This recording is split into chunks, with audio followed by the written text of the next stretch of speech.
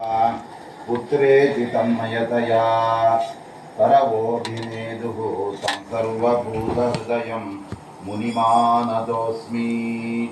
गिरीशादिदेवतारम्भां श्रीमन्मध्वसुमध्यमां साक्षान्मद्गुरुपर्यन्तां वन्दे गुरुपरम्परां। श्रीगुरुभ्यो नमः. सर्वगुरुभ्यो नमः.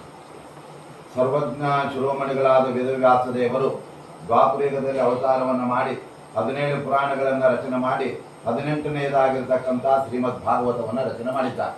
ಈ ಭಾಗವತದ ವೈಶಿಷ್ಟ್ಯವನ್ನ ಮಧ್ವಾಚಾರ್ಯರೇ ಭಾಗವತ ತಾತ್ಪರ್ಯದಲ್ಲಿ ಹೇಳ್ತಾರೆ. ಅವರು ಹೇಳ್ತಾ ಇದ್ದಾರೆ, 5 ಮುಖಗಳಿಂದ ಇದರ ಮಹತ್ವ ತಿಳ್ಕೊಳ್ಬೇಕು. ಬೇರೆ ಪುರಾಣಗಳಂತೆ ಇದು ಅಲ್ಲ. ಏನಪ್ಪ ಬೇರೆ ಪುರಾಣಗಳಿಗಿಂತ ಇದರ ವೈಶಿಷ್ಟ್ಯ ಏನಿದೆ? ಅದಕ್ಕೆ ಅವರು ಹೇಳ್ತಾ ಇದ್ದಾರೆ, ಅರ್ಥೋಯಂ ಬ್ರಹ್ಮಸೂತ್ರಾಣಾಂ ಭಾರತಾರ್ಥ ವಿನಿರ್ಣಯಃ ಗಾಯತ್ರಿ ಭಾಷ್ಯ ರೂಪೋಸೋ ವೇದಾರ್ಥ ಪರಿಬೃಂಹಿತಃ ಪುರಾಣಾನಾಂ ಸಾರಭೂತಃ ಶ್ರೀಮದ್ಭಾಗವತಾವಿದಃ. 5 ತರಹದ ವೈಶಿಷ್ಟ್ಯ ಭಾಗವತಕ್ಕೆ ಇದೆ. ಮೊದಲನೇದೇನಪ್ಪ ಅಂದರೆ ಅರ್ಥೋಯಂ ಬ್ರಹ್ಮಸೂತ್ರಾಣ. 564 ವೇದವ್ಯಾಸ ದೇವರ ರಚನೆ ಮಾಡಿದ ಬ್ರಹ್ಮಸೂತ್ರಗಳ ಅರ್ಥವನ್ನು ಭಾಗವತ ಹೇಳ್ತಾ ಇದೆ. ಇದು ಬೇರೆ ಪುರಾಣ ಹೇಳಿಕ್ಕೆ ಸಾಧ್ಯ ಅಲ್ರಿ. ಅದು ಹೆಂಗೆ ಹೇಳ್ತೀರಾ ಅಂತ ಹೇಳಿದರೆ ನೋಡಿ, ಬ್ರಹ್ಮಸೂತ್ರದ ಒಂದು 2ನೇ ಸೂತ್ರದಿಂದಲೇ ಭಾಗವತದ 1ನೇ ಸ್ಕಂದದ 1ನೇ ಅಧ್ಯಾಯದ 1ನೇ ಶ್ಲೋಕ ಆರಂಭ ಆಗ್ತಾ ಇದೆ. 2ನೇ ಸೂತ್ರ ಯಾವುದು? ಬ್ರಹ್ಮಸೂತ್ರದಲ್ಲಿ ಓಂ ಜನ್ಮಾದ್ಯಸ್ಯೇತಃ ಓಂ ಅರ್ಥಾನ್. ಭಾಗವತ ಶುರುವಾಗುವುದು ಕೂಡ ಜನ್ಮಾದ್ಯಸ್ಯ ಯಥೋನ್ಮಯ ಶುರುವಾಗುತ್ತದೆ. ಆಮೇಲೆ ನೋಡಿ ಇದರಲ್ಲಿ ಎಷ್ಟಿದೆ ಅಂತ ಹೇಳಿಬಿಟ್ರೆ ಆ ಎಲ್ಲ ಬ್ರಹ್ಮಸೂತ್ರಗಳ ಅರ್ಥವನ್ನೇ ವಿಸ್ತಾರವಾಗಿ ಮತ್ತೆ ಮತ್ತೆ ಹೇಳ್ತಾ ಹೋಗ್ತಾ ಇದೆ. ಆದ್ದರಿಂದ ಬ್ರಹ್ಮಸೂತ್ರ ಓದಿಗೆ ಬರದೇ ಇದ್ದವರು ಭಾಗವತವನ್ನು ಕೇಳಿಬಿಟ್ರೆ ಬ್ರಹ್ಮಸೂತ್ರ ಓದಿದ ಫಲ ಬಂದ್ಬಿಡ್ತಾನೆ. ಆದ್ದರಿಂದ ಇದು ಬ್ರಹ್ಮಸೂತ್ರಗಳ ಅರ್ಥ ಪ್ರತಿಪಾದಕ ಒಂದಾಯ್ತು.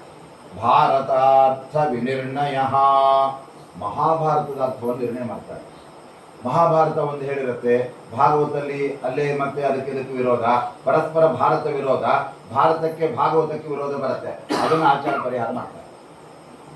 ಇದಕ್ಕೆ ಉದಾಹರಣೆ ನೋಡಿ, ಆಚಾರ್ಯರು ಉದಾಹರಣೆ ಕೊಟ್ಟು ಹೇಳ್ತಾ ಇದ್ದಾರೆ, ಭಾರತದ ಅರ್ಥವನ್ನು ಹೇಗೆ ನಿರ್ಣಯ ಮಾಡುತ್ತೆ ಭಾಗವತ. ನೋಡಿ, ಮಹಾಭಾರತ ಯುದ್ಧದಲ್ಲಿ ಅಲ್ಲಿ ಕೊನೆಗೆ ಅಲ್ಲೆಲ್ಲ ಕೃಷ್ಣ ಪರಮಾತ್ಮ ಆ ಸಂದರ್ಭದಲ್ಲಿ ಪರಂಧಾಮಕ್ಕೆ ಹೊರಡ್ತಾನೆ. ಆವಾಗ ಕೃಷ್ಣ ಹೇಳ್ತಾನೆ, ನೋಡಪ್ಪ ಅರ್ಜುನ, ನನ್ನ ಎಲ್ಲ ಹೆಂಡತಿಯರನ್ನ ಹಸ್ತಿನಾವತಿ ಕರ್ಕೊಂಬ, ಯಾಕಂದ್ರೆ ಸಮುದ್ರ ಅದು ಮುಳುಗಿಸ್ಬಿಡುತ್ತೆ ದ್ವಾರಕೆಯನ್ನ ಅಂತ ಹೇಳ್ತಾನೆ. ಅವು ಕರ್ಕೊಂಬರ್ಬೇಕಾದ್ರೆ ಕೆಲವು ದರೋಡೆಕೆಯರು ಆಕ್ರಮಣ ಮಾಡ್ತಾರೆ. ಅರ್ಜುನ ಸೋತು ಹೋಗ್ಬಿಡ್ತಾನೆ. ಸೋತು ಹೋಗಿ ಅಣ್ಣ ಧರ್ಮರಾಜನ ಹತ್ರ ಬರ್ತಾನೆ. ಬಂದುಬಿಟ್ಟು ಅರ್ಜುನ ಹೇಳ್ತಾನೆ, ತದ್ವೈ ಧನುಸ್ತೈಷವತ್ಸರಥೋ ಹಯಾತ್ತೆ ಸೋಯಂ ರಥಿ ನೃಪತಯ ಯಥ ಆಮನಂತಿ ಸರ್ವಂ ತದೇವ ಕ್ಷಣಮಭೂತ್ ಅಂತ ಹೇಳ್ತಾನೆ. ಅಣ್ಣ, ನಾವಿನ್ನು ಭೂಲೋಕದಲ್ಲಿ ಇರಬಾರ್ದು. ಯಾಕೆ ಅಂತ ಹೇಳಿದ್ರೆ, ನಾನು ಮಹಾಭಾರತ ಯುದ್ಧದಲ್ಲಿ ಅದೇ ರಥ, ಅದೇ ಕುದುರೆ, ಅದೇ ಗಾಂಡೀವ ಧನುಸ್ಸು, ಅದೇ ಬಾಣ ಎಲ್ಲ ಇತ್ತು. ಆದರೆ ಇವಾಗ ಅದೆಲ್ಲ ಇದೆ, ಒಬ್ಬರು ಮಾತ್ರ ಇಲ್ಲ, ಕೃಷ್ಣ ಇಲ್ಲ. ಈಗ ಪರಂಧಾಮ ಕೊಟ್ಟರು.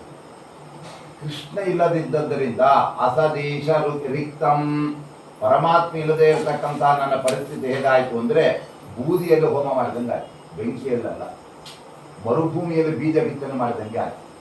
ಭಸ್ಮನ್ಹುತಂ ಕುಹಕರಾರ್ಧಂ ಇವ ಉತ್ತಮ್ ಊಷೆ ಅರ್ಜುನ ಹೇಳ್ಬಿಡ್ತಾನೆ. ಯಾಕೆ ಅಂದರೆ ಆ ಕೃಷ್ಣ ಇಲ್ಲ ಅಂದರೆ ನಮ್ಮ ಸೋಲೆ, ಕೃಷ್ಣ ಇದ್ರೆ ಜಯ.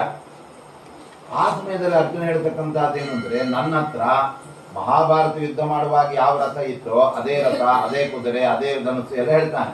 ಆದರೆ ಮಹಾಭಾರತದ ಕೊನೆಯಲ್ಲಿ ವೇದವ್ಯಾಸರು ಹೇಳ್ತಾರೆ, 18ನೇ ದಿನ ಯುದ್ಧ ನಡೆಯುವಾಗ ಎಲ್ಲ ಮುಗಿತು, ದುರ್ಯೋಧನನ ಪಾತ ಆಗೋಯ್ತು. ಆ ಸಮಯದಲ್ಲಿ ಆವಾಗ ಪರಮಾತ್ಮ ಅರ್ಜುನನಿಗೆ ಹೇಳ್ತಾನೆ, ಅರ್ಜುನ ಮೊದಲು ನೀ ರಥದಿಂದ ಇಳಿ. ಅರ್ಜುನ ಹೇಳ್ತಾನೆ, ನೀನ್ ಡ್ರೈವರ್ ಫಸ್ಟ್, ನೀ ಇಳಿಯಲ್ಲ, ನನ್ನ ಯಾಕೆ ಇಳಿಸ್ತೀಯ? ಅದಕ್ಕೆ ಕೃಷ್ಣ ಹೇಳ್ತಾನೆ, ನಾನೇನಾದ್ರೂ ಮೊದಲು ಇಳಿದು ಬಿಟ್ರೆ ರಥದ ಜೊತೆ ಸುಟ್ಟು ಬೂದಿ ಆಗ್ತೀಯ. ಯಾಕೆಂದ್ರೆ ಆ ರಥಕ್ಕೆ ಕಾಯ್ತಾ ಕೂತಿವೆ ಬ್ರಹ್ಮಾಸ್ತ್ರ, ನಾರಾಯಣಾಸ್ತ್ರ, ಆಗ್ನೇಯಾಸ್ತ್ರ. ಅದು ಇಬ್ಬರಿಗೋಸ್ಕರ ದೂರ ಕೂತಿವೆ. ಒಂದು ಸಾರಥ್ಯದಲ್ಲಿರುವ ಕೃಷ್ಣ, ಆಮೇಲೆ ಧ್ವಜದ ಮೇಲಿರುವ ಮುಖ್ಯ ಪ್ರಾಣದೇವರು ಕೂತ್ಕೊಂಡಿದ್ದಾರೆ. ಅರ್ಜುನನ ರಥಕ್ಕೆ ಒಂದು ಅದ್ಭುತವಾದ ಹೆಸರಿದೆ. ಅದು ಯಾವುದು ಅಂದರೆ ಕಪಿಧ್ವಜ ಅಂತ ಹೇಳ್ಬಿಟ್ಟು. ಪ್ರಾಣದೇವ್ ಅವರು ಗುಡ್ಡ ಎತ್ಕೊಂಡ್ಬಿಟ್ಟು ಅವ್ರ ಧ್ವಜದ ಮೇಲೆ ಕೂತಿದ್ದಾರೆ. ಅದೇ ಜರಾಸಂಧನಿಗೆ ಒಂದು ರಥ ಇತ್ತು, ಅದಕ್ಕೂ ಧ್ವಜ ಇತ್ತು. ಆ ಧ್ವಜದ ಮೇಲೆ ಏನು ಗೊತ್ತಾ, ಹಂದಿ ಇತ್ತಂತ. ನೋಡಿ ಎಂಥದ್ದು, ಹಂದಿ ಧ್ವಜ ಇರೋದು ಜರಾಸಂಧನ ರಥ. ಆದರೆ ಕಪಿಧ್ವಜ ಅದು ಯಾರ್ದು ಅರ್ಜುನ ರಥ. ಅಂಥೇಳಿ ನೀನು ಮೊದಲಿಗೆ ಸತ್ತೋಗ್ಬಿಡ್ತೀಯ ನೀನು ಅಂಥೇಳಿ ಕೃಷ್ಣ ಅರ್ಜುನನ ಕೈ ಹಿಡಿದು ರಥದಿಂದ ಎಳೆದು ಬಿಡ್ತಾನೆ. ಇಡೀ ರಥ ಸುಟ್ಟು ಬೂದಿ ಆಗ್ಬೇಕು, ಎಲ್ಲ ಸತ್ತು. ಆವಾಗ ತದ್ರಥದಾಹೋಕ್ತೇ ಹೇ ಆಚಾರ್ಯ ಹೇಳ್ತಾರೆ ತಾತ್ಪರ್ಯದಲ್ಲಿ. ಮಹಾಭಾರತದ ಕೊನೆಯಲ್ಲಿ ಕೊನೆಯ 18ನೇ ದಿನ ಆ ಯುದ್ಧದಲ್ಲಿ ಅದು ಎಂಥ ರಥ ಅದು ಅಂತ ಹೇಳಿದ್ರೆ ಅರ್ಜುನನಿಗೆ ಅಗ್ನಿದೇವರು ಕೊಟ್ಟ ರಥ ಅಂತೇಳಿ. ಅಗ್ನಿದೇವರು ಕೊಟ್ಟಿದ್ದಾರೆ 71 ಅಡಿ ಎತ್ತರ ಇರೋ ರಥ. ಗಾಂಡಿಯ ಧನಸ್ಸು ಕೊಟ್ಟಿದ್ದಾರೆ. ಯಾಕೆಂದರೆ ಅಗ್ನಿದೇವರಿಗೆ ಖಾಂಡವ ವನವನ್ನ ನೈವೇದ್ಯ ಮಾಡಿದವನು ಅರ್ಜುನ. ಅವನು ಖುಷಿ ಆಗ್ಬಿಡುತ್ತೆ. ಆವಾಗ ನಂಗೆ ನಿಮಗೆ ರಥ ಕೊಡ್ತೇನೆ, ಗಾಂಡಿಯ ಧನಸ್ಸು ಕೊಡ್ತೇನೆ ಅಂತ ಕೊಡ್ತೀನಿ. ಆ ರಥ ಅವತ್ತೇ ಸುಟ್ಟು ಹೋಗಿದೆ, ಅದು ಇಲ್ಲ. ಇವಾಗ ಅರ್ಜುನ ಹೇಳ್ತಾ ಇದ್ದಾನೆ ಅಣ್ಣನ ಹತ್ರ, ಧರ್ಮರಾಜನ ಹತ್ರ, ತದ್ವೈ ಧನು ಸರಥ ಸಹಯ ಅಂತ ಹೇಳ್ತಾನೆ. ನನ್ನಲ್ಲಿ ಅದೇ ರಥ ಇತ್ತು, ಅದೇ ಕುದುರೆ ಇತ್ತು ಅಂತಾನೆ. ಅಲ್ಲಪ್ಪ, ಅದೇ ರಥ ಅದೇ ಕುದುರೆ ನಾಶ ಆಗ್ಬಿಟ್ಟಿದೆ ಅಲ್ಲಿ, ಹೇಗಿದೆ ಅಂತ ಈ ಪ್ರಶ್ನೆ ಯಾರು ಎತ್ಕೊಂಡಿತ್ತು. ಯಾಕಂದ್ರೆ ಅವ್ರಿಗೆ ಮಹಾಭಾರತ ಓದಿ ಅದು ಮರ್ತೋಗಿದ್ದಾರೆ, ಭಾಗವತ ಹೋದಾಗ ಭಾಗವತ ಮರೀತಾರೆ. ಎರಡೂ ಅವ್ರ ತಲೆಯಲ್ಲಿಲ್ಲ. ಮಧ್ವಾಚಾರ್ಯಗೆ ಪ್ರಶ್ನೆನೂ ಗೊತ್ತು, ಉತ್ತರನೂ ಗೊತ್ತು. ಅದಕ್ಕೆ ಅವ್ರನ್ನ ಸರ್ವಜ್ಞಾಚಾರ ಅಂತ ಹೇಳಿದ್ ನಾವು. ಬೇರೆಯವರೆಲ್ಲ ಅದು ಹೋದ್ರೆ ಅದು ಮರೆಯೋದು, ಇದು ಹೋದ್ರೆ ಇದು ಮರೆಯೋದು. ಆವಾಗ ಅವ್ರು ಹೇಳ್ತಾರೆ ಮತ್ತೆ ಅದೇ ರಥ ಅಂತ ಹೇಗೆ ಹೇಳಿದ್ವಿ ಅರ್ಜುನ, ಆ ರಥ ಸುಟ್ಟಿದೆ ಇಲ್ಲೋ, ಇಲ್ಲ ತಾನೇ ಅದು. ಅದಕ್ಕೆ ಮಧ್ವಾಚಾರ್ಯ ಬರೀತಾರೆ ತದ್ರಥ ಅಂತ ಹೇಳಿದ್ರೆ ತತ್ ಸದೃಶೋ ರಥ ಆಚಾರ್ಯ. ಆ ರಥ ಇಲ್ಲಪ್ಪ, ಕರೆಕ್ಟ್ ಅದು ಸುಟ್ಟೋಗಿದೆ, ಅದೇ ತರದ ಮತ್ತೊಂದು ರಥ ನಿರ್ಮಾಣ ಆಯಿತು, ಆದ್ದರಿಂದ ಆ ರಥ ಅಲ್ಲ ಅಂತ ಹೇಳಿಬಿಟ್ಟು ಮಹಾಭಾರತದ ಪರಸ್ಪರ ವಿರೋಧ, ಭಾಗವತಕ್ಕೂ ಭಾರತಕ್ಕೂ ವಿರೋಧ ಬಂದಾಗ ಆಚಾರ್ಯರನ್ನು ಪರಿಹಾರ ಮಾಡಿದ್ದಾರೆ. ಅಂಥದೇ ರಥ ಇತ್ತು, ಆ ರಥ ಅಲ್ಲ ಬಿಡಿ ಅಂತ ಸ್ಪಷ್ಟೀಕರಣ ಕೊಟ್ಟರು. ಇದರಿಂದ ಏನಾಯಿತು ಅಂದರೆ ಭಾರತಾರ್ಥ ವಿನಿರ್ಣಯ, ಮಹಾಭಾರತದ ಅರ್ಥವನ್ನು ಬಹಳ ಚೆನ್ನಾಗಿ ಭಾಗವತ ಹೇಳ್ತಾ ಇದೆ ಅನ್ನೋದು ಭಾಗವತ ಓದುವಾಗ ಗೊತ್ತಾಯ್ತು ನಮ್ಗೆ. ಮಹಾಭಾರತದಲ್ಲಿ ಪ್ರತಿ ಉಳ್ಕೊಂಡ್ಬಿಟ್ಟು ಹಾಗೆ. ಎರಡನೇದಾಯ್ತಾ ಭಾಗವತದ ವೈಶಿಷ್ಟ್ಯ. ಇನ್ನು ಮೂರನೇದು, ಇದು ಬಹಳ ಮುಖ್ಯವಾದ ಕೇಳಬೇಕು ನಾವು. ಮೂರನೇದ್ದೇನಪ್ಪ ಅಂದ್ರೆ ಮಧ್ವಾಚಾರ್ಯ ಹೇಳ್ತಾ ಇದ್ದಾರೆ ಗಾಯತ್ರಿ ಭಾಷ್ಯ ರೂಪೋಸೋ. ಗಾಯತ್ರಿ ಮಂತ್ರದ ಭಾಷ್ಯವೇ ಭಾಗವತ. ಅಂದ್ರೆ ಏನು? ಗಾಯತ್ರಿ ಸಂಕ್ಷಿಪ್ತವಾಗಿ ಏನನ್ನು ಹೇಳುತ್ತೆ, ಭಾಗವತ ವಿಸ್ತಾರವಾಗಿ ಹೇಳ್ತಾರೆ. ಗಾಯತ್ರಿ ಮಂತ್ರ ಸಂಕ್ಷಿಪ್ತವಾಗಿ ಏನು ಹೇಳುತ್ತೆ ಅಂದ್ರೆ ಗಾಯತ್ರಿಯಲ್ಲಿ 3 ಪಾದಗಳು 10 ಪದಗಳಿವೆ. ತ್ರಿಪದ ಷಟ್ಕುಚ್ಚಿಹಿ ಅಂತಿದೆ. ತ್ರಿಪದ 3 ಪಾದ ಯಾವುದು? ತತ್ಸವಿತುರ್ವರೇಣ ಭರ್ಗೋದೇವಸ್ಯ ಧೀಮಹಿ ಧಿಯೋ ಯೋ ನಃ ಪ್ರಚೋದಯಾತ್, 3 ಪಾದ. ಅಲ್ರಿ 3 ಪಾದ ಹೆಂಗ್ರಿ, 4 ಪಾದ ಇರ್ಬೇಕಲ್ಲ ಅಂದ್ರೆ ಅದಕ್ಕೆ ಮಧ್ವಾಚಾರ್ಯ ಹೇಳ್ತಾರೆ ಓಂಕಾರ ಸೇರಿಸ್ಕೊಂಡ್ಬಿಡಿ. ಓಂಕಾರದಲ್ಲಿ ಒಂದೇ ಅಕ್ಷರ ಮೇಲ್ನೋಡಕ್ಕೆ, ಅದನ್ನು ಒಳ ಹೊಕ್ಕು ನೋಡಿದ್ರೆ 8 ಅಕ್ಷರ. ಯಾವುದದು? ಅಕಾರ ಉಕಾರ ಮಕಾರ ನಾದ ಬಿಂದು ಘೋಷ ಶಾಂತ ಅತಿಶಾಂತ. ಯಾಕಂದ್ರೆ ಓಂ ಅನ್ನುವಾಗ ಉಮ ಅಂತ ಹೇಳಿ ಉಮ ನಾರಾಯಣ ಉಪನಿಷತ್ ಹೇಳುತ್ತಲ್ಲ, ಅಕಾರ ಉಕಾರ ಮಕಾರ ಇತಿ ತಾನೇಕದಾ ಸಮಭವತ್ ತದೇತದೋಮಿತಿ ಅಂತ ಹೇಳಿದ. ಸಮಷ್ಟಿಯಾಗಿ ಹೇಳುವಾಗ ಓಂ ಒಂದೇ ಅಕ್ಷರ, ವ್ಯಷ್ಟಿಯಾಗಿ ಬಿಡಿಸಿ ಹೇಳಿದ್ರೆ ಉಮ ಅಂತ ಹೇಳಿ. ಆ ಅಂದ್ರೆ ಅವನು ಸರ್ವ ಅಧಿಕ, ಸರ್ವೋತ್ತಮ. ಆ ಅಂದ್ರೆ ಅಧಿಕ. ಉ ಅಂದರೆ ಉತ್ಕೃಷ್ಟ, ಮ ಅಂದರೆ ಜ್ಞಾನ ಸ್ವರೂಪ. ಪರಮಾತ್ಮ ಸರ್ವೋತ್ತಮ, ಆನಂತರ ಸರ್ವ ಉತ್ಕೃಷ್ಟ, ಆನಂತರ ಜ್ಞಾನ ಸ್ವರೂಪ. ಇದನ್ನೇ ಉಮ ಅಂತ ತಿಳಿಬೇಕು. ಅದನ್ನ ಓಂಕಾರ ಹೇಳುವಾಗ ಅಲ್ಲಿ ಅಕಾರ ಉಕಾರ ಮಕಾರ ಈ ಅರ್ಥ ಅಂತ ನಾವು ಚಿಂತನೆ ಮಾಡಬೇಕು. ನಮಗೆ ಪರಮಾತ್ಮ ಅತ್ಯಧಿಕ ಉತ್ಕೃಷ್ಟ ಜ್ಞಾನ ಸ್ವರೂಪ ಅವೆಲ್ಲ ಗೊತ್ತಿಲ್ಲ. ನಮಗೆಲ್ಲ ಉಮ ಅಂದ್ರೆ ಏನು ಅಂದ್ರೆ ಅಂದ್ರೆ ಅಡ್ಡಾಡೋದು, ಉ ಅಂದ್ರೆ ಉಣ್ಣೋದು, ಮ ಅಂದ್ರೆ ಮಲಗೋದು. ಅಡ್ಡಾಡೋದು, ಉಣ್ಣೋದು, ಮಲಗೋದು ಇವೇ ಅಕಾರ ಉಕಾರ ಮಕಾರ ನಮ್ಗ. ಆದರೆ ಆಚಾರ್ಯ ಹೇಳ್ತಾ ಇದ್ದಾರೆ ಇದು ಪರಮಾತ್ಮನ ಸರ್ವೋತ್ತಮತ್ವವನ್ನು ಹೇಳ್ತಾ ಇದೆ. ಅನ್ನೋದಕ್ಕೆ ಏನರ್ಥ ಅಂದ್ರೆ ಮತ್ತೆ ಋಗ್ಭಾಷ್ಯದಲ್ಲಿ ಆಚಾರ್ಯ ಬರೀತಾರೆ ಅನ್ನೋದಕ್ಕೆ ಅಲ್ಲ, ಇಲ್ಲ, ಬೇರೆ ಅಂತ 3 ಅರ್ಥ. ಪರಮಾತ್ಮ ಅಲ್ಲ, ಏನಲ್ಲ, ಜೀವ ಅಲ್ಲ, ಅವನು ಜಡ ಅಲ್ಲ ಅಂತ ಅರ್ಥ. ಈಗ ಅಬ್ರಾಹ್ಮಣ ಅಂದ್ರೆ ಏನು? ಬ್ರಾಹ್ಮಣ ಅಲ್ಲ ಅಂತ ಅರ್ಥ. ಅಂದ್ರೆ ಪರಮಾತ್ಮ ಅಂದ್ರೆ ಅಲ್ಲ ಅಂತ. ಇನ್ನೊಂದು ಅಂದ್ರೆ ಇಲ್ಲ, ಇಲ್ಲ ಅಂದ್ರೆ ಏನು? ಅವನಲ್ಲಿ ಯಾವ ದೋಷಗಳಿಲ್ಲ. ಪರಮಾತ್ಮ ಅವನೇನಪ್ಪ ಅಂತ ಹೇಳಿದ್ರೆ ಅವನು ಇಲ್ಲದವನು. ಇಲ್ಲ ಅಂದ್ರೇನು? ಅವನಿಗೆ ದೋಷ ಇದೆ. ಆಮೇಲೆ ಪರಮಾತ್ಮ ಅತ್ಯಂತ ಅವನು ವಿಲಕ್ಷಣ, ಅವನು ಜಡ ವಿಲಕ್ಷಣ, ಜೀವ ವಿಲಕ್ಷಣ. ಹಾಗಾಗಿ ಅಲ್ಲಿ ಆ ಒಂದು ಗಾಯತ್ರಿ ಮಂತ್ರದಲ್ಲಿ ನಮಗೆ ಓಂಕಾರ ಸೇರಿಸ್ಕೊಂಡ್ರೆ 4 ಪಾದ ಆಯ್ತು. ಅದು ಬಿಟ್ರೆ 10 ಪದ. 10 ಪದ ಯಾವುದು? ತತ್ ಸವಿತುಃ ವರೇಣ್ಯಂ ಭರ್ಗಃ ದೇವಸ್ಯ ಧೀಮಹಿ ಧಿಯಃ ಯಃ ನಃ ಪ್ರಚೋದಯಾತ್. ಇದೆಲ್ಲ ಗಾಯತ್ರಿ ಜಪ ಮಾಡುವಾಗ ಅನುಸಂಧಾನ ಮಾಡಬೇಕು ಅಂತಾರೆ ಆಚಾರ್ಯ. ನೋಡಿ, ಅದ್ರ ತತು ಅಂದ್ರೆ ಏನು? ತತು ಅಂದ್ರೆ ಆ 10 ಪದಗಳು ಪರಮಾತ್ಮನ 10 ಅವತಾರಗಳನ್ನು ಹೇಳ್ತಾರೆ. ಇದು ಮಧ್ವಾಚಾರ್ಯ ಹೇಳುದು. ಗಾಯತ್ರಿ ಭಾಷ್ಯ ರೂಪೋತ್ಸವ ಅಲ್ರಿ ತತ್ವ ಅಂದ್ರೆ ಎಲ್ಲಿ ಪರಮಾತ್ಮನ 10 ಅವತಾರ ಹೇಳುತ್ತೆ? ಇಷ್ಟಕ್ಕೂ ಯಾವ್ದಾದ್ಮೇಲೆ ಯಾವ ಅವತಾರ ಅಂತ ಯಾರಿಗೆ ಗೊತ್ತಿದೆ? ಈಗ ನಾವು ಟ್ರೈನ್ ಕಾಯ್ತಾ ಇರ್ತೀವಿ ರೈಲ್ವೆ ಸ್ಟೇಷನ್ ಅಲ್ಲಿ, ಮುಂದೆ ಎಷ್ಟು ಹೋದು ಆಮೇಲೆ ಎಷ್ಟು ಬರುತ್ತೆ ಅಂತ ಯಾರಿಗಾರು ಗೊತ್ತಿದೆ? ಸುಮ್ಮನೆ ನಮ್ಮ ಟ್ರೈನ್ ಬರೋದು ಅಂತ ಗೊತ್ತು ನಮ್ಗೆ. ಆದ್ರೆ ವೇದವ್ಯಾಸ ದೇವರಿಗೆ ಯಾವೆಲ್ಲ ಅವತಾರಗಳು, ಯಾವ ಮನ್ವಂತರದಲ್ಲಿ ಯಾವ್ದಾದ್ಮೇಲೆ ಯಾವ್ದಾಗಿದೆ, ಯಾವ್ದಕ್ಕಿಂತ ಯಾವ್ದು ಮೊದಲು ಎಲ್ಲ ಗೊತ್ತಿದೆ ಅವರಿಗೆ. ಅವರು ಸರ್ವಜ್ಞರಾದಂತಹ ಮಹಾನುಭಾವರು ವೇದವ್ಯಾಸ ದೇವರು. ಅವರು ಗರುಡ ಪುರಾಣದಲ್ಲಿ ಹೇಳ್ತಾರೆ, ಈ ವೈವಸ್ವತ ಮನ್ವಂತರದಲ್ಲಿ ನಡೆದಿರುವ ಪರಮಾತ್ಮನ 10 ಅವತಾರಗಳು ಯಾವುದು ಅಂದ್ರೆ ಮತ್ಸ್ಯ ಕೂರ್ಮೋ ವರಾಹಶ್ಚ ನಾರಸಿಂಹಶ್ಚ ವಾಮನಃ ರಾಮೋ ರಾಮಶ್ಚ ಕೃಷ್ಣಶ್ಚ ಬುದ್ಧಃ ಕಲ್ಕಿ ಅಂತ 10 ಅವತಾರ. ಮೊದಲನೇದಾಗಿ ಮತ್ಸ್ಯಾವತಾರ. ಈ ಗಾಯತ್ರಿಯಲ್ಲಿರುವ ತತ್ವ ಎಂಬುದು ಮತ್ಸ್ಯಾವತಾರವನ್ನು ಹೇಳ್ತಾರೆ. ಯಾಕಂದ್ರೆ ಮತ್ಸ್ಯ ಮೊದಲು ಸಣ್ಣ ಮೀನಾಗಿ ಬಂತು, ಆಮೇಲೆ ದೊಡ್ಡದಾಗಿ ಮಹಾಪ್ರಳಯದ ಮಹಾಸಮುದ್ರದಲ್ಲಿ ಈಜಾಡುವ ಮಹಾಮತ್ಸ್ಯ ಆಗೋಯ್ತು. ಆದ್ರೆ ತತ್ವ ಅಂದರೆ ವ್ಯಾಪ್ತ ಅಂತ ಅರ್ಥ. ವ್ಯಾಪ್ತವಾದದ್ದು ಯಾವುದು? ಅದು ಮತ್ಸ್ಯಾವತಾರ. ಆದ್ದರಿಂದ ತತ್ವ ಅಂದರೆ ಮತ್ಸ್ಯ ಆಯ್ತಾ.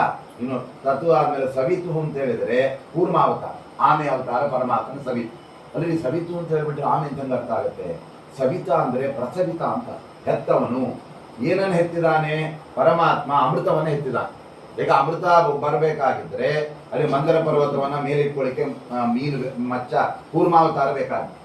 ಆ ಕೂರ್ಮ ಬಂದು ತನ್ನ ಬೆನ್ನ ಮೇಲೆ ಅಲ್ಲಿ ಇಟ್ಕೊಂಡ್ಬಿಟ್ಟ, ಆವಾಗ ಮತನ ಕಾರ್ಯ ಬಂತು, ಆಯ್ತು, ಆ ಅಮೃತ ಬಂತು. ಅದಕ್ಕೆ ನೋಡಿ ಆ ಪರಮಾತ್ಮ ಎಷ್ಟು ಅತ್ಯದ್ಭುತವಾಗಿ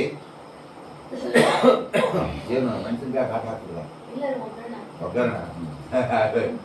ಆದ್ರಿಂದ ಅಲ್ಲಿ ಬಹಳ ಚೆನ್ನಾಗಿ ಹೇಳ್ತಾರೆ, ಆಮೆಯಾಗಿ ಪರಮಾತ್ಮ ಸಮುದ್ರದಲ್ಲಿ ಕೂತಾಗ ಅವನ ಉಸಿರಾಟ ಜೋರಾಗಿ ಬರೋದು, ಹೀಗೆ ವಾಪಸ್ ಹೋದಾಗ ಇವತ್ತಿಗೂ ನೀವು ಸಮುದ್ರದ ಹತ್ರ ಹೋದರೆ ಆ ತೆರೆ ಹಿಂಗೆ ಜೋರು ಅಪ್ಪಳ ಸತ್ಯ ವಾಪಸ್ ಹೋಗುತ್ತದೆ. ಯಾಕೆ ಅಂದ್ರೆ ಆ ಕೂರ್ಮಾವತಾರಿಯಾದ ಪರಮಾತ್ಮನ ಸ್ವಭಾವ, ಅವನ ಪ್ರಭಾವ ಇವತ್ತು ಕೂಡ ಇದೆ. ಅದನ್ನ ಸೂತಾಚಾರ ಕೊನೆಗೆ 12ನೇ ಸ್ಕಂದ ಭಾಗವತದಲ್ಲಿ ಹೇಳ್ತಾರೆ.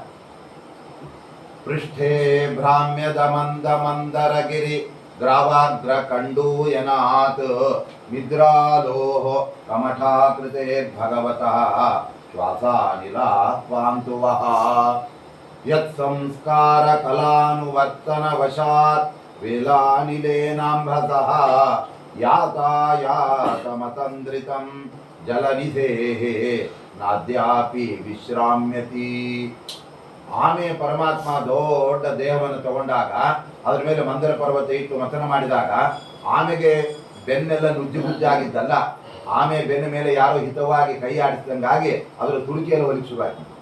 ಅಂದರೆ ಪರಮಾತ್ಮನ ದೇಹ ಎಂತಾದ್ದು, ಆ ದೊಡ್ಡ ಮಂದರ ಪರ್ವತ ಎಂತಾದ್ದು, ದೇವರಿಗೆ ಮೈ ಮೇಲೆ ಅದು ಸುಮ್ಮನೆ ಕೈ ಬೆರಳಾಡ್ತಂಗಾಯ್ತು. ಈ ಸಣ್ಣ ಮಕ್ಕಳು ಮಲ್ಕೊಳ್ಳದೆ ಇದ್ರೆ ತೊಡೆ ಮೇಲೆ ಬೋರ್ಡ್ ಮಾಡಿಸ್ಕೊಂಡು ಹಿಂಗೆ ಮಾಡಿಬಿಟ್ರೆ ನಿದ್ದೆ ಮಾಡ್ತಾವಲ್ಲ, ಆ ಥರ ಆಗುತ್ತೆ. ನಿದ್ರಾಲೋಹೋ ಕಮಠಾಕೃತೆ ಅಂದರೆ ದೇವರ ಅಪರಿಮಿತವಾದ ಶಕ್ತಿಯ ಮುಂದೆ ಆ ಮಂದರ ಪರ್ವತ ಬೇರೆ ಇಟ್ಟಿದ್ರೆ ಅಪ್ಪಚ್ಚ ಆಗ್ಬಿಡ್ಬೇಕಾಗಿತ್ತು. ಆದ್ರೆ ಇವ್ರಿಗೆ ಏನಾಗಲೇ ಅವ ನಿದ್ದೆ ಬರಕ್ಕೆ ಶುರುವಾಯ್ತಂತ ದೇವ್ರಿಗೆ, ಕೂರ್ಮಾವತಾರಿ ಆದ ದೇವ್ರು. ಈ ನಿದ್ದೆ ಬಂದ್ಬಿಟ್ರೆ ಏನು ಅಂದ್ರೆ ನೋಡಿ ಉಸಿರಾಟ ಜೋರಾಗಿ ನಡೆಸ್ತಾ ಇರುತ್ತೆ. ಅವಾಗ ನಾವು ಎಚ್ಚರ ಇದ್ದಾಗ ಮೆತ್ತಗೆ ನಮಗೆ ಗೊತ್ತಾಗಲ್ಲ, ಅಷ್ಟು ನಿಧಾನ ಉಸಿರಾಟ ಮಾಡ್ತೀವಿ. ಮಲಗಿ ಬಿಟ್ಟಿರಂತೂ ಕೆಲವರು ಗೊರಕೆ ಜೊತೆಗೆ ಉಸಿರಾಡ್ತಾ ಇರ್ತಾರೆ, ಪಕ್ಕದವರು ಮಲಗಲಿಕ್ಕೆ ಬಿಡೋದು. ನಾವು ಗೊರಕೆ ಹೊಡೆದ್ರು ಅಂದ್ರೆ ಹುರ್ರ್ ಏನಾಗೆ ಮಿಷನ್ ಸ್ಟಾರ್ಟ್ ಮಾಡಿದಾಗ ಇವ್ರ. ಹಾಗಾಗಿ ನಿದ್ರಾಲೋಹ ಪರಮಾತ್ಮ ಕೂರ್ಮ ಮಲಗಿದಾಗ ಅವನು ಉಸಿರು ಜೋರಾಗಿ ಬರೋದು, ಆ ದಡಕ್ಕೆ ಸೇರ್ಕೊಳ್ಳೋದು, ಮತ್ತೆ ವಾಪಸ್ ಬರೋದು. ಆ ಪರಮಾತ್ಮ ಉಸಿರು ಬಿಟ್ಟಾಗ ಕೂರ್ಮನ ಉಸಿರಿನ ಜೊತೆಗೆ ಆ ತೆರೆಗಳೆಲ್ಲ ಜೋರಾಗಿ ಅಪ್ಪಳಿಸ್ಬಿಡೋದು ದಡಕ್ಕೆ, ಮತ್ತು ವಾಪಸ್ ಉಸಿರು ತಗೊಳ್ಳುವ ವಾಪಸ್ ಬರೋದು. ಆ ಕೂರ್ಮ ಅದೃಶ್ಯನಾದರೂ ಕೂಡ ಇವತ್ತಿಗೂ ಕೂಡ ನೀವು ಸಮುದ್ರಕ್ಕೆ ಹೋದರೆ ಜೋರಾಗಿ ತೆರೆಗಳು ಬರೋದು, ಬಡ್ಕೊಳ್ಳೋದು, ವಾಪಸ್ ಹೋಗೋದು. ಇದು ಯಾಕೆ ಅಂದರೆ ಕೂರ್ಮಾವತಾರಿಯಾದ ಪರಮಾತ್ಮನ ಪ್ರಭಾವಕ್ಕೆ ಒಳಗಾಗಿ ಯಾತಾಯಾತ ಮತಂದ್ರಿತ ವಾಪಸ್ ಬರೋದು ಹೋಗೋದು ಇವತ್ತಿಗೂ ಅದು ನಿಂತಿಲ್ಲ. ಇದು ಕೂರ್ಮನ ವೃತ್ತಿ. ಪರಮಾತ್ಮನಿಗೆ ಬೆನ್ನ ಮೇಲೆ ಬೆಟ್ಟ ಹೊತ್ಕೊಂಡಿದ್ದರಿಂದ ಎಷ್ಟು ಅವನಿಗೆ ಅನುಕೂಲವಾಯಿತು ಅಂದ್ರೆ ಮೇನೆ ಅಂಗ ಕಂಡು ಯನ ಮಪ್ರಮೇಯ. ಅವನಿಗೇನೋ ಬೆನ್ನು ತುರಿಸ್ತಾ ಇತ್ತಂತೆ, ಪರವಾಗಿಲ್ಲ ಈ ಬೆಟ್ಟ ಆ ಕಡೆ ಈ ಕಡೆ ಎಲ್ಲ ಆಗ್ತಾ ಇದೆ, ಒಳ್ಳೇದಾಯ್ತು ಅನ್ನಂತ ದೇವರು. ಅವನ ಸಾಮರ್ಥ್ಯ ಅಂತದ್ದು ಆ ಬೆಟ್ಟ ಯಾವ ಲೆಕ್ಕ. ಇದರಿಂದ ಕೂರ್ಮ ಅಂದ್ರೆ ಸವಿತಾ ಪ್ರಸವಿತೃತ್ವ, ಅಮೃತ ಪ್ರಸವಿತೃತ್ವ ಸವಿತಾ ಕೂರ್ಮ ಉಚ್ಯತೆ. ಅಮೃತದ ಹುಟ್ಟಿಗೆ ಕಾರಣನಾದ ಪರಮಾತ್ಮನನ್ನ ಕೂರ್ಮನನ್ನ ತತ್ವ ಅಂದರೆ ಮತ್ಸ್ಯ, ಸವಿತಾ ಅಂದ್ರೆ ಪ್ರಸವಿತ ಅಂದ್ರೆ ಕೂರ್ಮ, ಎರಡಾಯ್ತಾ. ವರೇಣ್ಯಂ ಅಂದ್ರೆ ವರಾಹ. ವರೇಣ್ಯ ಅಂದ್ರೆ ವರಾಹ ಅಂದ್ರೆ ಎರಡೂ ಅರ್ಥ. ಸಂಸ್ಕೃತದಲ್ಲಿ ವರೇಣ್ಯ ಅನ್ನೋಲ್ಲಿ ನೆಟ್ ಪ್ರತ್ಯಯ, ವರಾಹ ಅನ್ನೋಲ್ಲಿ ಅಹಚ್ ಪ್ರತ್ಯಯ ಅಂತ. ಅದು ಕೊನೆಗೆ ವರಾಹ ವರೇಣ್ಯ ಎರಡು ಒಂದೇ. ಮೊದಲೆಲ್ಲ ವರೇಣ್ಯ ಅಂತ ಹೇಳ್ಬಿಟ್ಟು ಎತ್ತರದಲ್ಲಿ ಇರುವನಂತೆ ಅರ್ಥ ಆಗಿ, ವರ ಅಂದ್ರೂ ಅದೇ ಅರ್ಥ. ವಿಷ್ಣು ಸಹಸ್ರನಾಮದಲ್ಲಿ ನೋಡಿ, ವರಾರೋಹೋ ಮಹಾಕಪಾಹ, ವರಾರೋಹ ಅಂತ ಹೇಳ್ಬಿಟ್ಟು. ವರ ಅಂದ್ರೆ ಶ್ರೇಷ್ಠಳಾದ ಲಕ್ಷ್ಮೀ ದೇವಿ, ಆರೋಹ ಪರಮಾತ್ಮನ ಬಲ ಯಾವುದು ಎಡತೊಡೆ ಮೇಲೆ ಹತ್ತಿ ಕೂತಿದ್ದಾನೆ. ಲಕ್ಷ್ಮೀ ದೇವಿ ಯಾವ ಚೇರು ಸೋಫಾ ಸೆಟ್ ಬೇಕಾಗಿಲ್ಲ ರೀ, ಪರಮಾತ್ಮನ ಎಡತೊಡೆ ಸೋಫಾ, ಯಾವಾಗಲೂ ತೊಡೆ ಮೇಲೆ ಕೂಡ್ಸ್ಕೊಂಡ್ಬಿಡ್ತಾನೆ ಪರಮಾತ್ಮ. ವರಾರೋಹ ಅಂತ ಹೇಳಿ, ವರಾರೋಹನೇ ವರಾಹ. ವರಾಹ ಅಂದ್ರೆ ನಾವೆಲ್ಲ ಹಂದಿ ತಿರ್ತಿಗೆ ವಾರ ಮಾಡ್ತಾ ಇದ್ದೇವೆ. ಆದ್ರಿಂದ ಪರಮಾತ್ಮ ವರೇಣ್ಯ ಅಂತ ಹೇಳಿದ್ರೆ, ವರ ಅಂದ್ರೆ ಶ್ರೇಷ್ಠರಾದ ಬ್ರಹ್ಮಾದಿಗಳಿಂದ, ಈನ್ಯ ಅಂದ್ರೆ ಪೂಜ್ಯನಾದ ಭಜನೀಯನಾದ ಪರಮಾತ್ಮ, ಇದು ವರ. ಭರ್ಗ ಅಂತ ಹೇಳಿದ್ರೆ ಅಪರಿಮಿತವಾದ ತೇಜಸ್ ಸಂಪನ್ನನಾದ ನರಸಿಂಹದೇವರು ಅಂತ. ನರಸಿಂಹದೇವರ ತೇಜಸ್ಸು ಎಂತ, ಅವನು ಭರ್ಗ ಅಂದ್ರೆ ಹರನ್ ಗಚ್ಚತಿ ಅಂತ ಇನ್ನೊಂದ. ಪ್ರಹ್ಲಾದರಾಜರನ್ನ ಬೆಟ್ಟದಿಂದ ಕೆಳಗೆ ಹಾಕ್ತಾ ಇರ್ಬೇಕಾದ್ರೆ ಅಲ್ಲೇ ನರಸಿಂಹದೇವರು ನಿಂತ್ಬಿಟ್ಟಿಲ್ಲ. ಈ ಮಗು ಕೆಳಗೆ ಬಿಡಬಾರ್ದು, ನಾ ಎತ್ಕೊಂಡ್ಬಿಡ್ತೀನಿ ಅಂತ ಎತ್ಕೊಂಡು ಹೋಗಿ ಅರಮನೆ ಬಿಟ್ಟಿಲ್ಲ. ಇನ್ನೊಂದರ್ಥ ಭರ್ಗ ಅಂತ ಹೇಳಿದ್ರೆ ಅಪರಿಮಿತವಾದ ತೇಜಸ್. ನರಸಿಂಹದೇವರು ಬರೋ ಮುಂಚೆ ದೊಡ್ಡದಾಗಿ ತೇಜಸ್ ಬಂದ್ಬಿಟ್ಟಿದೆ. ಆದ್ದರಿಂದ ಅಹೋಬಲ ನೃಸಿಂಹಸ್ಯ ಮಹೋಬಲಂ ಅಂತ ಹೇಳ್ಬಿಟ್ಟಿದ್ದಾರೆ. ಆ ನರಸಿಂಹದೇವರ ತೇಜಸ್ಸನ್ನು ನಾವು ಆಚರಿಸಬೇಕ್ರಿ. ಯಾಕೆ ಅಂದರೆ ಈ ಸಂಸಾರ ಅಂದ್ರೆ ಕಗ್ಗತ್ತಲೆಯಿಂದ ಕೂಡಿದ್ದು. ಇಲ್ಲಿ ಸಣ್ಣ ಟಾರ್ಚ್ ಗೀರ್ಚ್ ಹಾಕೊಂಡ್ಬಿಟ್ರೆ ಅದು ವೀಕ್ ಆಗ್ಬಿಡುತ್ತೆ, ಆಮೇಲೆ ಕತ್ಲಾಗ್ಬಿಡುತ್ತೆ. ನರಸಿಂಹದೇವರ ತೇಜೋಬಲ ಪಡಿಬೇಕು ನಾವು, ಆವಾಗ ನಮಗೆ ಯಾವ ಕತ್ತಲೆ ಬರಲ್ಲ. ಆದ್ರಿಂದ ಅಹೋಬಲ ಅಂತ ಯಾಕೆ ಹೆಸರು ಬಂತು ಅಂದ್ರೆ, ಆ ನರಸಿಂಹದೇವರು ಅಲ್ಲಿ ಬಂದಾಗ ಹಿರಣ್ಯಕಶಿಪುವನ್ನು ಕೊಂದಾಗ ತಕ್ಷಣದಲ್ಲಿ ಬ್ರಹ್ಮದೇವರ ಬಾಯಿಂದ ಒಂದು ಮಾತು ಬಂತು, ಉದ್ಗಾರ. ಏನು ಅಂದ್ರೆ, ನಾರಸಿಂಹಂ ಪರಂ ರೂಪಂ ಅಹೋಬಲಂ ಅಹೋಬಲಂ ಅಂತ. ಏನ್ರಿ, ನಾನು ವರ ಕೊಟ್ಟಿದ್ದೇನೆ ಹಿರಣ್ಯಕಶಿಪುವಿಗೆ, ಆದರೆ ಅಂಥ ಹಿರಣ್ಯಕಶಿಪುವನ್ನ ಯಾವುದೇ ಆಯುಧ ತಗೊಂಡಿಲ್ಲ, ಇನ್ನೊಂದು ತಗೊಂಡಿಲ್ಲ, ಉಗುರಿನಿಂದ ಸಂಹಾರ ಮಾಡಿಬಿಟ್ಟಿಲ್ಲ ಈ ಪರಮಾತ್ಮ. ಅಬ್ಬ ಎಂಥ ಬಲ, ಅದೇ ಅಹೋಬಲ. ಸಂಸ್ಕೃತದ ಅಹೋ ಅಂದರೆ ಕನ್ನಡದಲ್ಲಿ ಹಬ್ಬ ಅಂತ ಹೇಳಿ. ಈಗ ಅಬ್ಬೂರು ಅಂತ ಹೆಸರು ಬಂದಿದ್ದು ಅದಕ್ಕೆ ಗೊತ್ತಿರಬಹುದು. ಅಬ್ಬೂರು ಅಂತ ಬ್ರಹ್ಮಣ ಅಲ್ವಾ, ಇರೋ ಜಾಗಕ್ಕೆ ಮೊದಲು ಅದಕ್ಕೆ ಜ್ಞಾನ ಮಂಟಪ ಅಂತ ಹೆಸರಿಟ್ಟರು. ಅಬ್ಬೂರು ಅಲ್ಲಿ ಏನಾಯ್ತು ಅಂದ್ರೆ, ಅವರೊಬ್ಬ ರಾಜಕುಮಾರನ ಬದುಕಿಸ್ಬಿಟ್ರು. ಅಬ್ಬೂರಿನಲ್ಲಿ ಬ್ರಹ್ಮಣ ತೀರ್ಥರು, ಅವ್ರ ರಾಜ ಬಂದ, ಎಂತ ಗುರುಗಳಪ್ಪ, ಹಬ್ಬ ಎಂತ ಊರು ಅಂತ ಆಗುತ್ತೆ, ಅಬ್ಬೂರು ಅಂತ ಆಗುತ್ತೆ. ಹಿಂಗೆ ಅಹೋಬಲಂ ನರಸಿಂಹದೇವರ ಬಲ ನೋಡಿ, ಹಬ್ಬ ಏನ್ ಬಲ ರೀ ನರಸಿಂಹದೇವ್ರದ್ದು, ಯಾವ ಆಯುಧನೇ ಬೇಕಾಗಿಲ್ಲ, ಅನಾಯಾಸವಾಗಿ ಬಗಿತಾ ಇದ್ದಾನೆ ಅಂತೇಳಿ ಅದಕ್ಕೆ ಭರ್ಗ ಅಂತ ಹೇಳಿದ್ರೆ ನರಸಿಂಹದೇವರು ಅಂತ ಅದಾಯ್ತಲ್ವಾ. ದೇವಸ್ಯ ಅಂದ್ರೆ ವಾಮನ ದೇವರು ಅಂತ. ದೇವಕುಲದಲ್ಲಿ ಪರಮಾತ್ಮ ಅವತಾರ ಮಾಡಿದ್ದಾನೆ. ಕಶ್ಯಪಾದದಿತೇರ್ಜಾತಃ ದೇವಾನಾಂ ಕಾರ್ಯಸಾಧಕಃ ಏಷ ವೈರೋಚನೆ ಸಾಕ್ಷಾತ್ ಮಹಾಮಾನವಕೋ ಹರಿಹಿ ಅಂತ ಹೇಳ್ತಾರೆ. ಪರಮಾತ್ಮ ಒಂದು ಮಾನವಕ ಬ್ರಹ್ಮಚಾರಿ ವೇಷ ತಗೊಂಡ್ಬಂದ್ಬಿಟ್ಟು, ವಾಮನ ಪುರಾಣದಲ್ಲಿ ಬಹಳ ಚೆನ್ನಾಗಿ ಬ್ರಹ್ಮಚಾರಿ ವಾಮನನ ಕಥೆ ಹೇಳ್ತಾರೆ. ವಾಮನ ಜೋಳಿಗೆ ಇಟ್ಕೊಂಡು ಅಜಿನ ದಂಡ ಕಮಂಡಲ ಇಟ್ಕೊಂಡು ಬಂದ್ಬಿಟ್ನಂತೆ. ಲಕ್ಷ್ಮೀ ದೇವಿ ಬಡ ಬಡ ಕಚ್ಚಿ ಹಾಕೊಂಡು ಉದ್ದ ಕುಂಕುಮ ಹಾಕೊಂಡು ಒಂದು ಕೈಯಲ್ಲಿ ಬ್ಯಾಗ್ ಹಿಡ್ಕೊಂಡು ಬಂದ್ಬಿಟ್ಟಂತೆ ಪರಮಾತ್ಮ. ಸ್ವಾಮಿ ನೀ ಎಲ್ಲಿ ಹೋಗ್ತೇನೆ, ನಾನು ಅಲ್ಲೇ ಬರ್ತೀನಿ. ಪರಮಾತ್ಮ ಹೇಳಿದ, ನಾನು ಬ್ರಹ್ಮಚಾರಿಯಾಗಿ ಹೋಗ್ತಾ ಇದ್ದೇನೆ ಬಲಿ ಹತ್ರ, ಯಾಕಂದ್ರೆ ಪಾದ ಭೂಮಿ ಕೇಳೋಕ್ಕೋಸ್ಕರ. ನೀನಲ್ಲಿ ಬರೋದು ಬೇಡ, ಯಾಕೆ ನಾ ಬ್ರಹ್ಮಚಾರಿ, ನೀ ಬಂದ್ರೆ ಗೃಹಸ್ಥರು ಅನ್ಕೊಂಡ್ಬಿಡ್ತಾರೆ. ಈಗ ಲಕ್ಷ್ಮೀ ದೇವರೇ, ನೀವ್ಯಾವ ಬ್ರಹ್ಮಚಾರಿ ರೀ, ನೀವು ಅನಾದಿ ಬ್ರಹ್ಮಚಾರಿ ಅಂತೀರಾ, ಮತ್ತೆ ಯೋಗೇಶ್ವರ ಅಂತೀರಾ, ಷೋಡಶಸ್ತ್ರಿ ಸಹಸ್ರೇಶ ಅಂತೀರಿ, ಎಲ್ಲ ಕೂಡುತ್ತಲ್ಲ ನಿಮ್ಗೆ. ಬೇರೆಯವ್ರಿಗೆ ಒಬ್ಬರು ಬ್ರಹ್ಮಚಾರಿ ಪಟ್ಟದಿಂದ ಗೃಹಸ್ಥರಾಗ್ಬಿಟ್ರೆ ಅವ್ರು ಮತ್ತೆ ಚೌಲ್ಪಂಕ್ತಿ ಊಟ ಕೊಡ್ಸಲ್ಲ, ಯಾಕೆ ನಾವು ಗೃಹಸ್ಥ ಬ್ರಹ್ಮಚಾರಿ ಹೊಟ್ಟೋಯ್ತು ಅಂತ. ಪರಮಾತ್ಮನಿಗೆ ಹಾಗೆ ಹೋಗಲ್ಲ ಯಾವುದು ಕೂಡ, ಎಲ್ಲ ಅವನಲ್ಲಿ ಇರುತ್ತೆ. ಆದ್ರೆ ನೀನು ಬರಬೇಡಮ್ಮ ಅಂತ ಲಕ್ಷ್ಮೀದೇವಿಗೆ ಹೇಳಿದರೆ, ಇಲ್ಲ ಬರ್ತೇನೆ ನಾನು ಅಂತ ಹೇಳಿ. ಅದಕ್ಕೆ ಪರಮಾತ್ಮ ಹೇಳಿದ, ನೀನು ಅಲ್ಲಿಗೆ ಬಂದರೆ ಬ್ರಹ್ಮಚಾರಿ ಪೂಜೆ ಮಾಡೋದಿಲ್ಲ, ದಂಪತ್ ಪೂಜೆ ಮಾಡಿ ಸೀರೆ ದೋತ್ರ ಕೊಟ್ಬಿಡ್ತಾರೆ, ಬರಬೇಡ ಅಂತ ಹೇಳಿದ ಪರಮಾತ್ಮ. ಆದ್ರೂ ಬರ್ತೇನ್ರಿ ನೀ ಅಂತ ಹೇಳಿದ್ರೆ, ಅದಕ್ಕೆ ಪರಮಾತ್ಮ ಹೇಳಿದ, ನಾನು ಬಲಿಯ ಸಂಪತ್ತನ್ನು ಅಪಹಾರ ಮಾಡ್ಲಿಕ್ಕೆ ಹೋಗ್ತಾ ಇದ್ದೇನೆ, ನೀನು ಬಲಿಯ ಸಂಪತ್ತನ್ನು ಕೊಡಕ್ ಹೋಗ್ಬಿಡ್ತೀಯ. ಯಾರ ಮೇಲೆ ಲಕ್ಷ್ಮೀ ಕಟಾಕ್ಷಿ ಬೀಳುತ್ತೆ ಅವ್ರ ಸಂಪತ್ತು ಬರುತ್ತೆ. ನೀನು ಸುಮ್ಮನೆ ಇರಲ್ಲ, ಅವ್ನು ನೋಡ್ತೀಯ, ನೋಡಿದ್ರೆ ಸಂಪತ್ತು ಬಂದ್ಬಿಡತ್ತೆ. ಸಂಪತ್ತು ಬರ್ಬೇಕಾದ್ರೆ ಏನ್ ಮಾಡ್ಬೇಕಲ್ಲ, ಲಕ್ಷ್ಮೀ ಕಟಾಕ್ಷಿ ಬಿದ್ದರೆ. ಅದಕ್ಕೆ ಬರಬೇಡ ಅಂತ ಹೇಳಿದ ಪರಮಾತ್ಮ. ಆದ್ರೂ ಕೂಡ ಇಲ್ಲ ನೀ ಬರ್ತೀನಿ ಅಂತ ಹೇಳಿದ. ಆವಾಗ ಲಕ್ಷ್ಮೀ ದೇವಿಗೆ ಪರಮಾತ್ಮ ಹೇಳಿದ, ನೀನು ಎಲ್ಲಿಂದ ಬರ್ತೀಯ, ಅಲ್ರಿ ನೀವೇ ಎದೆಯಲ್ಲಿ ಜಾಗ ಕೊಟ್ಟಿಲ್ಲ, ಅಲ್ಲಿ ಕೂತ್ ಬರ್ತೀನಿ ಅಂತ ಹೇಳಿ. ಅಲ್ಲಿ ನೀವು ತಳ್ಳಕ್ಕಾಗಲ್ಲ, ಹೊರಗಡೆ ಬರ್ತೀನಿ ಅಂದ್ರೆ ಬ್ರಹ್ಮಚಾರಿ ಅಂತೀರಾ, ಆಮೇಲೆ ಬೇಡ ಅಂತೀರಾ, ಎದೆಯಲ್ಲಿ ಜಾಗ ಕೊಟ್ಟಿದ್ದೀರೋ ಇಲ್ಲೋ, ಅದು ನನ್ನ ಮನೆ, ಅಲ್ಲಿ ಕೂತ್ ಬರ್ತೀನಿ ಅಂತ ಹೇಳಿ. ಅವು ಪರಮಾತ್ಮ ನೋಡಿದ, ಈ ಲಕ್ಷ್ಮಿ ನಂಬಲಿಕ್ಕಾಗಲ್ಲ, ಅಲ್ಲಿ ಕೂತ್ಕೊಂಡೇ ತನ್ನ ಕೃಪಾ ದೃಷ್ಟಿಯನ್ನು ಬಲಿ ಮೇಲೆ ಹಾಕ್ಬಿಟ್ರೆ ಅದರಿಂದ ಅವನಿಗೆ ಸಂಪತ್ತು ಜಾಸ್ತಿ ಬರುತ್ತೆ, ನಾನು ಸಂಪತ್ತು ಹರಣ ಮಾಡಿಕ್ಕಾಗಲ್ಲ. ಅದಕ್ಕೆ ದೇವ್ರು ಏನ್ ಮಾಡಿದ, ನಾನು ಹೊತ್ಕೊಂಡಿದ್ನಲ್ಲ ಬ್ರಹ್ಮವಸ್ತ್ರ ತರ ಲಕ್ಷ್ಮೀ ದೇವಿ ಹಿಂಗೆ ಅಡ್ಡ ಹಾಕ್ಬಿಡ್ತಾನೆ. ಅವಳಿಗೆ ಕರ್ಟನ್ ಆಗ್ಬಿಡ್ತಾನೆ, ಕಣ್ಣೆ ಕಾಣಿಸ್ತಾ ಇಲ್ಲ ಅಂತ ಆಯ್ತು.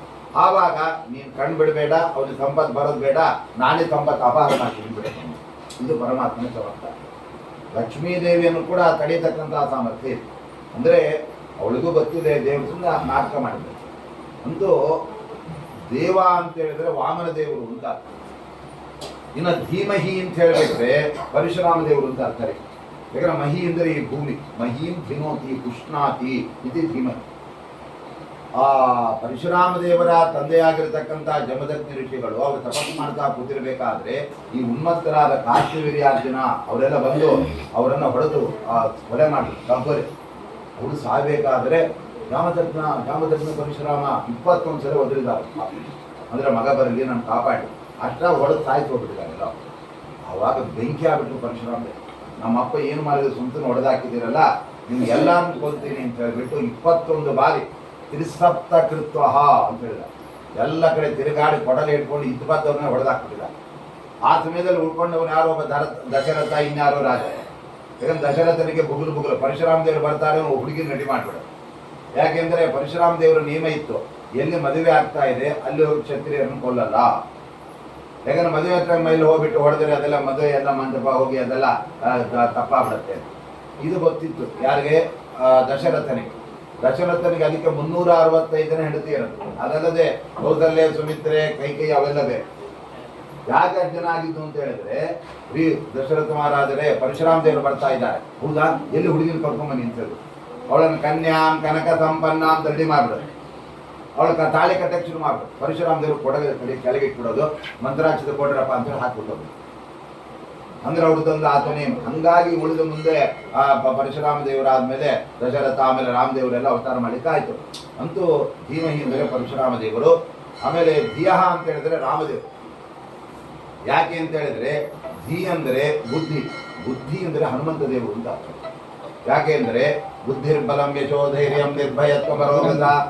ಯಾವ ಹನುಮಂತ ದೇವರ ಸ್ಮರಣೆ ಮಾಡಿದರೆ ನಮಗೆ ಬುದ್ಧಿ ಬಲ ಎಲ್ಲ ಕೊಟ್ಬಿಡ್ತಾರೆ. ಅದಕ್ಕೆ ಹೆದರ್ಕೊಳ್ಳಬೇಕಾಗಿಲ್ಲ, ಅಭಯ ಕೊಡ್ತಾರೆ. ಯಾಕೆಂದ್ರೆ ಅಭಯ ಹಸ್ತ ಯಾವ ಹನುಮಂತ ದೇವರಿಗೆ ಧ್ಯಾಯೇ ಗದಾ ಅಭಯಕರಂ, ಅಭಯ ಹಸ್ತ ಕೊಟ್ಬಿಟ್ಟಿರ್ತಾರೆ. ಈ ಅಭಯ ಹಸ್ತ ಇಬ್ಬರಿಗೆ, ಒಂದು ಪರಮಾತ್ಮನಿಗೆ, ವಾಯುದೇವರಿಗೆ. ಅದು ಬಿಟ್ಟರೆ ಬೇರೆ ಯಾವ ದೇವತೆಗಳಿಗೆ. ರುದ್ರದೇವರು ಎಲ್ಲಾದ್ರೂ ಅಭಯ ಹಸ್ತ ಕೊಟ್ಟಿದ್ದಾರ? ಗಣಪತಿ ಕೊಟ್ಟಿದ್ದಾನೆ? ಇಲ್ಲ. ಗಣಪತಿ ಹೊಟ್ಟೆ ಮೇಲೆ ಕೈ ಇಟ್ಕೊಂಡ್ಬಿಟ್ಟಿದ್ದಾನೆ, ಹೊಟ್ಟೆ ಮುಂದೆ ಬಂದಿದ್ದು.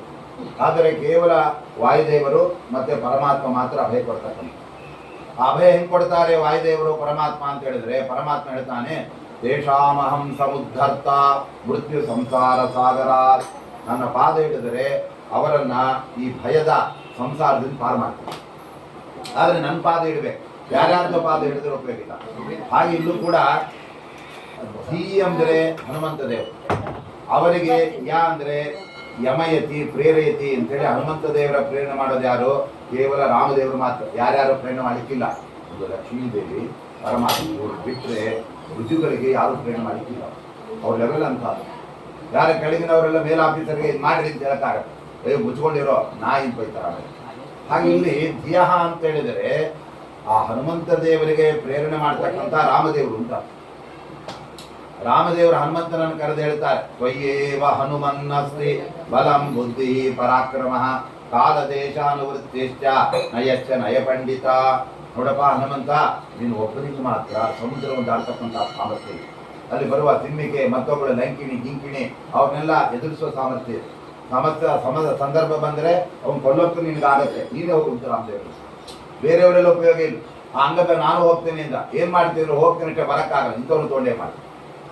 ಹಾಗಲ್ಲ, ಇವನು ಎಲ್ಲ ಕೆಲಸ ಮಾಡ್ಕೊಂಡು ಬರ್ತೇನೆ ಅಂತ ಹನುಮಂತ. ಆದ್ದರಿಂದ ಅಲ್ಲಿ ಧಿಯಃ ಅಂದರೆ ಹನುಮಂತನಿಗೆ ಪ್ರೇರಣೆ ಮಾಡುವ ರಾಮದೇವರು. ಇದು 7ನೇ ಅವತಾರ. 8ನೇದೇ ಯಹ ಅಂತಂದ್ರೆ ಕೃಷ್ಣಾವತಾರ. ಯಹ ಅಂತಂದ್ರೆ ಜ್ಞಃ ಅಂತ ಅರ್ಥ. ಸಂಸ್ಕೃತದಲ್ಲಿ ಗತ್ಯರ್ಥಕ ಆಹತೆ ಜ್ಞಾನಾರ್ಥಕ ಅಂತಿದೆ. ಅದು ಯಹ ಅಂದರೆ ಸರ್ವಜ್ಞನಾದ ಕೃಷ್ಣ ಪರಮಾತ್ಮ. ನೋಡಿ, ಕೃಷ್ಣಾವತಾರವನ್ನ ಪರಮಾತ್ಮನ ಕಥೆಯನ್ನು ಭಾಗವತ ಹೇಳ್ತಾ ಇತ್ತು. ಅದು 1ನೇ ಶ್ಲೋಕದಿಂದ ನೋಡ್ಬೋದು. ಹೆಂಗೆ ಅಂತ ಹೇಳಿದ್ರೆ, ಜನ್ಮಾದ್ಯಸ್ಯ ಯತಃ, ಆದ್ಯಸ್ಯ ಜನ್ಮ ಯತಃ. ಆದ್ಯ ಅಂದ್ರೆ ಎಲ್ಲ ಅವತಾರಗಳಿಗೆ ಮೂಲ ರೂಪವಾದೇನು ಪರಮಾತ್ಮನ ನಾರಾಯಣ ರೂಪ ಇದೆಯಲ್ಲ, ಆ ನಾರಾಯಣ ರೂಪದಿಂದ ಯತಃ ಜನ್ಮ. ಆ ನಾರಾಯಣದಿಂದ ಯಾರು ಅವತಾರ ಮಾಡಿದ್ದಾರೆ ಅಂದ್ರೆ ಅದೇ ಕೃಷ್ಣನ ಅವತಾರ. ಅವನು ಮೂಲ ರೂಪದಿಂದಲೇ ಬಂದಿದ್ದಾನೆ. ಪದ್ಮನಾಭ ರೂಪಿಯಾದ ಪರಮಾತ್ಮನ 2 ತಲೆ ಮೇಲಿರುವ ಕೂದಲುಗಳು, ಒಂದು ಶುಕ್ಲ, ಇನ್ನೊಂದು ಕೃಷ್ಣ ಅಂತ. ಶುಕ್ಲ ಅಂದ್ರೆ ಬೆಳಗಿದೆ ಅಂತ ಅರ್ಥ ಅಲ್ಲ. ದೇವರಿಗೂ ತಲೆ ನೆರೆದ್ಬಿಟ್ಟಿದೆ, ಪಾಪ ಮುದುಕಪ್ಪ ಆಗ್ಬಿಟ್ಟಿದ್ದಾನೆ ಅಂತಲ್ಲ. ಅದು ಶುದ್ಧ ಅಂತ ಅರ್ಥ. ಶುಕ್ಲಕೇಶ, ಕೃಷ್ಣಕೇಶ. ಆ ಶುಕ್ಲಕೇಶದಿಂದ ಬಲರಾಮನ ಅವತಾರ, ಆ ಕೃಷ್ಣಕೇಶದಿಂದ ಕೃಷ್ಣ ಪರಮಾತ್ಮನ ಅವತಾರ. ಹಾಗಾದ್ರೆ ಆ ಪರಮಾತ್ಮ ಎಂಥವನು ಅಂತ ಹೇಳಿಬಿಟ್ರೆ ಅವನು ಅವತಾರ ಮಾಡುವಾಗಲೇನೆ ಆ ರೀತಿಯಾಗಿ ತನ್ನ ಮೂಲ ರೂಪದಿಂದ ಬಂದದ್ದರಿಂದ ಅಸ್ಯ ಜನ್ಮ ಆದ್ಯತ್ಯ ಜನ್ಮ ಯತಃ, ಎಲ್ಲ ಆದ್ಯನಾದ ಪರಮಾತ್ಮನ ದಶೆಯಿಂದ ನಾರಾಯಣನಿಂದ ಅಸ್ಯ ಅಂದ್ರೆ ಕೃಷ್ಣನ ಜನ್ಮ ಅಂದ್ರೆ ಅವತಾರವು ಯಾವ ಕಾರಣದಿಂದ ಆಯ್ತೋ ಆ ಪರಮಾತ್ಮ ಅಂತ ಕೃಷ್ಣಾವತಾರವನ್ನು ಹೇಳ್ತಾ ಇತ್ತು. ಮುಂದೆ ಪರಮಾತ್ಮ ಏನ್ ಮಾಡಿದ, ಯತಃ ಯತಃ ಅನ್ವಯ ತತಃ ಇತರತಃ ಅಂತ ಹೇಳಿ ಪರಮಾತ್ಮ ಅವತಾರ ಮಾಡಿದ್ದು ಮಥುರೆ, ಅಲ್ಲಿಂದ ಇತರತಃ ಅಂದ್ರೆ ಗೋಕುಲಕ್ಕೆ ಹೊರಟಂತಿದೆ. ಯಾಕಂದ್ರೆ ಇಲ್ಲಿರೋದು ಬೇಡ, ಕಂಸನ ಬೃತ್ತಿರನ್ನು ಕೊಡಬೇಕು ಅಂತ ಜನ್ಮ ಆದ್ಯತ್ಯ ಅಂತ ಆಯ್ತು. ಯತಃ ಯಾವ ಕಾರಣದಿಂದ ಎಲ್ಲಿ ಯತಃ ಅಂದ್ರೆ ಯತ್ರ ಅಂತ ಎಲ್ಲಿ ಪರಮಾತ್ಮನ ಅವತಾರ ಆಯ್ತು ತತಃ ಅಲ್ಲಿಂದ ಇತರತಃ ಬೇರೊಂದ್ ಕಡೆಗೆ ಹೋಗ್ಬಿಟ್ಟ ಪರಮಾತ್ಮ. ಆ ಬೇರೊಂದ್ ಕಡೆ ಯಾವ್ದು, ಅವತಾರ ಮಾಡಿದ ತನ್ನ ಜಾಗವಾದ ಮಥುರೆಯಿಂದ ಅವನು ಗೋಕುಲಕ್ಕೆ ಹೊರಟ ಅಂದ್ರೆ ಕೃಷ್ಣಾವತಾರದಲ್ಲಿ ನೇರ ಭಾಗವತ ಮೊದಲನೇ ಶ್ಲೋಕ ಹೇಳ್ತಾರೆ, ತುಂಬಾ ಚೆನ್ನಾಗಿದೆ. ಬೇರೆ ಬೇರೆ ವ್ಯಾಖ್ಯಾನಕಾರರೆಲ್ಲ ಮೊದಲನೇ ಶ್ಲೋಕಕ್ಕೆ ಕೃಷ್ಣ ಪರವಾಗಿ ಹೆಂಗೆ ಅರ್ಥ ತಿಳ್ಕೊಳ್ಬೇಕು ಅಂತ ಹೇಳ್ತಾ ಇದ್ದಾರೆ. ಆಯ್ತಾ. ಯತಃ ಅನ್ವಯ, ಅನ್ವಯ ಅಂತಂದ್ರೆ ಅನ್ವಗಚ್ಚತ್ ಅಂತ ಪರಮಾತ್ಮ ಅಲ್ಲಿಂದ ನೇರವಾಗಿ ಗೋಕುಲಕ್ಕೆ ಹೊರಟರು. ಅಂದ್ರೆ ಯಾಕೆ ಹೊಟ್ಟೋದ, ಸುಮ್ಮನೆ ಇಲ್ಲೇ ಇರ್ಬೋದಾಗ್ತದಲ್ಲ, ಏನು ಅಲ್ಲಿ ಹೋಗಿ ಮಾಡಿದ ಅಂದರೆ ಅದಕ್ಕೆ ಮುಂದೆ ಭಾಗವತ ಹೇಳ್ತಾ ಇದೆ ಅವನು ಅರ್ಥೇಶ ವಿಘ್ನ, ಅವನಿಗೆಲ್ಲವನ್ನು ಬಲ್ಲ ಸರ್ವತ್ನ ಬಿಡ್ತೇನೆ. ಬೇರೆಯವ್ರಿಗೆ ಅದು ಗೊತ್ತಿಲ್ಲ, ಅಲ್ರಿ ಕೃಷ್ಣ ಇಲ್ಲೇ ಇರ್ಬೋದು ಅಲ್ಲಿ ಹಾಕೋದ ಅಂದ್ರೆ ಅಲ್ಲಿ ಯಶೋದೆ ನಂದಗೋಪ ಕೃಷ್ಣನ ಬಾಲಲೀಲೆ ನೋಡಬೇಕು ಅಂತ ಹೊರ ಕೇಳ್ಕೊಂಡಿದ್ದಾರೆ. ಅವ್ರಿಗೆ ಅನುಗ್ರಹ ಮಾಡಿ ಹೋಗಿದ್ದಾನೆ. ಸುಮ್ಮನೆ ಟೈಮ್ ಇದೆ ಅಂತ ಹೋಗಿದ್ದಾರೆ. ನಾವು ಹೋಗ್ತಿದ್ದೆ ಎದಕ್ಕೆ ಬಂದಿದೆ, ಟೈಮ್ ಇದ್ರೆ ವಾಕಿಂಗ್ ಬಂದಿದೆ, ಪರಮಾತ್ಮ ಹಂಗೆ ಬರ್ತಾನೆ ಎಲ್ಲ. ಅಲ್ಲಿ ನಂದಗೋಪ ಯಶೋಧೆಯಲ್ಲಿ ಕೇಳ್ಕೊಂಡಿದ್ದಾರೆ, ನಿನ್ನ ಬಾಲಲೀಲೆ ನೋಡ್ಬೇಕು ಸ್ವಾಮಿ, ಅದಕ್ಕೆ ಬಾ. ಅದಕ್ಕೆ ಅರ್ಥೇಕ ವಿಘ್ನ, ಅವನು ಎಲ್ಲವಲ್ಲ ಬಂದಂತಹ ಪರಮಾತ್ಮ ಇವ್ರಿಗೇನು ಹೇಳಿದ್ದ, ಇವ್ರು ಕೇಳ್ಕೊಂಡಿದ್ದೇನು ಗೊತ್ತಾ, ಸ್ವಾಮಿ ನೀನು ಮಗ ಆಗ್ಬೇಕು, ಮಗ ಆದ ಹೊಟ್ಟೋದಷ್ಟೇ. ದೇವ್ರ ಹತ್ರ ನಾವು ಏನು ಕೇಳಿದ್ವು ಅಷ್ಟೇ ಕೊಡ್ತಾನೆ, ಅವನ್ನ ಹೆಚ್ಚಿಗೆ ಎಲ್ಲ ಕೊಡಕ್ಕೆ ಹೋಗ. ಯಶೋಧ ಏನು ಕೇಳಿದ್ದು, ನಿನ್ನ ಬಾಲಲೀಲೆ ನೋಡ್ಬೇಕು ಸ್ವಾಮಿ ಎಂದು ಕೇಳಿದ್ದು, ಅಷ್ಟೇ ಕೊಟ್ಟ. ಒಂದು ಮದುವೆಯಲ್ಲಿ ಅವಳನ್ನ ಕರ್ಕೊಂಡ್ಬರ್ಬೇಕು. ಅವಳಿಗೆ ಗಾಬರಿ ಆಗ್ಬಿಡುತ್ತೆ ಪಾಪ. ಏನು ಸ್ವಾಮಿ ಕೃಷ್ಣ, ನಿನಗೆ ಒಂದಲ್ಲ ಎರಡಲ್ಲ 16,100 + 8 ಮದುವೆ ಆಗಿದೆ. ಒಂದು ಮದುವೆಯಲ್ಲಿ ಆಲ್ಬಮಲ್ಲಿ ನಿನ್ನ ಪಕ್ಕ ನಾನು ಇರಲೇ ಇಲ್ವಲ್ಲ. ತಾಯಂದ್ರಿಗೆ ಎಷ್ಟು ಸಂಭ್ರಮ ಇರುತ್ತೆ. ನನ್ನ ಮಗನ ಪಕ್ಕ ನಾನು ಏನು ರೇಷ್ಮೆ ಸೀರೆ ಹಾಕ್ಕೊಂಡು, ಏನು ಕಿವಿಗೆಲ್ಲ ಬೆಂಡವಾಲೆ ಹಾಕ್ಕೊಂಡು ಸೆಂಟ್ ಹಾಕ್ಕೊಂಡು ಫೋಟೋ ಹೊಡ್ಸ್ಕೋಬೇಕು ಅಂತ ಆಸೆ ಇರುತ್ತೆ. ಯಾವ ತಾಯಿ ತನ್ನ ಮಗನ ಮದುವೆ ಟೈಮಲ್ಲಿ ಇರ್ಲಿಕ್ಕೆ ಇಷ್ಟ ಇರಲ್ಲ. ಆದರೆ ಯಶೋಧೆಗೆ ಒಂದು ಕೃಷ್ಣನ ಮದುವೆಲ್ಲ ಅವಳಿಲ್ಲ, ಅವಳು ಬಿಟ್ಟೆ ಮದುವೆ ಮಾಡ್ಕೊಂಡ. ಯಾಕೆ ಅಂದರೆ ನೀನೇನು ಕೇಳಲಿಲ್ಲ ಮದುವೆ ನೋಡ್ಬೇಕು ಅಂತ, ನೋಡಿಸ್ಲಿಲ್ಲ ನಾನು. ಆಮೇಲೆ ಜ್ಞಾನೋದಯ ಆಯ್ತು ಅವಳಿಗೆ. ಹೌದಾ ಕೃಷ್ಣ, ನಾನು ಬರೀ ಬಾಲ್ಯಲೀಲೆ ಕೇಳಿಬಿಟ್ಟೆ, ನೀನು ಮದುವೆ ನೋಡ್ಬೇಕು ಅಂತ ಆಸೆ ಪಡಲೇ ಇಲ್ಲಲ್ಲ.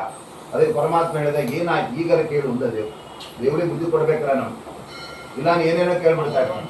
ಆಯ್ತು ಸ್ವಾಮಿ, ನನಗೆ ಈಗಲೇನೆ ನನಗೆ ನಿನ್ನ ಮದುವೆ ನೋಡೋ ಭಾಗ್ಯ ಕೊಡು ಅಂತ ಕೇಳಿಬಿಟ್ಟು ಆ ಸಮಯದಲ್ಲಿ ಪರಮಾತ್ಮ ಹೇಳಿದ, ನೀನು ಈಗ ಕೇಳಿದರೆ ಅದು ಎಫೆಕ್ಟ್ ಆಗೋದು ಮುಂದಿನ ಜನ್ಮ ಕೇಳಿಬಿಡ್ತದೆ.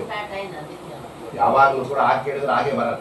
ನೀವು ಕಲ್ಪವೃಕ್ಷ ಇದೆ ಯಾವುದು ಎಳ್ನೀರಿನ ಗಿಡ ಹಾಕಿರ್ತೀರಾ, ಇವಾಗ ಹಾಕಿದ್ರೆ ಇವಾಗಲೇ ಫಲ ಬಂದಿ ಅಂದರೆ ಅಜ್ಜ ಹಾಕಿದ್ರೆ ಮೊಮ್ಮಕ್ಕಳ ಕಾಲಕ್ಕೆ ಫಲ ಬೀಳುತ್ತೆ.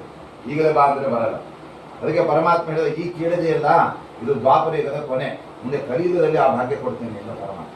ಅದಕ್ಕೆ ಕಲಿಯುಗದಲ್ಲಿ ಶ್ರೀನಿವಾಸನಾಗಿ ಬಂದು ಶ್ರೀನಿವಾಸನಾಗಿ ಬಂದು ಆ ಯಶೋಧೆಯನ್ನು ಬಕುಲ ಮಾಲೆ ಆಗು ಅಂತ ಹೇಳ್ಬಿಟ್ಟು, ನೀನೇ ನನ್ನ ಒಂದು ತಾಯಿ, ನನಗೆ ನೀನೇ ಆ ಹುಡುಗಿನ ಹುಡ್ಕೊಡ್ಬೇಕು, ಬೇರೆಯವ್ರನ್ನ ಹೇಳಲ್ಲ ಅಂತ ಹೇಳಿದಾಗ ಆ ಬಕುಲ ಮಾಲೆ ಅವಳೇ ಯಶೋಧೆ ಅವಳು ಬಂದುಬಿಟ್ಟು ಆ ಸಂದರ್ಭದಲ್ಲಿ ಕೃಷ್ಣನಿಗೆ ಪದ್ಮಾವತಿಯನ್ನ ಘಟನೆ ಮಾಡಿ ಶ್ರೀನಿವಾಸನಿಗೆ, ಯಾಕಂದ್ರೆ ಕೃಷ್ಣನೇ ಅವನು ಬ್ರಹ್ಮಚಾರಿ ಆದಾಗ ವಿಠಲ ಆಗ್ಬಿಟ್ಟ, ಪಂಢರಪುರದ ವಿಠಲ.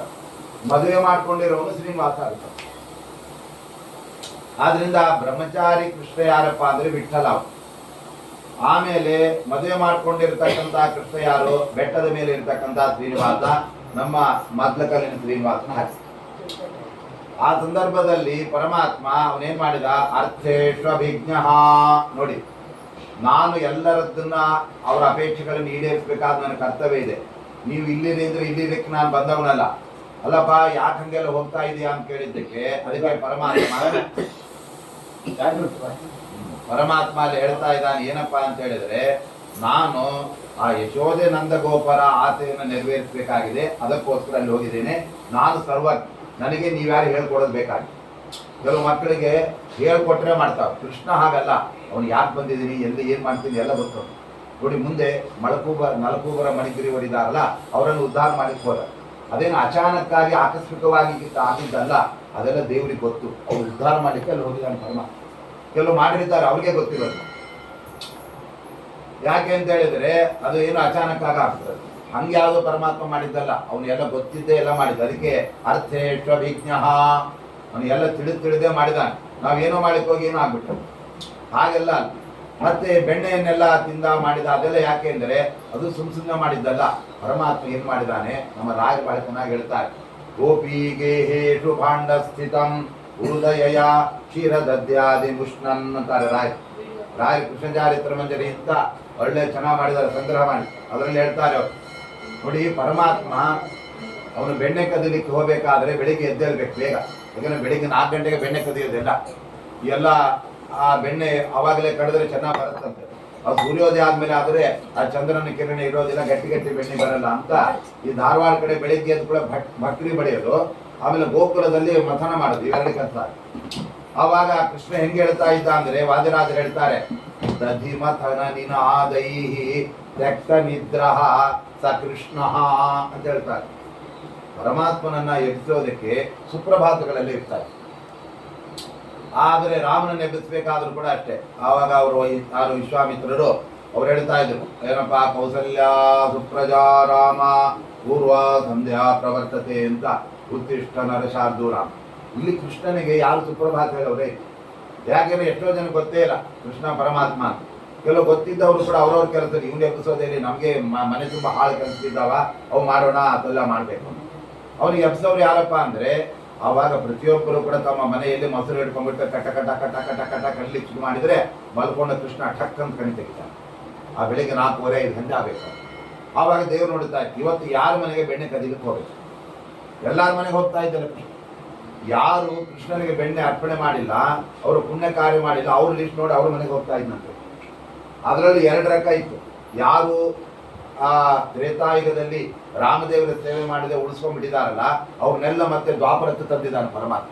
ಯಾಕೆಂದ್ರೆ ನಿಮ್ದು ಪೆಂಡಿಂಗ್ ಇದೆ ನಿಮ್ಮ ಸೇವೆ, ಈಗ ಫೇಲ್ ಆದವರು ಮತ್ತೆ ಎಕ್ಸಾಮ್ ಕೂತ್ಕೊಳ್ಳೋದಲ್ಲ. ಆ ತರ ರಾಮಾವತಾರದಲ್ಲಿ ನೀವು ನನ್ನ ಸೇವೆ ಮಾಡಿಲ್ಲ, ಅದಕ್ಕೆ ಕೃಷ್ಣಾವತಾರಕ್ಕೆ ಬನ್ನಿ. ಮತ್ ಕೆಲವರು ನಮ್ದು ಸೇವೆ ಮುಗಿಲ ಬಿಡಪ್ಪ, ನಿನ್ ಜೊತೆ ಇರ್ಬೇಕು ಅಂತ ಬಂದವ್ರಿಗೆ ಅವ್ರ ಮನೆಗೆ ಹೋಗ್ತಿದ್ದಿಲ್ಲ. ಯಾಕೆ ಅವರೆಲ್ಲ ಸಾಧನೆ ಆಗೋಗ್ಬಿಡ್ತಾರೆ. ಯಾರು ದೇವರಿಗೆ ಬೆಣ್ಣೆ ಸಮರ್ಪಣೆ ಮಾಡೋದು, ಪರಮಾತ್ಮನಿಗೆ ಹಾಲು ಸಮರ್ಪಣೆ ಮಾಡೋದು ಅದೆಲ್ಲ ಮಾಡಿಲ್ಲ ಅಲ್ವಾ, ಅಂತವರ ಮನೆಯಲ್ಲಿ ಆ ಬೆಣ್ಣೆಯನ್ನು ಕೊಡಬೇಕು ಅಂತ ದೇವರು ಅಪೇಕ್ಷೆ ಪಡ್ತಾ ಇದ್ದ. ಅವರೆಲ್ಲ ಕೂಡಿಟ್ಟು ತಾವೇ ಅದನ್ನೆಲ್ಲ ಬಳಸ್ತಾ ಇದ್ರು. ದೇವ್ರು ಏನ್ ಮಾಡಿದ, ಇವ್ರು ಲೋಭ, ಇವ್ರು ಕೊಡಲ್ಲ, ನಾನೇ ಹೋಗ್ಬೇಕು ಅಂತ ಅನ್ಸುತ್ತ ಪರಮಾತ್ಮ. ಯಾಕಂದ್ರೆ ಪರಮಾತ್ಮನಿಗೆ ನಾವು ಸಾಧನೆ ಮಾಡದೇ ಇದ್ರು ಅವನಿಗೆ ಸಾಧನೆ ಮಾಡಿಸ್ಬೇಕು ಅಂತ ಹಂಬಲ. ಈಗ ಸ್ಕೂಲಲ್ಲಿ ಹೋಮ್ವರ್ಕ್ ಮಾಡಿ ಅಂತ ಹೇಳಿ ಕೊಟ್ಟಿರ್ತಾರೆ ಮಗುಗೆ, ಅದು ಆಳ್ಲಿಕ್ಕೆ ಹೊಂದ್ಬಿಟ್ಟಿರತ್ತೆ. ಮಗುನ ಕರ್ಕೊಂಡ್ಬಂದು ತಾಯಿ ಹೋಮ್ವರ್ಕ್ ಮಾಡ್ತಾರೆ, ನೀ ಮಾಡು. ಹಂಗೆ ಪರಮಾತ್ಮ ನಮ್ಮನ್ನು ಕೂಡಿಸಿ ಅವನೇ ಸಾಧನೆ ಮಾಡ್ತೀವಿ. ನೀವು ಅಲ್ಲೇ ಅಂದ್ರೆ ನಾನು ಬಿಡಲ್ಲ ಅಂತ. ಅದಕ್ಕೆ ನಮ್ಮ ವಿಷ್ಣು ತೀರ್ಥರು ಒಂದು ಉದಾಹರಣೆ ಕೊಡ್ತಾರೆ. ನಾವು ದೇವರನ್ನು ಏನ್ ಕೇಳ್ಕೊಳ್ಬೇಕು ಅಂದ್ರೆ, ಸ್ವಾಮಿ ನಿನ್ನ ಹತ್ರ ನಮ್ಮನ್ನು ಸಂಬಳಕ್ಕೆ ಇಟ್ಕೊಂಡು ತರಬೇಕು. ದಾಸರು ಹಾಡಿದೇನ, ಸಂಬಳಕ್ಕಿಟ್ಟುಕೊಳ್ಳೋ ಕೃಷ್ಣ ಕೃಪಾಕರ ಅಂತಾರೋ. ಯಾಕೆ ಸಂಬಳಕ್ಕೆ ಇಟ್ಕೊಂಡ್ರೆ, ನಾವು ಮನೆಯಲ್ಲಿ ಒಬ್ಬ ಕೆಲಸದವನ್ನ ಇಟ್ಕೊಂಡಿದೀವಿ ಅನ್ಕೊಡಿ, ಅವಳ ಚೆನ್ನಾಗಿ ಕೆಲಸ ಮಾಡುತ್ತೆ. ಯಾಕಂದ್ರೆ 2,000 ರೂಪಾಯಿ ತಿಂಗಳ ಸಂಬಳ ಕೊಡ್ತೀವಿ ಅಂತೇಳಿ ಮೂಲೆ ವರ್ಷು ಅದು ವರ್ಷು ಟಿವಿ ವರ್ಷು ಇದು ವರ್ಷ ಅಂತೀವಿ ನಾವು. ಯಾಕಂದ್ರೆ ಅವಳ ಚೆನ್ನಾಗಿ ಕೆಲಸ ತಗೊಳ್ತೀವಿ, ಯಾಕೆ ಸಂಬಳ ಕೊಟ್ಟಿದ್ದೀವಿ. ಅದೇ ಬಿಟ್ಟಿ ಮಾಡ್ತಾ ಇರ್ತಾಳೆ ಅನ್ಕೊಳ್ಳಿ, ನೀವೇನು ಸಂಬಳ ಕೊಡಲಿ ಬಿಡ್ರಮ್ಮ, ಅದೆಲ್ಲ ವರ್ಷಲ್ಲ ಅಂತಾರೆ. ನಾವು ಕೂಡ ಪರಮಾತ್ಮನ ಹತ್ರ, ನಿನ್ನ ಹತ್ರ ಸಂಬಳಕ್ಕಿದ್ದೇವೆ ಸ್ವಾಮಿ, ನಮ್ಮನ್ನ ಸಂಬಳಕ್ಕೆ ಇಟ್ಕೊಂಡು ಕೆಲಸ ಮಾಡು ಅಂದ್ರೆ ಅವಾಗ ಸಾಧನೆ ಮಾಡ್ತಾನೆ. ಅದಕ್ಕೆ ದಾಸರು ಅದಕ್ಕೆ ಹಂಗೆ ಹೇಳಿ, ನಮ್ಮನ್ನ ಸುಮ್ಮನೆ ಕೆಲವರು ಇರ್ತಾರೆ, ಏನೋ ಒಂದು ವಾರ ಕೆಲಸ ಮಾಡುವ, ಸಂಬಳನೂ ಇಲ್ಲ, ಸರಿಯಾಗಿ ಕೆಲಸನೂ ಮಾಡೋದು. ಆದರೆ ಪರಮಾತ್ಮ ಯಾರು ಸಾಧನೆ ಮಾಡಿಲ್ಲ ಅವರಿಂದ ಬೆಣ್ಣೆ ಹಾಲು ಮೊಸರು ತಕ್ಕೊಂಡು ಅವ್ರಿಗೆ ಅನುಗ್ರಹ ಮಾಡಬೇಕು ಅಂತ ಅವ್ರ ಮನೆಗೆ ಹೋಗ್ತಾ ಇದ್ರು. ಆ ಹೋದಾಗ ಅವರು ಒಳಗೆ ಬಂದು ಬಿಡದಂತೆ ಕತ್ತಲು ಕೊಡೆಯಲ್ಲಿ ಬೆಣ್ಣೆ ಇಟ್ಬಿಡೋದು. ಆಮೇಲೆ ಅದ್ರ ಮೇಲೆ ದೊಡ್ಡ ಹಾಸುಕಲ್ಲಿ ಇಟ್ಬಿಡೋದು. ಹಾಸುಕಲ್ಲಿಟ್ಟಾಗ ಅದನ್ನ ತೆಗಿಯಕ್ಕಾಗಲ್ಲ ಕೃಷ್ಣನ್ಗೆ, ಅದಕ್ಕೆ ಒಂದು ಗಂಟೆ ಕಟ್ಬಿಡೋದು. ಅದು ತೆಗೆದ್ರೆ ಢಣ ಢಣ ಢಣ ಶಬ್ದ ಆಗ್ಬಿಡ್ಬೇಕು, ಕೃಷ್ಣನನ್ನು ಹಿಡ್ಕೊಂಡ್ಬಿಡ್ಬೇಕು ಅಂತ. ಪರಮಾತ್ಮ ಅಲ್ಲಿಗೆ ಬರ್ತಾ ಇತ್ತು, ಬಂದ ಬಿಡ ಕತ್ಲು, ಯಾರಾದ್ರೂ ಬಂದು ಹಲ್ಲದ್ ಬಿಟ್ರೆ ಆ ಕಲ್ಲು ಬಡಿಸ್ಕೊಂಡು ಅಲ್ಲೇ ಕೆಳಗೆ ಬಿಟ್ಬಿಡೋ, ಕಣೆ ರಾಮಾರಗತ ಆಗ್ಬಿಡ್ತಾ ಇತ್ತು. ಆದ್ರೆ ಕೃಷ್ಣ ಒಳಗೆ ಬಂದ್ರೆ ಅವನ ಕಣ್ಣಿನಲ್ಲಿ ಇದ್ದ ಸೂರ್ಯ ಜಾಗೃತನಾಗ್ಬಿಡ್ತಾರೆ. ಒಳಗಡೆ ಎಲ್ಲ ಫೋಕಸ್ ತರ ಲೈಟ್ ಬಿಟ್ಬಿಡುತ್ತೆ. ಅವಳು ಯಾರೋ ಗೋಪಿಗೆ ಸಣ್ಣ ಕಿಡಿಕಿಯಲ್ಲಿ ನೋಡ್ತಾ ನಿಂತ್ಕೊಂಡಿದ್ದು. ಕೃಷ್ಣ ಬಂದ್ರೆ ಧಬಲ್ ಅಂತ ಬೀಳ್ತಾನೆ. ಆಮೇಲೆ ನಾನೇ ಎಬ್ಬಿಸ್ಕೊಂಡು ಕರ್ಕೊಂಡ್ ಬರ್ಬೇಕು ಅಂದ್ರೆ ಆ ಕೃಷ್ಣ ಬಿದ್ದೇ ಇಲ್ಲ, ಒಳಗಡೆ ಬೆಳಕು ಬಂದ್ಬಿಟ್ಟಿದೆ. ಆಮೇಲೆ ಬೆಳಕು ಬಂತ ಒಂದ್ ಕೆಲಸ ಆಯ್ತು, ಎಲ್ಲಿ ಕಲ್ಲಿದೆ ಎತ್ತಬೇಕಾಗಿತ್ತು. ಆ ಕಲ್ಲನ್ನು ಎತ್ತೋ ಮುಂಚೆ ಗಂಟೆ ಬಾಯಿ ಹಿಡಿಬೇಕಲ್ಲ, ಗಂಟೆ ನಾಲಿಗೆ. ಪರಮಾತ್ಮ ಏನ್ ಮಾಡಿದ, ಪ್ರಗೃತ್ಯ ನಾಲಿಗೆ ಹಿಂಗೆ ಹಿಡಿದ್ಬಿಟ್ಟಂತೆ, ಯಾಕಂದ್ರೆ ಅಲ್ಲಾಡ್ಬಾರ್ದು. ಈ ಗಂಟೆಯ ಸ್ವಭಾವ ಏನು ಅಂದ್ರೆ ದೇವರು ತಿಂತಾ ಇರ್ಬೇಕಾದ್ರೆ ಗಂಟ ಗಂಟ ಬಡ್ಕೋತಾ ಇರ್ತಾರೆ. ದೇವ್ರ ನೈವೇದ್ಯ ಆಗೋದು ಘಂಟನಾದ ಆಗ್ಬೇಕಾದ್ರೆ ಆ ಗಂಟೆ ಸ್ವಭಾವ ಇದು, ನಾನು ಸಿಗಾಕೊಂಡ್ಬಿಟ್ಟು ಬಿಡ್ತೇನೆ ಅಂತ ಹೇಳಿ ಪ್ರಗೃತ್ಯ ಘಂಟಾ ಅಪರೇಣ ಪಾತ್ರಂ ಕರೇಣ ಚಾನ್ಯೇನ ಭಯಕ್ವಿವಂತಂ. ಪರಮಾತ್ಮ ಬರುವಾಗ 2 ಕೈ ಇದ್ದವ ಅಲ್ಲಿ 4 ಕೈ ಆಗ್ಬಿಟ್ಟಂತ ದೇವ್ರು. ಯಾಕಂದ್ರೆ ಒಂದು ಕೈ ಗಂಟೆ ಬಾಯಿ ಹಿಡಿಲಿಕ್ಕೆ ಬೇಕು ನಾಲಿಗೆ, 2ನೇ ಕೈ ಕಲ್ಲು ಎತ್ತಕ್ ಬೇಕು, ಆಮೇಲೆ ಇನ್ನೊಂದು ಕೈಯಿಂದ ಹಾಲು ಮೊಸರು ಬೆಣ್ಣೆ ತಿನ್ನಕ್ ಬೇಕು, ಮತ್ತೊಂದು ಕೈಯಿಂದ ಮರ್ಕ ಓದಿಗಳಿಗೆ ಬೆಕ್ಕುಗಳಿಗೆ ಕೊಡಿ. 4 ಕೈ ಆಗ್ಬಿಡುತ್ತಂತೆ ದೇವ್ರು. ಅವ್ರು ನೋಡಿದ್ರು ಕಿಟಕಿಯಲ್ಲಿ, ಏನಪ್ಪಾ ಇದು, ಅಲ್ಲೆಲ್ಲ ಕಟ್ಲಿತ್ತು, ನೋಡಿದ್ರೆ ಕೃಷ್ಣ ಬಂದ ಬೆಳಕಾಗ್ಬಿಟ್ಟಿದೆ, ಅದ್ರ ಜೊತೆ 4 ಕೈ ದೇವರು. ಇವನು ಸಾಮಾನ್ಯ ಅಲ್ಲ, ಇವನು ಆ ಚತುರ್ಭುಜನಾದ ನಾರಾಯಣನೇ ಅಂತ ದೇವ್ರು ನಮ್ಮನೆ ಬಂದಿದ್ದಾನೆ. ನಾವು ಕರಿದೇನೆ ಬೆಣ್ಣೆ ಹಾಲು ಮೊಸರು ತಿನ್ನಕ್ಕೆ, ದೇವರೇ ಅದೆಲ್ಲ ನಿನಗೇನಪ್ಪ, ಕೃಷ್ಣಾರ್ಪಣ ಅಂದ್ಬಿಟ್ಟು ನೋಡ್ತಾರೆ. ಯಾಕಂದ್ರೆ ತಾನು ಪರಮಾತ್ಮ ಅಂತ ಅವಳಿಗೆ ಜ್ಞಾನ ಕೊಟ್ಟ, ತನಗೆ ಅರ್ಪಣೆ ಮಾಡಬೇಕು ಅಂತ ಬುದ್ಧಿ ಕೊಟ್ಟ. ಯಾವುದೇ ಆಗಲಿ ದೇವರಿಗೆ ನಾವು ಅರ್ಪಣೆ ಮಾಡಿದಾಗ ಸಮರ್ಪಣೆ ಆಗತ್ತೆ. ಅದು ಬಿಟ್ಟು ದೇವ್ರ ಹತ್ರ ಇಟ್ಬಿಡ್ಬೋದು.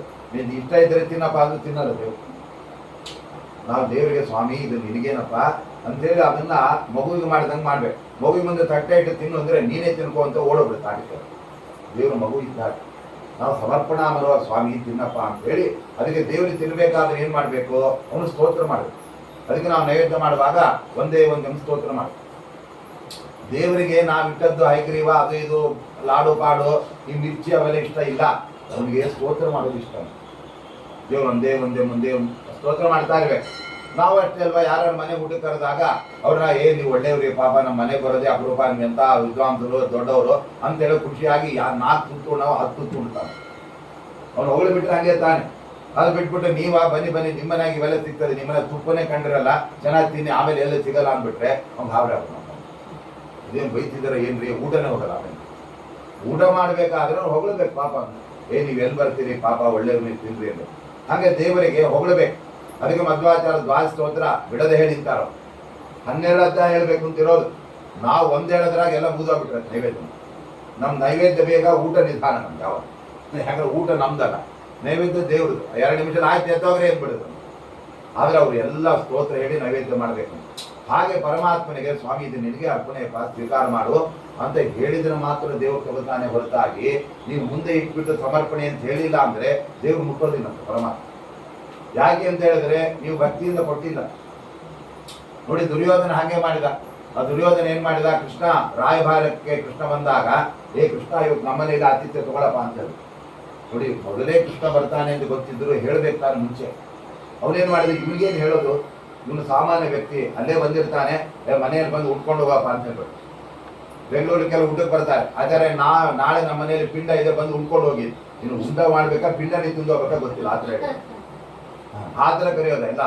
ಹಿಂದಿನ ದಿವಸ ಕರೆದ ಆಚಾರ್ಯ ನಾಳೆ ಊಟಕ್ಕೆ ಬರಬೇಕು ಅಂತ ಹೇಳ್ಬೇಕು. ಆದರೆ ನಾಳೆ ನಮ್ಮ ಮನೆಯಲ್ಲಿ ಪಿಂಡ ಪ್ರದಾನ ಬಂದ್ಬಿಡಿ, ಎದಕ್ಕೆ ಬರ್ಬೇಕು, ಸರಿಯಾಗಿ ಕರಿಬೇಕು ಬ್ರಾಹ್ಮಣರು.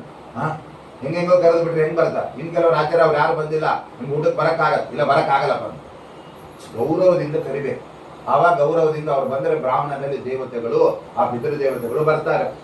ಹಾಗೆ ಅವನೇನ್ ಮಾಡಿದ ದುರ್ಯೋಧನ ಕೃಷ್ಣನ ಹತ್ರ, ನಮ್ಮನೇಲಿ ಬಂದ್ಬಿಡಪ್ಪ ಅಂತ ಗೊತ್ತು. ಯಾಕೆಂದ್ರೆ ಅವನೆಲ್ಲೂ ತಗ್ಗೋದಿಲ್ಲ. ಅದಕ್ಕೆ ಕೃಷ್ಣ ಒಂದು ಮಾತು ಹೇಳ್ತಾನೆ, ನೀನು ಪ್ರೀತಿಯಿಂದ ನನ್ನನ್ನು ಕರೀತಾ ಇಲ್ಲ, ನನಗೆ ಉಣ್ಣೋದಕ್ಕೆ ಗತಿ ಇಲ್ಲ ಅಂತೇನು ಕೂಡ ಇಲ್ಲ, ಅದಕ್ಕೆ ನಾನು ನಿನ್ನ ಮನೆಗೆ ಬರಲ್ಲ, ನಾನು ನಿನ್ನ ಆತಿಥ್ಯ ತಗೊಳ್ಳಲ್ಲ ಅಂತ ಒಂದೇ ಮಾತು. ಚಾಟಿ ತರ ದೇವ್ರು. ಯಾಕೆ ಅಂದ್ರೆ ದೇವ್ರು ಹೇಳ್ತಾನೆ ಮಹಾಭಾರತದಲ್ಲಿ ಆ ವಾಕ್ಯ, ಸಂಪ್ರೀತಿ ಭೋಜ್ಯಾನಿ ಅನ್ನಾನಿ ಆಪದ್ಭೋಜ್ಯಾನಿ ವಾಪನ ನಚ ಸಂಪ್ರೀಯತೆ ರಾಜನ್ ನಚ ಇವ ಆಪದ್ಗತಾವಯಂ. ಕೃಷ್ಣ ಹೇಳ್ತಾ ಇದ್ದಾನೆ, ಯಾವಾಗಲೂ ಇನ್ನೊಬ್ಬರನ್ನ ನಾವು ಮನೆಗೆ ಕರಿತೇವೆ, ಅವರು ನಮ್ಮ ಮನೆಗೆ ಊಟಕ್ಕೆ ಬರ್ತಾ ಇರ್ತಾರೆ. ಯಾಕೆ ಅಂದ್ರೆ ಅವರು ಪ್ರೀತಿಯಿಂದ ಕರೆದಿದ್ದಾರೆ. ಪಾಪ ಅವ್ರು ಹೋದ್ರೆ ಬೇಜಾರು ಮಾಡ್ಕೊಳ್ತಾರೆ. ಅವ್ರಿಗೆ ಸಿಕ್ಕಿದಾಗಲೆಲ್ಲ ನೀವು ಅವತ್ತು ಊಟಕ್ಕೆ ಬರಲೇ ಇಲ್ಲ ಅಂದ್ಬಿಡ್ತಾರೆ. ಕೆಲವರು ಹಾಗೆ ಪಾಪ ಬಂದೇ ಬರ್ತಾರೆ ಅಂತ ತಿಳ್ಕೊಂಡಿರ್ತಾರೆ. ಇವನ್ನೆಲ್ಲೋ ಹೋಗ್ಬಿಟ್ಟ ಅನ್ಕೊಳ್ಳಿ, ಸಿಕ್ಕಿದಾಗಲೇ ಹೇಳೋದು ಅವ್ರು ನೀವು ಊಟಕ್ಕೆ ಬರಲೇ ಇಲ್ಲ. ಅವ್ನು ತಲೆ ಕೆಟ್ಟು, ಸ್ವಾಮಿ ಮುಂದಿನ ಸಲ ಹೇಳ್ರಿ, ಹಿಂದಿನ ರಾತ್ರಿ ಬಂದು ಮಲ್ಕೊಂಡ್ಬಿಡ್ತೀನಿ ಅಂತ. ಯಾಕೆಂದ್ರೆ ಬರದೇ ಇದ್ರೆ ಅದನ್ನೇ ಪದೇ ಪದೇ ಹೇಳ್ತಾ ಇರ್ತಾರೆ. ಯಾಕೆ ಹೇಳಿ, ಪ್ರೀತಿಗೋಸ್ಕರವಾಗಿ. ಅವ್ರು ದಕ್ಷಿಣ ಕೊಡ್ತಾರೆ ಅಂತಲ್ಲ, ಊಟ ಕೊಡ್ತಾರೆ ಅಂತಲ್ಲ, ಯಾಕೆ ಅಂದ್ರೆ ಅವರ ಪ್ರೀತಿಗೆ ಗೌರವ ಕೊಟ್ಟು.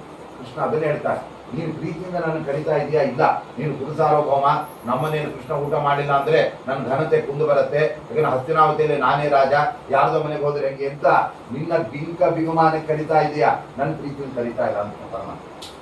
ಆಯ್ತು, ಕೆಲವೊಮ್ಮೆ ಪ್ರೀತಿಯನ್ನು ಕರೀದೇ ಇದ್ರು ಊಟಕ್ಕೆ ಹೋಗಿ ಅವ್ರು ಅಸಡ್ಡೆ ಮಾಡಿದ್ರು, ಅನಾದರ ಮಾಡಿದ್ರು, ಊಟಕ್ಕೆ ಹೋಗಿ ತಲೆ ಬಗ್ಗಿಸ್ಕೊಂಡು ಊಟ ಮಾಡ್ತೀವಿ. ಈಗ ನಮ್ಮ ಮನ್ಯಾಗ ಸ್ವಲ್ಪ ಸಮಸ್ಯೆ ಇರುತ್ತೆ, ಆರ್ಥಿಕ ತೊಂದರೆ, ಊಟಕ್ಕೆ ಕಷ್ಟ ಇರುತ್ತೆ. ಅವ್ನು ಏನಾದ್ರು ಬೈಕೊಳ್ಳಿ ಬಿಟ್ಟರೆ ಊಟ ಹಾಕ್ತಾರೆ, ಹೋಗ್ಬಿಟ್ಟು ಬಂದ್ಬಿಡ್ತೀವಿ. ಆಪತ್ ಭೋಜ್ಯಾನಿ ವಾ ಪುನಃ. ನಮ್ಮ ಕಷ್ಟಕಾಲ ಬಂದಾಗ ಗೌರವ ಅವೆಲ್ಲ ನಾವು ನಿರೀಕ್ಷೆ ಮಾಡಲ್ಲ. ಯಾಕಂದ್ರೆ ನಾವು ಕಷ್ಟಕಾಲ ಇದ್ದ ಯಾವ ಗೌರವ ಕರೀತಾ. ನನಗೆ ಯಾವುದೇ ಪ್ರೀತಿಯಿಂದ ನೀನು ಕರೀತಾ ಇಲ್ಲ, ನನಗೆ ಆಪತ್ತು ಯಾವುದು ಕೂಡ ಊಟಕ್ಕೆ ಧಕ್ಕೆ ಬಂದಿಲ್ಲ, ನಿನ್ನ ಮನೆಗೆ ಊಟಕ್ಕೆ ಬರಲ್ಲ ಅಂತಾನೆ ಪರಮಾತ್ಮ. ಕೊನೆಗೆ ವಿದುರನ ಮನೆಗೆ ಹೊರಟೋಗ್ತಾ ಪರಮಾತ್ಮ. ವಿದುರ ನಿರೀಕ್ಷಣೆ ಮಾಡಿಲ್ಲ.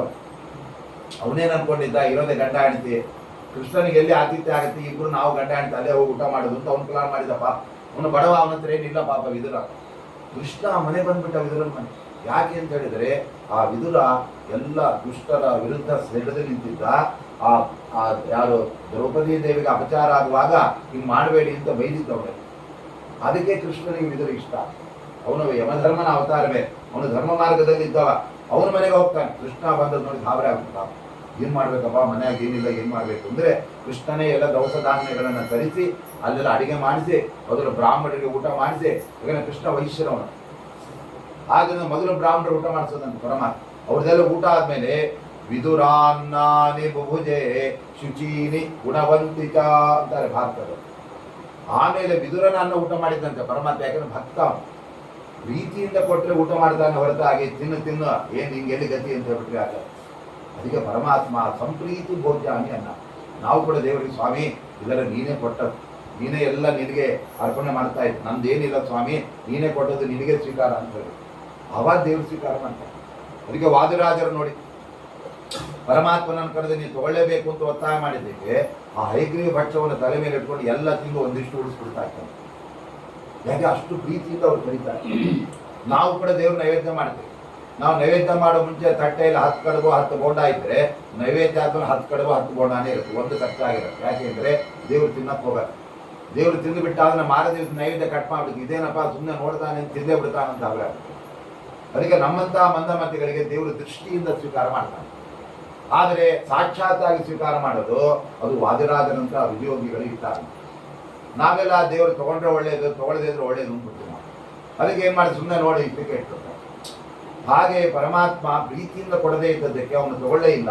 ಅದರಂತೂ ಇಲ್ಲೂ ಕೂಡ ನೋಡಿ ಕೃಷ್ಣ ಪರಮಾತ್ಮ ಅರ್ಥೇಶ್ವವಿಜ್ಞ, ಅವನು ಸರ್ವಜ್ಞ. ಯಾಕೆ ಅಂತ ಹೇಳಿದ್ರೆ ವಿದುರ ಭಕ್ತ, ಅವನು ಪ್ರೀತಿಯಿಂದ ಕರೀತಾ ಇದ್ದಾನೆ, ಅವನನ್ನು ತಗೊಳ್ತೇನೆ ಅಂತ ಹೋಗ್ತಾನೆ.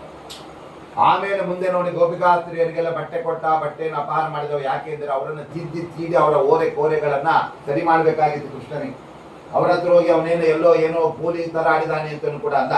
ಪರಮಾತ್ಮ ಆವಾಗ ಇನ್ನೂ ಕೂಡ 6-8 ವರ್ಷದ ಹುಡುಗ, ಆದ್ರೂ ಕೂಡ ಅವರನ್ನು ತಿದ್ದೋದಕ್ಕೆ ಆ ಕೆಲಸವನ್ನ ಇಲ್ಲಿ ಮಾಡ್ತಾ ಇದ್ದಾರೆ. ಆಮೇಲೆ ಸ್ವರಾಟ್ ಅಂತ ಮುಂದೆ ಪರಮಾತ್ಮ ಸ್ವತಂತ್ರ, ಅವನಲ್ಲಿ ಯಾರು ಕಟ್ಟೆ ಹಾಕಲಿಕ್ಕೆ ಸಾಧ್ಯ. ಯಶೋದೆ ಆ ಕೆಲಸ ಮಾಡಕ್ಕೆ ಹೋದ್ರು, ಇವನನ್ನು ಕಟ್ಟೆ ಹಾಕ್ಬಿಡ್ತೀನಿ ಅಂತ ಹೇಳಿ. ಪರಮಾತ್ಮ ನೋಡಿದ್ರೆ ಕಟ್ಟೆ ಹಾಕಿ ನೋಡೋಣ ಅಂತ ಹೇಳಿ ಎಷ್ಟು ಹಾಕತ್ತಂದ್ರೂ ಕಟ್ಟೆ ಹಾಕ್ಲಿಕ್ಕೆ ಆಗಲಿ. ಕೊನೆಗೆ ಅವಳು ಸುಸ್ತಾಗಿದ್ದು ನೋಡಿ, ಅಯ್ಯೋ ತಾಯಿಯ ವಶದಲ್ಲಿ ಮಕ್ಕಳು ಇರಬೇಕು ಅಂತ ವತ್ಸಪಾದ ಒಂದು ಸಣ್ಣ ಕರುವನ್ನು ಕಟ್ಟೆ ಹಾಕ್ಲಿಕ್ಕೆ ಎಷ್ಟು ಚಿಕ್ಕ ಹಾಕಬೇಕಲ್ಲ ಅದನ್ನ ಕಟ್ಸ್ಕೊಂಡ್ಬಿಟ್ಟಂತೆ. ಆವಾಗ ಪರಮಾತ್ಮ ದಾಮೋದರ ಆದ. ದಾಮೋದರ ಅಂದ್ರೆ ದಾಮ ಅಂದ್ರೆ ಹಗ್ಗ, ಅದು ಉದರ ಅಂದ್ರೆ ದೇವರ ಹೊಟ್ಟೆಯಲ್ಲಿ ಬಂದಿದ್ದಕ್ಕೆ ದಾಮೋದರ ಅಂತ. ಅದಕ್ಕೆ ಮಧ್ವಾಚಾರ್ಯ ಅರ್ಥ ಮಾಡ್ತಾರೆ ನೋಡಿ. ಬ್ರಹ್ಮಾಂಡ ಸೃಷ್ಟಿಯಾಗಿ ಆಮೇಲೆ ಯಶೋದೆ ನಂದಗೋಪ ಬಂದು ಆಮೇಲೆ ಕೃಷ್ಣನೇ ಕಟ್ಟಿದಾಗ ದಾಮೋದರ ಆದ. ಆದ್ರೆ ಅದಕ್ಕಿಂತ ಮುಂಚೆ ಪರಮಾತ್ಮನಿಗೆ ದಾಮೋದರ ಅಂತ ಹೆಸರು ಇಟ್ಟೋ ಇಲ್ಲ. ಹಾಗಾದ್ರೆ ಅವಾಗ ಏನರ್ಥ? ಅದಕ್ಕೆ ಮಧ್ವಾಚಾರ್ಯ ಹೇಳ್ತಾರೆ ದಾಮ ಅಂದ್ರೆ ಇಂದ್ರಿಯ ನಿಗ್ರಹ ಉಳ್ಳವನು ಅಂತ ಅರ್ಥ. ಶಮೋ ಮನ್ನಿಷ್ಠತಾ ಬುದ್ಧಿ, ದಮ ಇಂದ್ರಿಯ ನಿಗ್ರಹ. ದಮ ಅಂದ್ರೆ ಇಂದ್ರಿಯ ನಿಗ್ರಹ. ನಾವು ಇಂದ್ರಿಯಗಳನ್ನ ಚಾಪಲ್ಯದಿಂದ ವಿಷಯಕರ ಪದಾರ್ಥಗಳಿಗೆ ನಾವು ಹರಿಬಿಡಬಾರ್ದು. ನಮ್ಮಲ್ಲಿ ಎಷ್ಟು ಜನ ಬೋಂಡ ಮಾಡಿದ್ರು ರಸ್ತೆಯಲ್ಲಿ ಕರೆ ಬೋಂಡಾನೇ ಗಮ್ಮಂತ ವಾರ್ತೆ ಬಂದು ಕತ್ತಿಂದ ಬಂದ್ಬಿಟ್ಟಿರ್ತಾರೆ ಮನುಷ್ಯ. ಯಾಕಂದ್ರೆ ಮನೆಯಾಗಿಂದ ಬೇಕಾಗಿರೋ ನಾವು ಇಂದ್ರಿಯ ನಿಗ್ರಹ ಮಾಡ್ಬೇಕು, ಹೊರಗಿಂದನೂ ತಿನ್ಬಾರ್ದು. ನಮ್ಮ ಮನೆಯಾಗ ಎಷ್ಟು ಜನ ಮಾಡಿದ್ರು ಅದು ನಮ್ಗೆ ರುಚಿನೇ ಆಗೋದೇ. ಎಲ್ಲ ಹೊರಗಿಂದ ಆನಂದವೋ ಆನಂದ, ತಿಂದ್ರೆ ಅಲ್ಲೇ ತಿನ್ಕೊಂಡು ಆ ಡೇ ಬಂದ್ಬಿಡೋದು ಕೊನೆಗೆ. ಇದೇ ಇಂದ್ರಿಯ ಲೌಲ್ಯ, ಇಂದ್ರಿಯ ಚಾಪಲ್ಯ ಆಗ್ತದೆ. ನಮಗೆ ದಮ ಇಲ್ಲ, ಇಂದ್ರಿಯ ನಿಗ್ರಹಗಳೇ ಇಲ್ಲ. ಯಾರು ಏನ್ ಕೊಟ್ಟರು ತಿನ್ಬಿಡೋದು, ಎಲ್ಲಿ ನಿಂತ್ಕೊಂಡು ತಿನ್ಬಿಡೋದು. ಹಂಗೆಲ್ಲ ಮಾಡಬಾರ್ದು ಅಂತ ಹೇಳುತ್ತೆ ಶಾಸ್ತ್ರ. ಆದ್ರೆ ಆ ಇಂದ್ರಿಯ ನಿಗ್ರಹವನ್ನ ಪಡೆದಿರತಕ್ಕಂತ ದಮ ಅಂದ್ರೆ ಯಾರು? ದಮ ಅಂದ್ರೆ ಇಂದ್ರಿಯ ನಿಗ್ರಹ. ಅದನ್ನು ಪಡೆದಿರತಕ್ಕಂತ ಬ್ರಹ್ಮದೇವರೇ ಧಾಮ. ದಮಃ ಅಸ್ಯ ಅಸ್ತೀತಿ ಧಾಮ. ಆ ಧಾಮ ಅಂದ್ರೆ ಇಂದ್ರಿಯ ನಿಗ್ರಹವನ್ನ ಪಡೆದಿರತಕ್ಕಂತ ಬ್ರಹ್ಮದೇವರು ಉದರೇ. ಆ ಪ್ರಳಯ ಕಾಲದಲ್ಲಿ ಯಾವ ಪರಮಾತ್ಮನ ಹೊಟ್ಟೆಯಲ್ಲಿದ್ದಾರೋ ಆದ್ರಿಂದ ಪರಮಾತ್ಮನಿಗೆ ದಾಮೋದರ ಅಂತ ಹೆಸರೀಗ. ಯಾಕೆಂದ್ರೆ ಪರಮಾತ್ಮ ಪ್ರಳಯ ಕಾಲದಲ್ಲಿ ಬ್ರಹ್ಮದೇವರನ್ನು ಹೊಟ್ಟೆಯಲ್ಲಿ ಇಟ್ಕೊಂಡ್ಬಿಟ್ಟಿದ್ದಾನೆ. ಆದ್ರಿಂದ ಅವನಿಗೆ ಆ ಅರ್ಥ ತಗೊಳ್ಬೇಕು. ಅಂದ್ರೆ ಪರಮಾತ್ಮನ ಹೆಸರುಗಳಿಗೆ ಎರಡು ರೀತಿಯಾದ ಅರ್ಥ, ಒಂದು ಲೌಕಿಕ ಅರ್ಥ, ಇನ್ನೊಂದು ಅಪ್ರಾಕೃತವಾದ. ಅಪ್ರಾಕೃತ ಅರ್ಥ ಹೇಗೆ? ಹೊಟ್ಟೆಯಲ್ಲಿ ಪ್ರಳಯ ಕಾಲದಲ್ಲಿ ಧಾಮ ಎನಿಸಿದ ಬ್ರಹ್ಮದೇವರನ್ನು ಇಟ್ಕೊಂಡವ, ಆದ್ರಿಂದ ದಾಮೋದರ. ಸೃಷ್ಟಿಕಾಲದಲ್ಲಿ ಯಶೋದೆ ಅವನ ಹೊಟ್ಟೆಗೆ ಹಗ್ಗವನ್ನು ಕಟ್ಟಿದಾಗ ದಾಮೋದರ. ಇದು ಲೌಕಿಕ ಅರ್ಥ, ಇದು ಅಪ್ರಾಕೃತ ಪಾರಮಾರ್ಥಿಕ ಅರ್ಥ. ಹೀಗೆ ಎಲ್ಲದಕ್ಕೂ ಪರಮಾತ್ಮನ ಮಹಿಮೆಗಳನ್ನು ನಾವು ತಿಳ್ಕೊಳ್ಬೇಕು. ಬರೀ ಬ್ರಹ್ಮಾಂಡದಲ್ಲಿರುವ ಪರಮಾತ್ಮನ ಮಹಿಮೆ ಅಷ್ಟೇ ತಿಳ್ಕೊಳ್ಳೋದಲ್ಲ, ಆ ಬ್ರಹ್ಮಾಂಡದ ಆಚೆಯೂ ಎಷ್ಟು ಪರಮಾತ್ಮ ಆ ಮಹಿಮೆಯನ್ನು ತೋರಿಸಿದ್ದಾನೆ ಅಂತ. ಅದರಿಂದ ದೇವರೇನು ಸ್ವರಾಟ್, ಅವನು ಸ್ವತಂತ್ರ, ಯಾರ ಕೈಗೂ ಅವನು ಸಿಗಾಕೊಳ್ಳೋದಿಲ್ಲ. ಆದ್ರೆ ಅವನೇ ಎಲ್ಲವನ್ನ ನಿಯಂತ್ರಣ ಮಾಡ್ತಾ ಇರ್ತಾನೆ. ಈಗ ನೋಡಿ, ತಿರುಪತಿ ಬ್ರಹ್ಮೋತ್ಸವ ನಡೀತಾ ಇರುತ್ತೆ. ದೇವ್ರು ಹೆಂಗೆ ಅಂದ್ರೆ, ನಾನು ಇವತ್ತು ಉತ್ಸವದಲ್ಲಿ ನಾನು ಒಬ್ಬನೇ ಬರ್ತೇನೆ, ನನಗೆ ಶ್ರೀದೇವಿ ಭೂದೇವಿನ ಕರ್ಕೊಂಡ್ ಬಂದ್ಬೇಡಿ ಅಂತ ಹೇಳ್ತಾನೆ. ಅವತ್ತು ದೇವ್ರೊಬ್ಬನೇ ಬರುತ್ತೆ. ನೀವು ನೋಡಿರ್ಬೋದು ಉತ್ಸವಗಳಲ್ಲಿ ಅವನು ಚಿನ್ನ ಸೇಠ ವಾಹನ, ಪೆದ್ದ ಸೇಠ ವಾಹನ ಅಂತೆಲ್ಲ ಬರತ್ತೆ. ದೇವ್ರು ಒಬ್ಬನೇ ಕೆಲವೊಂದು. ಅಲ್ಲಿ ಈ ಶ್ರೀದೇವಿ ಭೂದೇವಿ ಅವ್ರು ಒಳಗೆ ಕೂತಿರ್ತಾರೆ. ನಮ್ಮ ಯಜಮಾನ್ರು ಎಷ್ಟೊತ್ತಿಗೆ ಬರ್ತಾರೆ ಏನೋ, ಆಲೇ ಲೇಟ್ ಆಯ್ತು ಅಂತ ಕೂತ್ಬಿಟ್ಟಿರ್ತಾರೆ. ಯಾಕೆಂದ್ರೆ ಪರಮಾತ್ಮ ಅಪ್ಪಣೆ ಮಾಡ್ತಾನೆ, ಇವತ್ತು ನಿಮಗೆ ರಥಬೀದಿಯಲ್ಲಿ ನನ್ನ ಜೊತೆ ಬರ್ಲಿಕ್ಕಿಲ್ಲ, ನೀವು ಮನೆಯಾಗೆ ತರಕಾರಿ ಎತ್ಕೊಂಡು ಕೂಡಿ, ಮನೆ ಬಂದ್ಮೇಲೆ ಎಲ್ಲ ಅಡಿಗೆ ಮಾಡಿ ಅಂತ ಹೇಳ್ತಾರೆ. ಇನ್ನೊಮ್ಮೆ ಆದರೆ ಪರಮಾತ್ಮನನ್ನು ಅವ್ರು ಹೇಳಿಕ್ಕಿಲ್ಲ, ನೀವು ಯಜಮಾನ್ರಿ ಇವತ್ತು ಮನೆ ಕೊಡ್ರಿ, ನಾವಿಬ್ಬರೇ ಹೋಗಿ ಬರ್ತೀವಿ ಅಂದ್ರೆ ನಿಮ್ಗಿಲ್ಲ ಅವಕಾಶ, ನೀವು ಅಸ್ವತಂತ್ರ. ಹಾಗಾದ್ರೆ ನೋಡಿ, ಪರಮಾತ್ಮ ಸ್ವರಾಟ್, ಅವನು ಸ್ವತಂತ್ರ. ನಾನೊಬ್ಬನೇ ಹೋಗ್ತೀನಿ ಅಂದ್ರೆ ಯಾರು ಕೇಳಿಕ್ಕೆ? ನೀವು ಬರಬೇಡಿ ಅಂದ್ರೆ ಕೂತ್ಕೊಳ್ಬೇಕು. ಯಾಕೆ ಬರಬಾರ್ದು ಅಂತ ಜಗಳ ಮಾಡ್ಲಿಕ್ಕಿಲ್ಲ. ನೀವು ಬರಬೇಡಿ ಅಂದ್ರೆ ತವ್ರ ಮನೆಗೆ ಹೋಗ್ತೀವಿ ಅಂತಾರೆ. ಎಲ್ಲಿ ತವ್ರ ಮನೆ? ಗಂಡನ ಮನೆನೇ ತವ್ರ ಮನೆ, ಎಲ್ಲ ಮನೆ ಹೋಗ್ತಾರೆ. ಹಂಗೆಲ್ಲ ದೇವ್ರನ್ನ ಹೆದರಿಸ್ಲಿಕ್ಕೆಲ್ಲ ಹೋಗ್ತೀರಾ ಹೋಗ್ರಿ ಅಂತ ಅಷ್ಟೇ ಪರಮಾತ್ಮ. ಆಮೇಲೆ ಅವರೇ ವಾಪಸ್ ಬರ್ಬೇಕಾಗ್ತದೆ. ಹಾಗಾಗಿ ಸ್ವರಾಟ್, ಅವನು ಪರಮಾತ್ಮ ಸ್ವತಂತ್ರ. ಅಷ್ಟು ಮಾತ್ರವಲ್ಲ, ಒಂದು ಸ್ವರಾಟ್, ವಿರಾಟ್, ಸಮ್ರಾಟ್ ಆಗಿರ್ತಾನೆ. ವಿರಾಟ್ ದೊಡ್ಡ ರೂಪ ತಗೊಂಡ್ಬಿಡ್ತಾರೆ. ಪರಮಾತ್ಮ ವಿರಾಟ್ ರೂಪ ತೆಗೆದುಕೊಂಡು ನಿಂತ್ಕೊಂಡಾಗ ಅರ್ಜುನನಿಗೆ ಗಾಬರಿಗಾಗ, ನಾನು ದೇವರು ಮುಂದಿದ್ದೇನೋ ಹಿಂದಿದ್ದೇನೋ ಗೊತ್ತಾಗುತ್ತೆ. ಈಗ ಎಲ್ಲ ಕಡೆ ಇದ್ದಾನೆ ಪರಮಾತ್ಮ. ಆದ್ರಿಂದ ಎಲ್ಲಿ ನಮಸ್ಕಾರ ಮಾಡಬೇಕಪ್ಪ ಅಂತ ಗೊತ್ತಾಗದೆ, ಹಿಂಗ ನಮಸ್ಕಾರ, ಹಿಂಗ ನಮಸ್ಕಾರ, ಹಿಂಗೆ ಹಿಂಗೆ ಎಲ್ಲ ಕಡೆ ಮಾಡಿ ಶುರು ಮಾಡಬೇಕು. ಈಗ ಎಲ್ಲ ಕಡೆ ವ್ಯಾಪ್ತನಾಗಿದ್ದಾನೆ ಪರಮಾತ್ಮ. ನಾವು ಅವನು ಮುಂದಿದ್ದೇವೆ, ಹಿಂದಿದ್ದೇವೆ. ಯಾಕೆಂದ್ರೆ ಅವನು ಎಲ್ಲ ಕಡೆ ಇದ್ದಾನೆ. ನಮ್ಗೆ ಮುಂದಿದ್ದಾನೆ ಅಂತ ಹೇಳಿದ್ರೆ ನಾವು ಅವನಿಂದ ಇಲ್ಲಿ, ಅವನ ಹಿಂದೆ ನಾವಿಲ್ಲ, ಅದು ನಮ್ಮಿಂದ ಪರಮಾತ್ಮ ಇದ್ದಾನೆ. ಯಾಕೆ ಸರ್ವತ್ರ ವ್ಯಾಪ್ತ, ಅವನು ರೇಣ ಎಲ್ಲ ಎಲ್ಲಗಳಲ್ಲಿ ವ್ಯಾಪ್ತನಾಗಿದ್ದಾನೆ. ಹಾಗೆ ಪರಮಾತ್ಮ ಅವನು ಸಮ್ರಾಟ್, ಸ್ವರಾಟ್, ಅವನು ಸಮ್ರಾಟ್. ಎಲ್ಲ ಕಾಲದಲ್ಲಿ ಜಗತ್ತಿನ ಒಡೆಯ ಅಂದ್ರೆ ಅವನೊಬ್ಬನೇ. ನೋಡಿ, ಬ್ರಹ್ಮದೇವರು ಚೇಂಜ್ ಆಗ್ತಾರೆ. ಮುಂದಿನ ಕಲ್ಪಕ್ಕೆ ಇನ್ನೊಬ್ಬ ಬ್ರಹ್ಮ, ಮುಂದಿನ ಕಲ್ಪಕ್ಕೆ ಇನ್ನೊಬ್ಬ ವಾಯುದೇವರು. ಆದರೆ ದೇವರು ಚೇಂಜ್ ಆಗ್ತಾರೆ. ಸರ್ವದೇಶೇಷು ಕಾಲೇಷು ಸ ಏಕ ಪರಮೇಶ್ವರ. ಎಲ್ಲ ಅನಂತ ಬ್ರಹ್ಮಾಂಡ, ಅನಂತ ಭಾವಿ ಬ್ರಹ್ಮಾಂಡ, ಎಲ್ಲದಕ್ಕೂ ಅವನೊಬ್ಬನೇ ಒಡೆಯ. ಅವನೆಲ್ಲ ಚೇಂಜ್ ಆಗೋದು ಅಂತಿಲ್ವೇ? ಲಕ್ಷ್ಮೀದೇವಿ ಚೇಂಜ್ ಆಗಲ್ಲ, ಪರಮಾತ್ಮ ಚೇಂಜ್ ಆಗಲ್ಲ. ಆದ್ರೆ ಬ್ರಹ್ಮ, ವಾಯು, ಇಂದ್ರ, ವರುಣ ಎಲ್ಲರೂ ಚೇಂಜ್ ಆಗುತ್ತೆ. ಯಾಕೆಂದ್ರೆ ಅವ್ರದ್ದು ಸೀಮಿತವಾದ ಅವಧಿಯಲ್ಲಿ ಅವರ ಅವತಾರ. ಹಾಗಾಗಿ ಪರಮಾತ್ಮ ಸ್ವರಾಟ್, ತೇನೇ ಬ್ರಹ್ಮ ಹೃದಯಾದಿ ಕವಯೇ ಅಂತ ಪರಮಾತ್ಮ ತಾನು ಕೃಷ್ಣನಾಗಿ ಬಂದು ಉದ್ಧವನಿಗೆ ಎಲ್ಲ ಗೀತೆಯನ್ನ, ಉದ್ಧವ ಗೀತೆಯನ್ನು ಉಪದೇಶ ಮಾಡಿ. ಬ್ರಹ್ಮ ಹೃದಯ ಆದಿಕವಿ. ಆದಿಕವಿ ಅಂತಂದ್ರೆ ಯಾರು ಗೊತ್ತಾ? ಅದು ಬೃಹಸ್ಪತಿ ಆಚಾರ್ಯ. ಕವಿ ಅಂದ್ರೆ ಶುಕ್ರಾಚಾರ್ಯ. ಆದಿಕವಿ ಅಂತ ಹೇಳಿದ್ರೆ ಬೃಹಸ್ಪತಿ ಆಚಾರ್ಯ. ಆ ಬೃಹಸ್ಪತಿ ಆಚಾರ್ಯರಿಗೆ ಎಲ್ಲ ವೇದಗಳ ಅರ್ಥವನ್ನ ಪರಮಾತ್ಮ ಆ ಉದ್ಧವನಿಗೆ ಉಪದೇಶ ಮಾಡಿ. ಉದ್ಧವ ಕೃಷ್ಣನ ಹತ್ರ ಬಂದ್ಬಿಟ್ಟ. ಏನ್ ಕೃಷ್ಣ, ನೀನು ಪರಧಾಮಕ್ಕೆ ಹೋಗ್ತೀಯಂತೆ, ನನಗೆಲ್ಲ ಕೆಲವು ಡೌಟ್ಗಳಿದೆ, ಅದಕ್ಕೆ ಉಪದೇಶ ಮಾಡಿ. ಆವಾಗ ಒಂದೊಂದೇ ಸಿಂಪಲ್ ಆದ ಕ್ವಶನ್, ಸಿಂಪಲ್ ಆಗಿ ಆನ್ಸರ್. ಯಾರಪ್ಪ ದೊಡ್ಡವರು ಅಂದ್ರೆ ಜಗತ್ತಿನ ತಾಯಿ ದೊಡ್ಡವಳು ಅಂದ್ಬಿಟ್ಟ ಪರಮಾತ್ಮ. ಈ ತರ ಇವತ್ತೆಲ್ಲ ಈ ಸ್ಪರ್ಧಾತ್ಮಕ ಪರೀಕ್ಷೆಯಲ್ಲಿ ಆ ನ್ಯೂ ಟೈಪ್ ಕ್ವಶನ್ಗಳೆಲ್ಲ ಬರುತ್ತವೆ. ಒಂದು ಕ್ವಶನ್ಗೆ ಒಂದೇ ಆನ್ಸರ್. ಆ ತರ ಪರಮಾತ್ಮ ಉದ್ಧವ ಕೇಳೋದು, ಅದೇನು ಇದೇನು ಎಲ್ಲ ಉತ್ತರ ಹೇಳ್ಬಿಡು. ಉದ್ಧವ ಒಂದು ಮಾತು ಕೇಳ್ತಾನೆ, ಸ್ವಾಮಿ ನೀನು ಎಲ್ಲಿದ್ದೀಯಾ? ನೀನು ನನ್ನ ಹೆಂಗೆ ಪೂಜೆ ಮಾಡ್ಬೇಕು? ನಿನ್ನ ಅಧಿಷ್ಠಾನಗಳು ಯಾವ್ದು? ಎಲ್ಲೆಲ್ಲಿ ನೀನು ಪೂಜೆ ಮಾಡ, ಹ್ಯಾಂಗ್ ಪೂಜೆ ಮಾಡ, ಅದ್ರ ಬಗ್ಗೆ ಹೇಳು. ಅದಕ್ಕೆ ಪರಮಾತ್ಮ ಹೇಳ್ತಾನೆ, ನನಗೆ 11 ಪ್ರತೀಕ ಇದೆ, ಒಂದಲ್ಲ ಎರಡಲ್ಲ, 10+1. ಯಾವುದು? ಸೂರ್ಯ, ಅಗ್ನಿ, ಬ್ರಾಹ್ಮಣ, ಗಾವ, ವೈಷ್ಣವ, ಖಂ, ಮರುತು, ಜಲಂ, ಭೂಹು, ಆತ್ಮ, ಸರ್ವಭೂತಾನಿ ಭದ್ರ ಪೂಜಾ ಪದಾನಿ ಮೇ. ನನಗೆ 11 ಪ್ರತೀಕ ಇದೆ. ಒಂದೊಂದು ಪ್ರತೀಕದಲ್ಲಿ ಡಿಫ್ರೆಂಟ್ ಆಗಿ ಪೂಜೆ ಮಾಡ್ಬೇಕು. ಒಂದ್ ಕಡೆ ಪ್ರತೀಕದಲ್ಲಿ ಮಾಡಿದ ಪೂಜೆ ಇನ್ನೊಂದು ಪ್ರತೀಕಕ್ಕೆ ಆಗಲ್ಲ. ಆಯ್ತಪ್ಪ, ಸೂರ್ಯ ನಿನ್ನ ಪ್ರತೀಕವ, ನಿನ್ಗೆ ಹೆಂಗ್ ಮಾಡ್ಬೇಕು ಪೂಜೆ? ಅದಕ್ಕೆ ಪರಮಾತ್ಮ ಹೇಳ್ತಾನೆ, ಸೂರ್ಯೇತು ವಿದ್ಯೆಯಾತ್ರಯ್ಯ. ಸೂರ್ಯನ ಒಳಗಡೆ ನಾನು ಸೂರ್ಯನಾರಾಯಣ ಇದ್ದೆ. ಆ ಸೂರ್ಯನಾರಾಯಣನಿಗೆ ಗಾಯತ್ರಿ ಮಂತ್ರದಿಂದ ನನ್ಗೆ ಅರ್ಘ್ಯ ಕೊಡು. ಅದು ಸೂರ್ಯನಿಗಲ್ಲ, ಸೂರ್ಯನ ಒಳಗಡೆ ಇರೋ ಸೂರ್ಯನಾರಾಯಣ. ಯಾಕೆಂದ್ರೆ ಆ ಕೃಷ್ಣೇನ ರಜಸ ವರ್ತಮಾನೋ ನಿವೇಶಯನ್ ಅಮೃತಂ ಮರ್ತ್ಯಂಚ. ಪರಮಾತ್ಮ ಸೂರ್ಯನ ರಥದಲ್ಲಿ ಆ ಸೂರ್ಯಾಂತರ್ಯಾಮಿಯಾಗಿ ತಾನೇ ಕೂತ್ಕೊಂಡು ಎಲ್ಲ ಜಗತ್ತಿಗೆ ಒಂದು ಸುತ್ತ ಹಾಕ್ತಾನೆ. ಎಲ್ಲರ ದೇವರ ರಕ್ಷಣೆ ಮಾಡಿಕೋಸ್ಕರ ಪರಮಾತ್ಮ. ಆದ್ರಿಂದ ಆ ಸೂರ್ಯನಲ್ಲಿ ನಾವು ಸೂರ್ಯನಾರಾಯಣನನ್ನು ಚಿಂತನೆ ಮಾಡ್ಬೇಕು. ನಾವು ಸೂರ್ಯಾರ್ಘ್ಯ, ಸೂರ್ಯ ನಮಸ್ಕಾರ, ಸೂರ್ಯನಿಗೆ ಪೂಜೆ ಅಂದ್ರೆ ಅದು ಬರೀ ಸೂರ್ಯನಿಗಲ್ಲ, ಸೂರ್ಯನ ಒಳಗಡೆ ಇರೋ ಸೂರ್ಯನಾರಾಯಣನಿಗೆ. ಇದನ್ನ ಯಾಜ್ಞೀಯ ಮಂತ್ರ ಅಂತಿದೆ. ಆ ಈಶಾವಾಸ್ಯದಲ್ಲಿ ಆ ಪರಮಾತ್ಮನನ್ನು ಸ್ತೋತ್ರ ಮಾಡ್ತಾ, ಆ ಯಜ್ಞನಾಮಕ ಪರಮಾತ್ಮನನ್ನು ಸ್ತೋತ್ರ ಮಾಡುವಾಗ ಆ ಸ್ವಯಂಭುವ ಮನು ಹೇಳ್ತಾನೆ, ಹಿರಣ್ಮಯೇನ ಪಾತ್ರೇಣ ಸತ್ಯಸ್ಯಾಪಿಹಿತಂ ಮುಖಂ ತತ್ವಂ ಅಪಾವೃಣು ಸತ್ಯ ಧರ್ಮಾಯ ದೃಷ್ಟಯೇ ಅಂತ ಹೇಳ್ತಾನೆ. ಸ್ವಾಮಿ, ಸೂರ್ಯನ ಒಳಗಡೆ ನೀನು ಸೂರ್ಯನಾರಾಯಣ ಇದ್ದೀಯ. ನಿನ್ನನ್ನ ಈ ಬಂಗಾರದ ಹೊಳೆಯ ಸೂರ್ಯಮಂಡಲ ಮುಚ್ಚಿಬಿಟ್ಟಿದೆ. ನಮಗೆ ಮೇಲುಗಡೆ ಆ ಹೊಳೆಯ ಸೂರ್ಯಮಂಡಲ ಕಾಣಿಸ್ತಾ ಇದೆ, ಒಳಗಿರೋ ನಿನ್ನನ್ನು ನೋಡಕ್ ಆಗ್ತಾ ಇದೆ.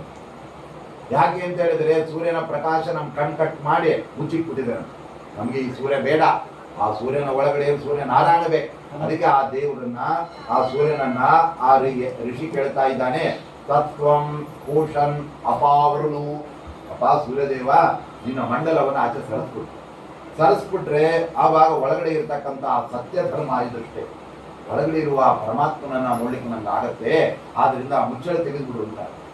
ನಮ್ಗೆಲ್ಲ ಏನಾಗಿದೆ ಅಂದ್ರೆ ಆಕರ್ಷಕವಾದ ಆ ಮುಚ್ಚಳ ಇದ್ರೆ ಅದನ್ನೇ ನೋಡ್ತಾ ಕೂತಿರ್ತೇವೆ, ಒಳಗಡೆ ಏನಿದೆ ಲೆಕ್ಕವೇ. ಅದಕ್ಕೆ ವ್ಯಾಪಾರಿಗಳು ಏನ್ ಮಾಡ್ತಾರೆ, ಹಳೆ ಮಾಲನ್ನ ಹೊಸ ಬಾಕ್ಸಲ್ಲಿ ಹಾಕಿ ಕಳಿಸ್ಬಿಡ್ತಾರೆ. ನಾವು ಬಾಕ್ ನೋಡಿ ಹೊಸ ಫಳ ಹೊಳಿತಾ ಇದೆ, ಒಳಗಡೆ ಹಳೇದೇ ಇಲ್ಲ.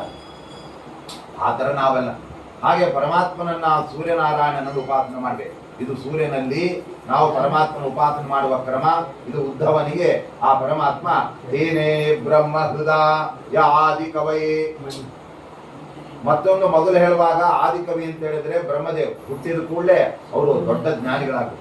ಅದನ್ನೇ ಪುರುಷ ಸುತ್ತ ಹೇಳ್ತಾ ಇತ್ತು, ಸಜಾತೋ ಅತ್ಯರಿಚ್ಚತ ಪಶ್ಚಾತ್ ಭೂಮಿ ಮಥೋ ಪುರಃ. ನೋಡಿ, ಆ ಹೊಕ್ಕಳಿನಿಂದ ಕಮಲ ಹುಟ್ಟಿ, ಕಮಲದಲ್ಲಿ ಬ್ರಹ್ಮದೇವರು ಹುಟ್ಟಿದ ಕೂಡಲೇ ಅತ್ಯರಿಚ್ಚ. ಆಮೇಲೆ ಯಾರೆಲ್ಲ ಹುಟ್ಟಿದ್ದಾರೆ ಅವರೆಲ್ಲರಿಗಿಂತ ಜ್ಞಾನದಲ್ಲಿ, ವಯಸ್ಸಿನಲ್ಲಿ, ತಪಸ್ಸಿನಲ್ಲಿ, ಮತ್ತೊಂದರಲ್ಲಿ ಬ್ರಹ್ಮದೇವರೇ ಶ್ರೇಷ್ಠ, ಅತಿ ಶ್ರೇಷ್ಠ. ವಾಯುದೇವರು ಸ್ವಲ್ಪ ಅದಕ್ಕಿಂತ ಕಡಿಮೆ. ಅಧಿಕಾರ ಒಂದೇ. ಈ ಸ್ಕೂಲಲ್ಲಿ 50 ಜನ ಒಂದು ಕ್ಲಾಸಲ್ಲಿ ಇರ್ತಾರೆ, ಎಲ್ಲ ಈಕ್ವಲ್. ಒಬ್ಬ ಬುದ್ಧಿವಂತ, ಇನ್ನೊಬ್ಬ ದಡ್ಡ ಶಿಕಾಮ, ಹಂಗಿದ್ದಾರೆ. ಅವರು ಒಂದೇ ಇದರಲ್ಲಿ ಇರ್ಬೋದು, ಆದರೆ ಅವರಲ್ಲಿ ವೆರೈಟಿ ಇದೆ. ಹಾಗೆ ಇಲ್ಲೂ ಕೂಡ. ಆದ್ರಿಂದ ಪರಮಾತ್ಮ ಆದಿಕವಿಯಾದ ಆ ಚತುರ್ಮುಖ ಬ್ರಹ್ಮದೇವರಿಗೆ ಅವನು ಉಪದೇಶ ಮಾಡಿದ. ಆದಿಕವಿಗೆ ಉಪದೇಶ ಮಾಡಿದ ಪರಮಾತ್ಮ ಎಂತವನು ಅಂದ್ರೆ ಅವನು ಅನಾದಿ ಕವಿ. ಅವನು ಹುಟ್ಟಿ ಕವಿ ಆದವನಲ್ಲ, ಹುಟ್ಟೇ ಇಲ್ಲದೆ ಅನಾದಿ ಕಾಲದಿಂದ ಅವನು ಕವಿ. ಇವನು ಹುಟ್ಟಿದಾಗ ಆದಿಕವಿ, ಆದಿಕವಿಗೆ ಅನಾದಿ ಕವಿ ಉಪದೇಶ ಮಾಡಿದ. ಅದೇ ತರ ಆ ಬೃಹಸ್ಪತ್ಯಾಚಾರ ಮತ್ತೆ ಬಂದು ಉದ್ಧವನಾಗಿ, ಆ ಉದ್ಧವನಿಗೆ ಎಲ್ಲ ಉಪದೇಶ ಮಾಡಿ. ಆದ್ರಿಂದ ಏನೇ ಬ್ರಹ್ಮ ಹೃದಯಾದಿ ಕವಯೇ, ಅಂದ್ರೆ ಮುಖ್ಯಂ ತೀಯಂ ಸೂರಯ. ಈ ಪರಮಾತ್ಮನ ಬಗ್ಗೆ ವಾಯುದೇವರನ್ನು ಬಿಟ್ರೆ, ಆಮೇಲೆ ಭೀಮಸೇನ ದೇವರನ್ನು ಬಿಟ್ರೆ ಎಲ್ಲರೂ ಕೂಡ ಆ ತ್ರೇತಾಯುಗದಲ್ಲಿ, ದ್ವಾಪರಯುಗದಲ್ಲಿ ಪರಮಾತ್ಮನ ಬಗ್ಗೆ ಆ ತಪ್ಪಾಗಿ ತಿಳ್ಕೊಂಡವ್ರೆ. ಭೀಷ್ಮಾಚಾರ್ಯ ಪರಶುರಾಮ ದೇವರ ಜೊತೆಗೆ ಗಲಾಟೆ ಮಾಡ್ಕೊಂಡು, ಆಮೇಲೆ ದ್ರೋಣಾಚಾರ್ಯರು ಅವರೆಲ್ಲ ದೇವರ ಬಗ್ಗೆ ಅಪಚಾರ ಮಾಡಿದ್ದಾರೆ. ಬಲರಾಮ ದೇವರ ಜೊತೆಗೆ ಗಲಾಟೆ ಮಾಡ್ಕೊಂಡ್ಬಿಟ್ಟಿದ್ದಾರೆ. ಶಮಂತಕಾರ್ಥೆ ರಾಮೋಪಿ ಕೃಷ್ಣಾಯ ವಿಮನಾಭೌ ಅಂತ ಭಾಗವತ ಹೇಳುತ್ತೆ. ಈ ಶಮಂತಕ ಮಣಿ ಕೃಷ್ಣ ಏನ್ ಪಾಪ ಮುಚ್ಚಿಟ್ಕೊಂಡಿಲ್ಲ. ಈ ಬಲರಾಮ ಏನ್ ಮಾಡ್ಬಿಟ್ಟ, ಈ ಕೃಷ್ಣ ಶಮಂತಕ ಮಣಿ ತನ್ನ ಹತ್ರ ಇದೆ, ಎಲ್ಲ ಹೇಳದೆ ಸುಳ್ಳು ಹೇಳ್ತಾನೆ, ನನ್ನ ಹತ್ರ ಸುಳ್ಳು ಹೇಳಿದ್ದಾನೆ ಅಂತೇಳಿ ಅವನ ಜೊತೆ 3 ವರ್ಷ ಮಾತು ಬಿಟ್ಬಿಟ್ಟಿದ್ದಾನೆ. ಅದು ಬಿಟ್ಟು ಎಲ್ಲೋ ಬೇರೆ ಕಡೆ ಹೋಗ್ಬಿಟ್ಟಿದ್ದ. ಅವರೆಲ್ಲ ದೇವರ ಬಗ್ಗೆ ಚಿನ್ನ ಭಕ್ತರು ಅಂತ ಹೇಳ್ಬಿಟ್ಟಿದ್ದಾರೆ ಆಚಾರ್ಯ. ಚಿನ್ನ ಭಕ್ತ ಹರೌ ವಿಷ್ಣು, ಅಚ್ಛಿನ್ನ ಭಕ್ತ ವಾಯುದೇವರು ಮಾತ್ರ ಯಾವತ್ತೂ ಪರಮಾತ್ಮನ ಬಗ್ಗೆ ಅವರಿಗೆ ಅನ್ಯಥಾ ಜ್ಞಾನ ಇಲ್ಲ. ಮೂಲ ರೂಪದಲ್ಲೂ ಇಲ್ಲ, ಅವತಾರ ರೂಪದಲ್ಲೂ ಇಲ್ಲ. ಆದ್ರಿಂದ ಮಹಾಭಾರತದಲ್ಲಿ ಭೀಮಸೇನ ದೇವರ ವ್ಯಕ್ತಿತ್ವವನ್ನು ಹೇಳಬೇಕಾದ್ರೆ ಆ ಏನು ವಿದುರನ ಮಾತಲ್ಲಿ ಬರುತ್ತೆ ಅಂದ್ರೆ, ಶುದ್ಧೇ ಭಾಗವತೆ ಧರ್ಮೇ ನಿರತೋ ಯದ್ವೃಕೋದರಃ. ಭೀಮಸೇನ ದೇವರಂತ ಗಟ್ಟಿಯಾದ ಭಾಗವತ ಧರ್ಮದ ನಿಷ್ಠೆ ಅವರನ್ನು ಬಿಟ್ಟರೆ ಇನ್ನೊಬ್ಬರ ಹತ್ರ. ಇನ್ನೊಬ್ಬರು ಅಂದ್ರೆ ದ್ರೌಪದಿ ದೇವಿನೂ, ಅವರಿಬ್ಬರ ಪರಿಶುದ್ಧರ. ದ್ರೌಪದಿ ದೇವಿ, ಭಾರತೀ ದೇವಿ, ಬ್ರಹ್ಮವಾಯುಗಳು, ಲಕ್ಷ್ಮೀ ದೇವಿ ಅವರೆಲ್ಲ ಪರಿಶುದ್ಧರು. ಅವರಿಗೆ ಅವತಾರ ರೂಪದಲ್ಲಿ ಆಗಿ ಮೂಲ ರೂಪದಲ್ಲಿ ಆಗಲಿ. ಇಲ್ಲ ನಮಸ್ಕಾರ. ನಾಳೆಗೆ ಆಡ್ತೀನಿ.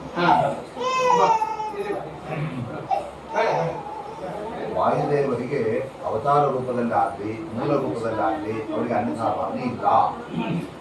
ನೋಡಿ, ಹನುಮಂತ ದೇವರಾಗಿದ್ದಾಗ ತ್ರೇತಾಯುಗದಲ್ಲಿ ರಾಮ ಲಕ್ಷ್ಮಣರು ಮನುಷ್ಯ ರೂಪದಿಂದಲೂ ಬಂತು. ಅವನು ಸುಗ್ರೀವ್ ಹೆದರು ಓಡೋಗ್ಬಿಟ್ಟು, ಇನ್ಯಾರು ವಾಲಿ ಕಳಿಸ್ಕೊಂಡು ಓಡಿರ್ಬೇಕು, ನನ್ನ ಕೊಲೆ ಮಾಡಲಿಕ್ಕೆ ಅನ್ಕೊಂಡು ಓಡೋಗ್ಬಿಟ್ಟು, ದುಡ್ಡು ಓಡೋಗ್ಬಿಟ್ಟು. ಹನುಮಂತ ದೇವರು ಬಂದರು, ಸಾಷ್ಟಾಂಗ ನಮಸ್ಕಾರ ಹಾಕಿದ್ರು. ಸ್ವಾಮಿ ನೀವು ಯಾರು? ನೀವು ಸಾಕ್ಷಾತ್ ಪರಮಾತ್ಮ ಅವತಾರ, ಬನ್ನಿ ಕರ್ಕೊಂಡು ಹೋಗ್ತೀನಿ. ಯಾಕೆ ಅಂತ ಹೇಳಿದ್ರೆ, ಪರಮಾತ್ಮ ಯಾವ ವೇಷದಲ್ಲಿ ಯಾವ ರೂಪದಲ್ಲಿ ಬಂದರೂ ಕೂಡ ಹನುಮಂತ ದೇವರಿಗೆ, ಅವರು ಪರಮ ಭಕ್ತರಾದ್ರಿಂದ ದೇವರಿಗೆ, ಅವರಿಗೆ ಅದು ಗೊತ್ತಾಗ್ಬಿಡುತ್ತೆ. ಈ ಗಂಡ ಯಾವ ವೇಷದಲ್ಲಿ ಬಂದರೂ ಹೆಂಡತಿ ಗೊತ್ತಾಗ್ಬಿಡುತ್ತೆ ಗಂಡ. ಯಾಕೆಂದ್ರೆ ಆ ಗಂಡನ ಮಾಡಿದಾಗ ಬರ್ರಿ ನೀವೇನ್ ವೇಷ ಹಾಕೋ ಬಂದ್ರಿ ಅಂತಾರೆ. ಆದ್ರಿಂದ ಯಾರನ್ನ ಬೇಕಾದ್ರೂ ಗಂಡ ಮೋಸ ಮಾಡೋದು, ಹೆಂಡತಿರು ಮೋಸ ಮಾಡಕ್ಕಾಗಲ್ಲ. ಈಗ ನಾವು ಅಣು ಅಳದಿಟ್ಬಿಟ್ಟಿರ್ತಾವ, ಮುಖ ಹೆಂಗ್ ಸೊಟ್ಟು ಮಾತಾಡ್ಬೇಕಾದ್ರೆ ಏನ್ ಪದೇ ಮಾತಾಡ್ತಾನೆ ಎಲ್ಲ ಗೊತ್ತಿರುತ್ತವ. ಆದ್ರಿಂದ ಆ ಹೆಂಡತಿ ಹತ್ರ ಏನು ಗುಟ್ಟಿ ಇಟ್ಕೊಳಿಕ್ ಆಗಲ್ರಿ ಗಂಡನ, ಅಲ್ಲೇ ಎಲ್ಲ ಗುಟ್ಟು ಬಯಲಾಗ್ತದೆ. ಹಂಗೆ ವಾಯುದೇವರು ಪರಮಾತ್ಮನ ಸರ್ವಸ್ವವನ್ನು ತಿಳ್ಕೊಂಡವರು. ಅವರಿಗೆ ದೇವರು ಯಾವ ವೇಷದಲ್ಲಿ ಬರಲಿ, ನರಸಿಂಹನಾಗಿ ಬರಲಿ, ಮನುಷ್ಯನ ವೇಷ ಹಾಕೊಂಡ್ ಬರ್ಲಿ, ನೀನ್ ಅದೇ ನಾರಾಯಣ ತಾನೇ ಅಂದ್ಬಿಡ್ತಾರೆ. ಅದು ಎಲ್ಲ ಬೇರೆಯವ್ರಿಗೆಲ್ಲ ಹಂಗೆ ಗೊತ್ತೇ ಆಗಲ್ಲ. ಅವ್ರಿಗೆ ವೇಷ ಹಾಕೊಂಡ್ ಬರೋದಲ್ಲ, ಹೆಂಗ್ ಬಂದ್ರು ಕಣ್ಣಿಡಿಯಕ್ಕಾಗಲ್ಲ. ಆದ್ರಿಂದ ಶುದ್ಧೇ ಭಾಗವತೆ ಧರ್ಮೆ, ಆಮೇಲೆ ಪರಮಾತ್ಮ ಏನ್ ಹೇಳ್ತಾನೆ ಅದನ್ನ ಅಚ್ಚುಕಟ್ಟ ಮಾಡ್ತಾರೆ.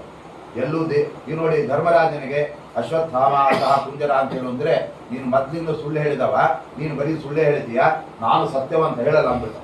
ಅದಕ್ಕೆ ದೇವ್ರು ಹೇಳಿದ, ನೀನೆಲ್ಲ ಮುಗಿಸ್ಕೊಂಡು ಹೋಗುವಾಗ, ಸ್ವರ್ಗಕ್ಕೆ ಹೋಗುವಾಗ ಒಂದು ಸ್ವಲ್ಪ ನರಕ ನೋಡ್ಕೊಂಡು ಬಾ ಅಂತ ಹೇಳಿದ ಪರಮಾತ್ಮ.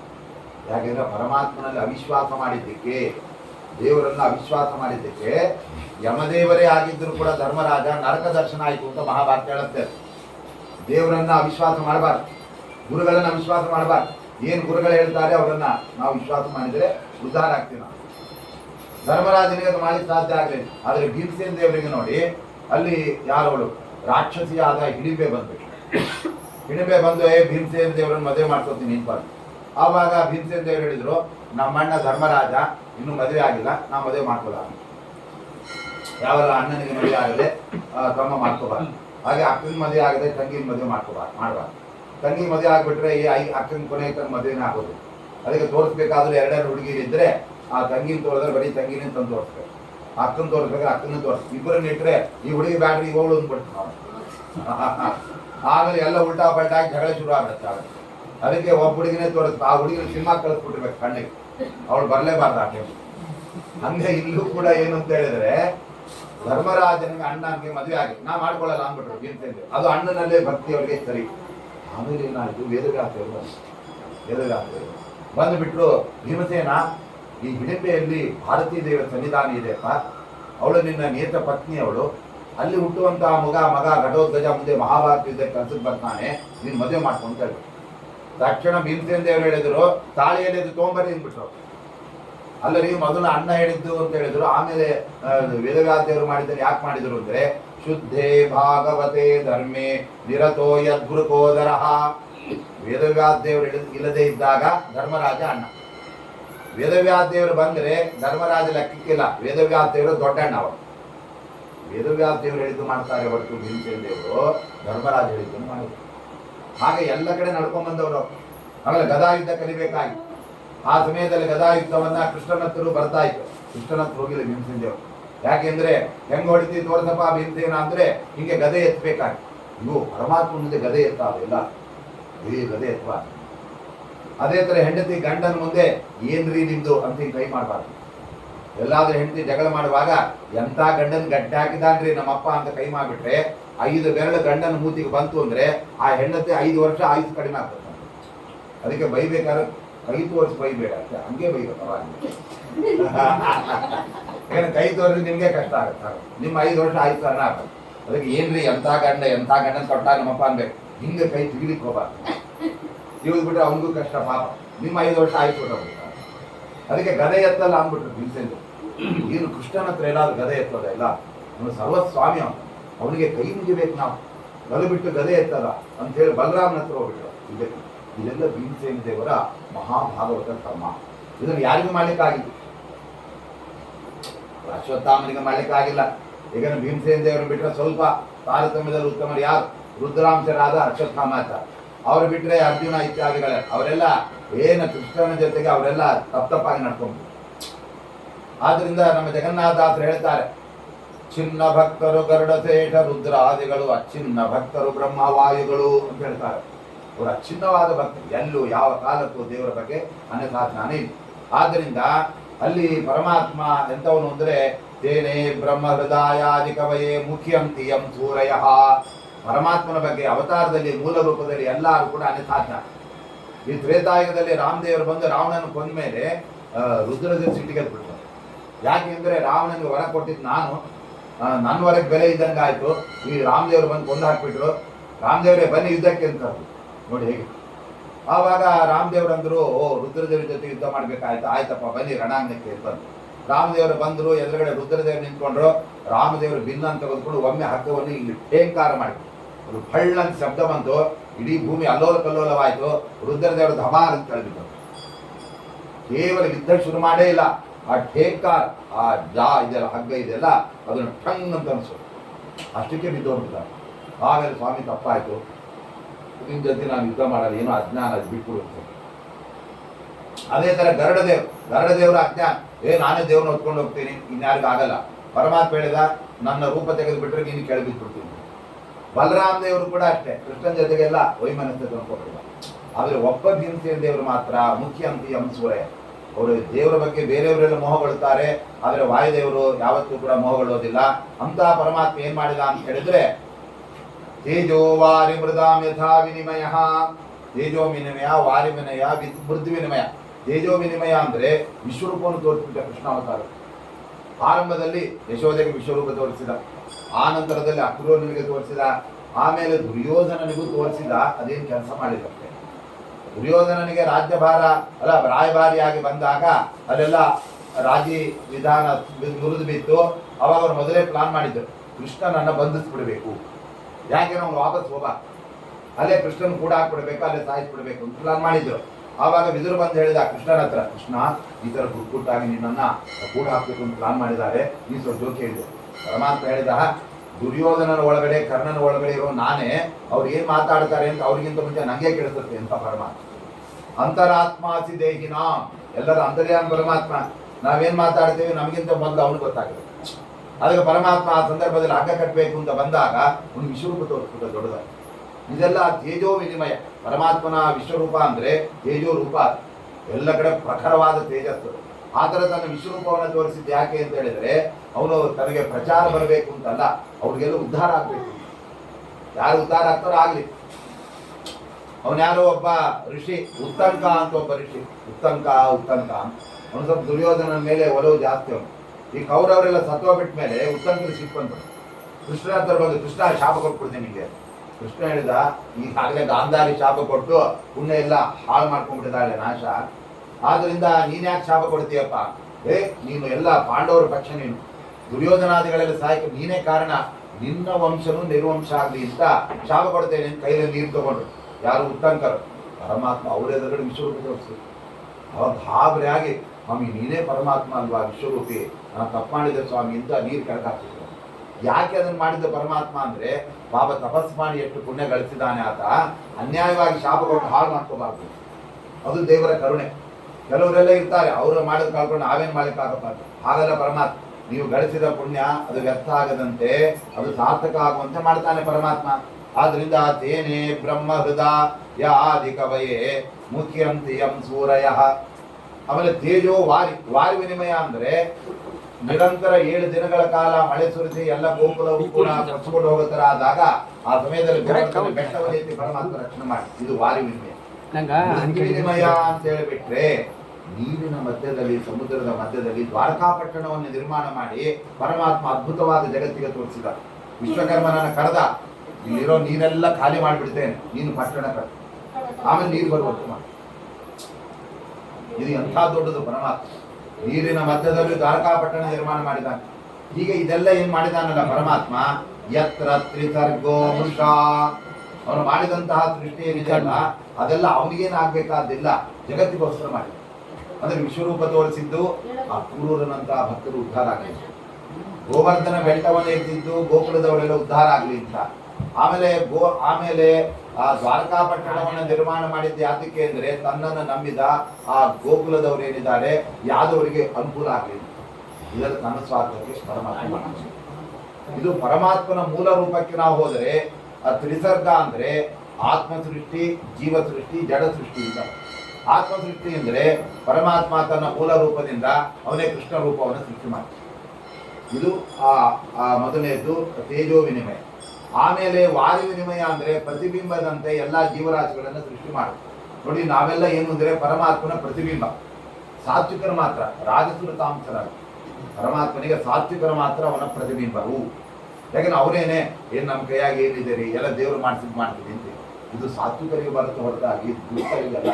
ದುರ್ಯೋಧನ ಅಂತಾನೆ ಅವನೇನ್ ಮಾಡ್ತದೆ, ಕೈ ನನಗ ಅವನಿಗ ಅಂತಾನ, ಎಲ್ಲ ನಾನೇ ಮಾಡಿದ್ದು ಅಂತ ಹೇಳೋದು. ಆವಾಗ ಅಲ್ಲಿ ಹೊಟ್ಟೆ ಬಿಂಬ ಪ್ರತಿಬಿಂಬ ಭಾವ ಯಾರಿಗೆ ಅನುಸಂಧಾನ ಇಲ್ಲ ಅಲ್ಲಿ ಪರಮಾತ್ಮ ಬಿಂಬನಾಗಿರೋದಿಲ್ಲ, ನಿಯಾಮಕನಾಗಿರ್ತಾನೆ. ಈಗ ಇರೋದನ್ನ ಇದೆ ಅಂತ ಫೀಲ್ ಮಾಡಿದಾಗ ಮಾತ್ರ ಪರಮಾತ್ಮ ಅದಕ್ಕೆ ಬೆಲೆ ಕೊಡ್ತಾನೆ. ಯಾರೊಬ್ಬರು ಶ್ರೀಮಂತವಳನ್ನ ಭಾರಿ ವರದಕ್ಷಿಣೆ ತಗೊಂಡು ಮದುವೆ ಮಾಡ್ಕೊಂಡ್ಬಿಟ್ಟ, ಗಂಡ ಅವಳ ಮನೆಗೆ ಬಂದ, ಮನೆ ಅಡಿ ಆಗ್ಬಿಟ್ಟ.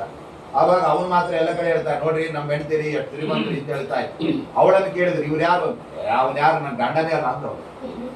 ಯಾಕಂದ್ರೆ ರೊಕ್ಕಕ್ಕೆ ಮಾರ್ಕೊಂಡಿದ್ದಾನೆ ಅಂತ ಹೇಳ್ಬಿಟ್ರು. ನನ್ನ ಗಂಡ ಅಲ್ರಿ, ಅವನೇನ ಯಾವ ತಾಕತ್ತಿಲ್ಲ, ನಮ್ಮ ಸಂಪತ್ತಿನಿಂದ ಅವನ ಹೆಸರು ತಗೊಂಡಿದ್ದಾನೆ. ಅಂದ್ರೆ ಇವನಿಗೆ ಮಾತ್ರ ಹೆಂಡತಿ ಅಂತ ಮೋಹ. ಅವಳೇ ಗಂಡ ಅಲ್ಲ, ಏನ್ ನಮ್ಮ ಅಜ್ಜಿ ಪಿಂಡ ಅಂದ್ಬಿಟ್ಲ ಅಷ್ಟೇ. ಅಂದ್ರೆ ಬೆಲೆ ಇಲ್ಲ, ವರದಕ್ಷಿಣೆ ತಗೊಂಡ್ಬಂದ್ಬಿಟ್ಟಿದ್ದಾನ. ಹಾಗೆ ಅಸುರರೆಲ್ಲ ಏನ್ ಮಾಡ್ತಾರೆ, ಪರಮಾತ್ಮನ ಬಿಂಬ ಅಂತ ಒಪ್ಪಲ್ಲ. ನಮಗೆ ನಿಯಾಮಕ ಅಲ್ಲ ರೀ, ನಮಗೆ ನಾವೇ ನಿಯಾಮಕರು ಅಂತ. ಅದಕ್ಕೆ ಅಂಥವ್ರಿಗೆಲ್ಲ ಪರಮಾತ್ಮ ಅವನು ತನ್ನವರು ತಗೊಳ್ಳೋದಿಲ್ಲ. ಆದ್ರೆ ನಾವೆಲ್ಲ ಸ್ವಾಮಿ ನೀನು ಸ್ವತಂತ್ರ ಕರ್ತ, ನಾವೆಲ್ಲ ನಿನ್ನ ಅಧೀನದಲ್ಲಿರುವ ಅಸ್ವತಂತ್ರ ಕರ್ತೃಗಳು, ನಾವೇನ್ ಮಾಡಿದ್ರು ನೀ ಮಾಡಿಸಿದಂಗೆ. ಇದು ಯಾರಲ್ಲಿರತ್ತೆ, ಅಲ್ಲಿ ಬಿಂಬ ಪ್ರತಿಬಿಂಬ. ಯಾರೋ ಬಡವರಕ್ಕೆ ಪಾಪ ಹೆಣ್ಮಗಳು ಗಂಡನ ಮದುವೆ ಮಾಡ್ಕೊಳ್ತಾರೆ, ಯಾರೇ ನಮ್ಮ ಯಜಮಾನ್ರಿ ನಂಗೆ ನೋಡಿ ತೀರಿ ಕೊಡ್ತಾರೆ, ನಮ್ಮ ಮನೆಯಾಗಿರೋ ಮರದ ಬಾಗಣೆ ಎಲ್ಲ ಈ ಗಂಡನಿಂದೇ ಬಂದಿತ್ತು ಅಂತ ಹೇಳಿ ಪಾಪ. ಯಾಕೆ ದಂಪತಿ ಆಗಿದ್ದಕ್ಕೆ ಮರದ ಬಾಗಣ ಕೊಟ್ಟಿದ್ದಾರೆ, ಅದು ನಮ್ಮ ಗಂಡನ ಕೊಡುಗೆ ಅಂತ. ಅಲ್ಲಿ ಆ ಅನ್ಯೋನ್ಯತೆ ಇರುತ್ತೆ. ಎಲ್ಲಿ ಅದು ಇರಲ್ಲ, ಆ ಬಿಂಬ ಪ್ರತಿಬಿಂಬ ಭಾವ ಇಲ್ಲ. ಹಾಗೆ ಪರಮಾತ್ಮ ಜೀವ ಸೃಷ್ಟಿಯನ್ನ ಪ್ರತಿಬಿಂಬದಂತೆ ಮಾಡಿದ್ದಾರೆ. ಆಮೇಲೆ ಜಡ ಅಂದ್ರೆ ತೇಜೋ ವಾರಿ ಮೃತು ಅಂದ್ರೆ ಜಡ ಬ್ರಹ್ಮಾಂಡ ಸೃಷ್ಟಿ. ಈ ತರ ಮೂಲ ರೂಪಕ್ಕೆ ತಗೊಂಡ್ರೆ ಆತ್ಮ ಸೃಷ್ಟಿ, ನಾನು ಭೂಲೋಕದಲ್ಲಿ ಅವತಾರ ಮಾಡಿ ಆಮೇಲೆ ಜೀವನ ಸೃಷ್ಟಿ ಮಾಡೋದು, ಜಡ ಸೃಷ್ಟಿ ಮಾಡೋದು. ಇದು ಅಲ್ಲಿ ಕೃಷ್ಣಾವತಾರಕ್ಕೆ ಬಂದ್ರೆ ಪರಮಾತ್ಮ ವಿಶ್ವರೂಪವನ್ನು ತೋರಿಸಿದ್ರು. ಆ ನಂತರದಲ್ಲಿ ವಾರಿ ಅಂತ ಹೇಳಿದ್ರೆ ಗೋವರ್ಧನ ಬೆಟ್ಟವನ್ನ ಎದ್ದಿತ್ತು. ಆಮೇಲೆ ಮೃದು ವಿನಿಮಯ ಅಂದ್ರೆ ಆ ಸಮುದ್ರದ ಮಧ್ಯದಲ್ಲಿ ದ್ವಾರಕಾಪಟ್ಟಣ ನಿರ್ಮಾಣ. ಇದೆಲ್ಲ ಏನಿದೆ ಪರಮಾತ್ಮನಿಗೆ ಅದೆಲ್ಲ ಬೇಕಿಲ್ಲ, ಅವನು ತನಗೋಸ್ಕರ ಮಾಡಿದ್ದಲ್ಲ. ಪರಮಾತ್ಮನಿಗೆ ಪರ್ಸನಲಿ ಯಾವುದೇ ಎಲ್ಲ ಭಕ್ತರಿಗೆ ಮಾಡಿ, ಅವನಿಗೆ ಪರ್ಸನಲಿ ಯಾವತ್ತೂ ಕೂಡ. ಒಬ್ಬ ಡಾಕ್ಟರ್ ಇರ್ತಾನೆ, 11 ಗಂಟೆಗೆ 12 ಫೋನ್ ಮಾಡಿ ಸೀರಿಯಸ್ ಆಗಿದ್ರೆ ನಮ್ಮ ಮನೆ ಬನ್ನಿ ಅಂದ್ರೆ ಇಡ್ರಿ ಫೋನ್, ಬೆಳಗ್ಗೆ ಮನೆ ಹತ್ರ ಬಂದಿದ್ದಾನೆ. ಅವನಿಗೆ ಯಾವತ್ತು ಅವ್ರ ಕಷ್ಟಕ್ಕಾಗಲ್ಲ, ಅವ್ನು ಪರ್ಸನಲ್ ಇದೆ. ಅದೇ ನೋಡಿ ದೇವರು ಯಾವಾಗ ಕರೀರಿ. ಅದಕ್ಕೆ ದಾಸರು ಹೇಳಿದ್ದೇನು, ಸಮಯ ಸಮಯ ನಿನಗುಂಟೆ ಭಕ್ತ ವತ್ಸಲ ಅಂತಾರ ಅವ್ರು. ನಿನಗೆ ಮಾತ್ರ ಯಾವುದೋ ಸಮಯ ಇಲ್ಲ ಅಂತ ಹೇಳ್ಬಿಡ್ತಾರೆ. ಹಾಗೆ ಆ ಎತ್ತರ ತ್ರಿಸರ್ಗೋ ಮೃಷ ಧಾಮ್ನಾಕ್ಷೇನ ಸದಾ ನಿರಸ್ತಕವಾತ, ತನ್ನ ಶಕ್ತಿಯಿಂದ ತನ್ನಲ್ಲಿ ಯಾವ ದೋಷಗಳಿಲ್ಲ ಅಂತ ಪರಮಾತ್ಮ ಅಲ್ಲಿ ತನ್ನನ್ನ ತಿಳಿಸ್ಕೊಟ್ಟಿದ್ದಾನೆ ಅಂತ. ಸತ್ಯಂ ಪರಂ ದಿವಿ, ಆ ಪರಮಾತ್ಮನನ್ನ ನಾವು ಧ್ಯಾನ ಮಾಡೋಣ ಅಂತ ಹೇಳ್ಬಿಟ್ಟು ಭಾಗವತ ಹೇಳ್ತಾ ಇದೆ. ಹೀಗೆ ಕೃಷ್ಣ ಪರಮಾತ್ಮ ತನ್ನ ಎಲ್ಲ ಮಹಿಮೆಯನ್ನ ಅಲ್ಲಿ ಜಗತ್ತಿನಲ್ಲಿ ತೋರಿಸಿ ಆನಂತರದಲ್ಲಿ ತನ್ನ ಅವತಾರವನ್ನ ಪರಿಸಮಾಪ್ತಿ ಮಾಡ್ತಾನೆ. ಆ ಸಂದರ್ಭದಲ್ಲೇ ಮುಂದೆ ಅವನ ಎಲ್ಲ ಯಾದವರೆಲ್ಲ ಮುಂದೆ ಎಲ್ಲ ಆಳ್ತಕ್ಕಂಥದ್ದೆಲ್ಲ ಇದೆ. ಇದರ ಬುದ್ಧ ಕಲ್ಕಿ ಅವರ ಕಥೆಯನ್ನು ಹೇಳಿ ಆ ಪರೀಕ್ಷಿತ ರಾಜನಿಗೆ ಆ ಶುಕಾಚಾರ ಕಥೆಯನ್ನು ಮುಕ್ತಾಯ ಮಾಡ್ತಾರೆ. ಆನಂತರದಲ್ಲಿ ಆವಾಗ ಆ ಪರೀಕ್ಷಿತ ರಾಜನಿಗೆ ಆ ಪ್ರಾಣ ಹೋದ ಮೇಲೆ ತಕ್ಷಕ ಬಂದು ಕಚ್ಚುತ್ತಾನೆ. ಅದಾದ ನಂತರದಲ್ಲಿ ಮಾರ್ಕಾಂಡೇಯರ ಕಥೆ ಹೇಳ್ಬೇಕು. ಯಾಕಂದ್ರೆ ಜನ ಏನೋ ತಪ್ಪು ತಿಳ್ಕೊಂಡ್ಬಿಡ್ತಾರೆ. ಏನು ಅಂದ್ರೆ ನೋಡ್ರಿ, ಪರೀಕ್ಷಿತ ಭಾಗವತ್ ಕೇಳಿ ಸತ್ತೋದ, ನಾವು ಇನ್ನೂ ಬದುಕಬೇಕು ಅಂತಿದ್ದೀವಿ, ಅದಕ್ಕೆ ಭಾಗವತ್ ಕೇಳಲ್ಲ ಅಂದ್ಬಿಟ್ರೆ ಆಗ ಪಾರ್ಥ ಮಾಡ್ಕೋಬಾ. ನಾವು ಭಾಗವತವನ್ನ ಯಾವ್ದಕ್ಕೆ ಕೇಳಬೇಕು ಅಂದ್ರೆ ಚಿರಂಜೀವಿಗಳಾದ ಮಾರ್ಕಾಂಡೇಯರ ಕಥೆ ಕೇಳ್ಬಿಟ್ರೆ ನಮ್ಗೂ ಆಯುಷ್ ಜಾಸ್ತಿ ಆಗುತ್ತೆ. ಮಾರ್ಕಾಂಡೇಯರಿಗೆ ಇಡೀ ಕಲ್ಪ ಪೂರ್ತಿ ಆಯುಷ್ಯನ ಪರಮಾತ್ಮ ಕೊಟ್ಟಿದ್ದಾನೆ. ಆದ್ರಿಂದ ಮಾರ್ಕಾಂಡೇಯರ ಸಣ್ಣ ಹುಡುಗ ಇದ್ದಾಗ ಅವರಿಗೆ ಆಯುಷ್ 16 ವರ್ಷ ಇತ್ತು. ಆವಾಗ ಋಷಿಗಳೆಲ್ಲ ಬಂದ್ಬಿಟ್ಟು ದೀರ್ಘಾಯುಷ್ಮಾನ್ ಭವ ಅಂತ ಹೇಳಿ ಅವ್ರು ಹೇಳಿದ್ರು, ಇಲ್ರಿ ಅಲ್ಲೇ 16 ತುಂಬತ್ತಿದೆ, ಇನ್ನೊಂದು 15 ದಿವಸ ನೀವು ನೋಡಿದ್ರೆ ದೀರ್ಘಾಯುಷ್ಮಾನ್ ಅಂತ ಹೇಳಿದ್ರ, ಅವ್ನು ಸಾಯ್ತಿದ್ದಾನೆ, ಏನ್ ಮಾಡ್ತಾರೆ? ಅವ್ರಂದ್ರು ಒಳ್ಳೆ ಆಶೀರ್ವಾದ ಮಾಡಿದ್ರೆ ತಪ್ಪಾಯ್ತಲ್ಲ, ಇನ್ಮೇಲೆ ಯಾರಿಗೂ ಆಶೀರ್ವಾದ ಮಾಡಬಾರ್ದು ಅಂತ ಮನಸ್ಸು ನಾವು. ಆಮೇಲೆ ಆಯ್ತು ಹೆಂಗೋ ಸರಿ ಮಾಡೋಣ ಅಂತ ನಾವೀಗ ಬ್ರಹ್ಮದೇವ್ರ ಹತ್ರ ಹೋಗ್ತಿದೀವಿ, ಸತ್ಯಲೋಕಕ್ಕೆ ನೀವು ಕಳಿಸ್ಕೊಡಿ ಮಾರ್ಕಾಂಡೇಯರು ಕರ್ಕೊಂಡು ಹೋದ್. ಅವ ಬ್ರಹ್ಮದೇವ್ರ ಮುಂದೆ ನಮಸ್ಕಾರ ಮಾಡಿದ್ರು ಮಾರ್ಕಾಂಡೇಯ. ಬ್ರಹ್ಮದೇವ್ರು ಏನ್ ಹೇಳಿದ್ರು, ದೀರ್ಘಾಯುಷ್ಮಾನ್ ಭವ ಅಂತ. ಅವ ಈ ಋಷಿಗಳೆಲ್ಲ ಸಪ್ತ ಋಷಿಗಳು ಕುಣಿಲಿಕ್ಕೆ ಶುರು ಮಾಡಿ, ಯಾಕೆಂದ್ರೆ ನಾವು ಆ ಥರ ಮಾಡಿ ಸಿಗಾಕೊಂಡಿದ್ವಿ, ಇವನು ಬೇಗ ಸಾಯವನಾಗಿದ್ದ. ಬ್ರಹ್ಮದೇವರಿಗೆ ಆಶೀರ್ವಾದ ಮಾಡಿದ್ರು, ಈಗ ಸಮಸ್ಯೆ ಅವ್ರ ಕೈ ಬಂತು. ಅವ ಬ್ರಹ್ಮದೇವರು ಹೇಳಿದ್ರು ಏನು ಪರವಾಗಿಲ್ಲ, ಅವರು ರುದ್ರದೇವರ ಒಳಗಡೆ ಇರುವ ಆ ನರಸಿಂಹದೇವರ ಆ ಮೃತ್ಯುಂಜಯನ ಉಪಾಸನೆ ಮಾಡಿ ಅವರಿಗೆ ದೀರ್ಘಾಯುಷ್ ಬರುತ್ತೆ ಅಂತ ಹೇಳಿ. ಅದೇ ತರ ಅವರು ಉಪಾಸನೆ ಮಾಡಿದ್ರು, ಯಮದೇವರು ಪಾಶ ಹಾಕಿದ್ರು, ರುದ್ರದೇವರು ಪಾಶ ಹಾಕಿದ್ರು. ಕೊನೆಗೆ ಅಲ್ಲಿ ವಿಶೇಷವಾಗಿ ಅವರು ಕಲ್ಪಾಯುಷ್ಯನ್ನು ಪಡಿತಾರೆ. ಅದರಂತೆ ನಾವು ಕೂಡ ಮಾರ್ಕಾಂಡೇಯರ ಸ್ಮರಣೆ ಮಾಡಿದಾಗ ನಮಗೆ ದೀರ್ಘಾಯುಷ್ಯು ಕೂಡ ಬರುತ್ತೆ ಅಂತ ಅಲ್ಲಿ ಭಾಗವತ ಹೇಳ್ತಾ ಇದೆ. ಕೊನೆಗೆ ಭಾಗವತದ ಪರಿಸಮಾಪ್ತಿ ಮಾಡುವಾಗ ವೈಷ್ಣವ ವಾಸುದೇವ ಕಥಾ ಪ್ರಶ್ನ ಪುರುಷಾನ್ ಸ್ತ್ರೀನ್ ಪುನಾತಿ ವಕ್ತಾರಂ ಪೃಚ್ಛಕಂ ಶ್ರೋತ್ರೋನ್ ತತ್ಪಾದ ಸಲಿಲಂ ಯಥಾ. ಎಲ್ಲಿ ಭಾಗವತ ಪ್ರವಚನ ನಡೀತಾ ಇರುತ್ತೆ ಅಲ್ಲಿ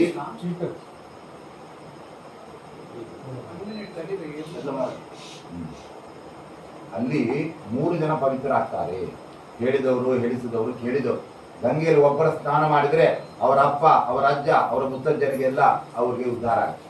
ಒಬ್ಬ ಹೆಣ್ಮಗಳ ಸ್ನಾನ ಮಾಡಿದ್ರೆ ಅವಳ ತಾಯಿ, ಅವಳ ಅಜ್ಜಿ, ಮುತ್ತಜ್ಜಿ ಅವ್ರಿಗೆಲ್ಲ ಉದ್ಧಾರ ಆಗುತ್ತೆ. ಯಾಕಂದ್ರೆ ಗಂಗೆ ಮಹತ್ವ ಅಂತ. ಒಬ್ಬರು ನೀವು ಸ್ನಾನ ಮಾಡಿದ್ರೆ ಅವ್ರ ವಂಶಕ್ಕೆ ಆ ಫಲ ಬರುತ್ತೆ.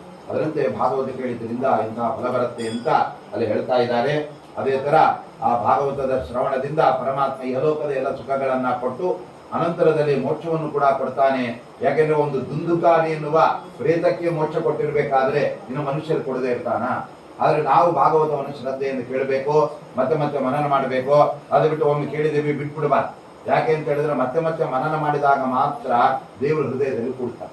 ಹಿಂಗ್ ಕೇಳಿ ಹಿಂಗ್ ಬಿಟ್ಬಿಟ್ರೆ ಆವಾಗ ಮರ್ತೋಗ್ಬಿಟ್ರೆ ದೇವ್ರು ಹೇಳ್ತಾನೆ, ನೀವು ನನ್ನನ್ನು ಮರ್ತಿದ್ದೀರಾ, ನನ್ನನ್ನು ಬಿಟ್ಬಿಟ್ಟಿದ್ದೀರಾ, ಅದಕ್ಕೆ ನಿಮ್ಗೆ ಅನುಗ್ರಹ ಮಾಡಲ್ಲ. ಇವತ್ತೆಲ್ಲ ನಾವೆಲ್ಲ ಬಿಟ್ಬಿಟ್ಟಿದ್ದೀವಿ. ನಾವು ದೇವರಿಂದ ಬಿಟ್ಬಿಟ್ಟಿದ್ದೇವೆ, ಲಕ್ಷ್ಮೀ ದೇವಿ ಬಿಟ್ಟಿದ್ದೇವೆ, ಏಕಾದಶಿ ಉಪವಾಸ ಬಿಟ್ಬಿಟ್ಟಿದ್ದೇವೆ. ಆದ್ರೆ ಬಿಟ್ರೆ ಮತ್ತೆ ಸಂಸಾರದಲ್ಲಿ ಆಗ್ತಾನೆ ಪರಮಾತ್ಮ. ದೇವರನ್ನು ಬಿಡಬಾರ್ದು. ಅದಕ್ಕೆ ಜಗನ್ನಾಥದಾಸರು ಹೇಳ್ತಾರೆ, ಬಿಟ್ಟವರ ಭವಪಾಶದಿಂದಲೇ ಕಟ್ಟುವನು. ನೋಡಿ, ಯಾರು ದೇವರನ್ನು ಬಿಡ್ತಾರೆ, ನನ್ ಬಿಟ್ರ ನಿಮ್ಮನ್ನು ಕಟ್ಟಿ ಹಾಕ್ತೀನಿ. ಯಾವ್ದ್ರಲ್ಲಿ? ಭವಪಾಶದಿಂದ ಕಟ್ಟಿ ಹಾಕ್ಬಿಡ. ಹೆಂಡತಿ, ಮಕ್ಕಳು, ಮೊಮ್ಮಕ್ಕಳನ್ನ ಹಾಕ್ಬಿಡುದು. ಇನ್ನವರು ಎಕ್ಸ್ಟ್ರಾ ನಾಯಿನ ಬೇರೆ ಸಾಕೊಂಡ್ಬಿಟ್ಟು ಅದನ್ನು ಬಿದ್ದುಬಿಟ್ಟಿದ್ದಾರೆ. ನೋಡಿ, ನಮಗೆ ದೇವರು ಕೊಟ್ಟ ಈ ಗರಣವನ್ನೇ ಬೇಕು ಕಳ್ಕೋಬೇಕು. ಅದು ಬಿಟ್ಟು ನಾಯಿನ ಸಾಕಿದೆ, ಬೆಕ್ಕಿನ ಸಾಕಿದೆ ಅಂದ್ರೆ ಆ ನಾಯಿನ ಮೋಹ ಮಾಡಿ ಮಾಡಿ ಅದಕ್ಕೆ ದಿವಸ ಶಾಂಪು ಹಾಕಿ ತೊಳೆದು ಮುಂದೆ 2 ಜನ್ಮ ಆದ್ಮೇಲೆ ನಾಯಿ ಮರಿ ಹಾಕಿ ಬಿಟ್ಬಿಡ್ತಾನೆ. ಅದಕ್ಕೆ ನಾವು ಹೆಚ್ಚಿಗೆ ಋಣಗಳನ್ನು ಇಟ್ಕೋಬಾರ್ದು. ಯಾವತ್ತು ಇದೇ ಇರೋ ಋಣವನ್ನು ಕಳ್ಕೊಳ್ಬೇಕು. ಅದ್ರ ಹಸು ಸಾಕಿ, ಹಸುವಿನ ಸೇವೆ ಮಾಡಿ ಉತ್ತಮ ಜನ್ಮ ಬರ್ತದೆ. ನಾಯಿನ ಸಾಕಿ ಅದಕ್ಕೆ ನೀವು ಆಹಾರ ಕೊಟ್ರೆ ಮತ್ತೆ ಕೆಟ್ಟ ಕೀಳು ಜನ್ಮ ಬರ್ತದೆ. ಯಾಕೆಂದ್ರೆ ನೋಡಿ, ಹಸುವಿನ ಹಾಲು ದೇವರ ನೈವೇದ್ಯಕ್ಕೆ ಅಭಿಷೇಕಕ್ಕೆ ಯೋಗ್ಯ. ಅದು ಬಿಟ್ಟು ನಮ್ಮ ನಾಯಿಗೆ 6 ಮೊಲೆ ಇದೆ, 8 ಮೊಲೆ ಇದೆ, ಅದ್ರ ಹಾಲು ಹಿಡಿತೀವಿ ಅಂದ್ರೆ ನಾಯಿ ಹಾಲು ನಾಯಿ ಕುನ್ನಿಗೆ ಹೊರತಾಗಿ ದೇವರಿಗೆ ಅಲ್ಲ. ಯಾಕಂದ್ರೆ ಅದೇ ಪಾಪಿ ಜೀವನ. ಅದರಿಂದ ಬಂದದ್ದು ಅದರ ಮರಿಗಳಾದ ಪಾಪಿ ಮರಿಗಳಿಗೆ ಹೊರತು ಅದು ಹಸುವಿನ ಹಾಲು ಮಾತ್ರ ದೇವರಿಗೆ. ಮಧ್ವಾಚಾರ್ಯ ಹೇಳ್ತಾರೆ, ದೇವರಿಗೆ ಅಭಿಷೇಕ ಮಾಡಿದರೆ, ಶಾಲಿಗ್ರಾಮಕ್ಕೆ ನೀರಿನಿಂದ ಅಭಿಷೇಕ ಮಾಡಿದರೆ ದಶಾಪರಾಧಂ ತೋಯೇನ ಕ್ಷೀರೇಣ ಚ ಶತಂ ತಥಾ ಅಂತಾರೆ ಮಧ್ವಾಚಾರ್ಯ. ಬರೀ ನೀರಿನಿಂದ ನೀವು ಶಾಲಿಗ್ರಾಮಕ್ಕೆ ಭಕ್ತಿಯಿಂದ ಅಭಿಷೇಕ ಮಾಡಿದರೆ 10 ಜನ್ಮಗಳ 10 ಪಾಪ ಕಳಿತಾನೆ ದೇವರು. ಅದೇ ನೀವು ಕ್ಷೀರಾಭಿಷೇಕ ಮಾಡಿದರೆ 100 ಜನ್ಮಗಳ ಪಾಪ 100 ಪಾಪ ಕಳಿತಾನೆ ಪರಮಾತ್ಮ. ಹಾಗಾಗಿ ನಾವು ಹಸುವನ್ನು ಮೋಷಣೆ ಮಾಡಬೇಕೇ ಹೊರತು ಅದು ಬಿಟ್ಟು ಆ ನಾಯಿನ ತರೋದು, ಅದ್ರ ಮೇಲೆ ಕೂತ್ಕೊಳ್ಳೋದು. ನೋಡ್ರಿ, ನಾಯಿ ನಮ್ ಬಂದ್ರೆ ಎಷ್ಟು ಮ್ಯಾನ್ ಬೀಳ್ತದೆ, ನೆಕ್ತದೆ. ನೆಕ್ಕಿದ್ರೆ ಮುಖ ಎಲ್ಲ ರೋಗ ಬಂದ್ಬಿಡುತ್ತೆ ಆಮೇಲೆ. ಅದೇ ಹಸು ನಿಮ್ಮ ಕೈಯನ್ನು ನೆಕ್ಕಿದರೆ ನಿಮ್ಮ ಕೈಯಲ್ಲಿರುವ ಕೆಟ್ಟ ರೇಖೆಗಳೆಲ್ಲ ಹೋಗ್ತದೆ. ಅದಕ್ಕೆ ನಮ್ಮ ಶಾಸ್ತ್ರ ಹೇಳ್ತಾರೆ, ನೀವು ಕೈಯಲ್ಲಿ 2 ಕೈಯಲ್ಲಿ ಅಕ್ಕಿ ಹಿಡ್ಕೊಂಡು ಬೆಲೆ ಹಿಡ್ಕೊಂಡು ಹಸುನ ಇಟ್ಕೊಂಡ್ರೆ ಅದು ನೆಕ್ಕಿದಂಗೆಲ್ಲ ಆ ಕೆಟ್ಟ ಪ್ರಾರಬ್ಧ ಕರ್ಮಗಳ ರೇಖನಾಶ ಅದು ಅಳಿಸೋಗುತ್ತೆ. ಯಾಕಂದ್ರೆ ಹಸುವಿಗೆ ಅಷ್ಟು ಮಹತ್ವ ಇದೆ. ಅದಕ್ಕೆ ಪರಮಾತ್ಮ ಕೃಷ್ಣಾವತಾರದಲ್ಲಿ 2 ಹೊಸ ಸಿಂಬಲ್ಗಳನ್ನು ಜಗತ್ತಿಗೆ ತೋರಿಸಿದ. ಒಂದು ಕೊಳಲು, ಇನ್ನೊಂದು ಹಸು. ಕೊಳಲು ಕೃಷ್ಣಾವತಾರದಲ್ಲಿ ಬಂದಿದ್ದ. ಆಮೇಲೆ ಹಸು ಕೂಡ ಕೃಷ್ಣಾವತಾರದಲ್ಲೇ ಗೋಪಾಲ ಕೃಷ್ಣ ಅಂತೆಲ್ಲ ನಮಗೆಲ್ಲ ಬಂದದ್ದು.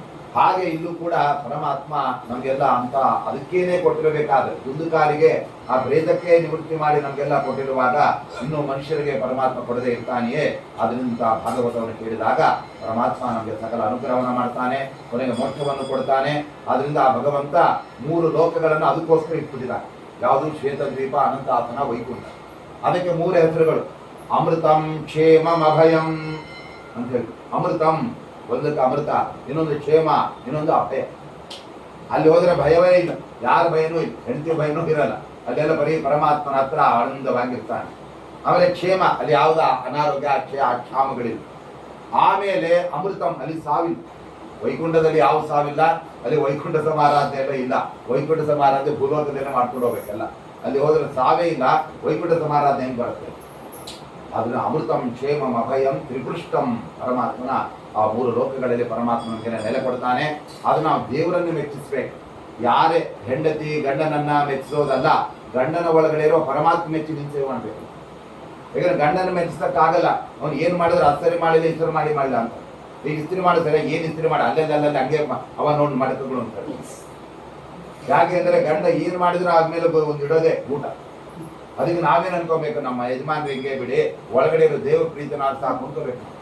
ಆ ದೇವ್ರ ಪ್ರೀತನ ಆಗ್ಬಿಡ್ತಾ. ಯಾಕಂದ್ರೆ ನೀವು ಸಣ್ಣದು ಮಾಡಿದ್ರು ದೇವ್ರ ಖುಷಿ ಆಗ್ಬಿಡುತ್ತೆ. ಈ ಗಂಡ ಸತ್ರು ಖುಷಿ ಆಗಲ್ಲ. ಯಾಕೆ ಏನಾರು ಒಂದು ಊಟ ಇಡಬೇಕು. ಅವನು ಹಂಗೆ ಮಾಡ್ತಾನೆ. ನೀ ಅದು ಸರಿ ಮಾಡಲಿಲ್ಲ, ಇದು ಸರಿ ಮಾಡಲಿಲ್ಲ, ಮತ್ತೆ ಏನ್ ನೀ ಸರಿ ಮಾಡಿದ್ದೆ ಅದಕ್ಕೆ ಹೇಳಿ.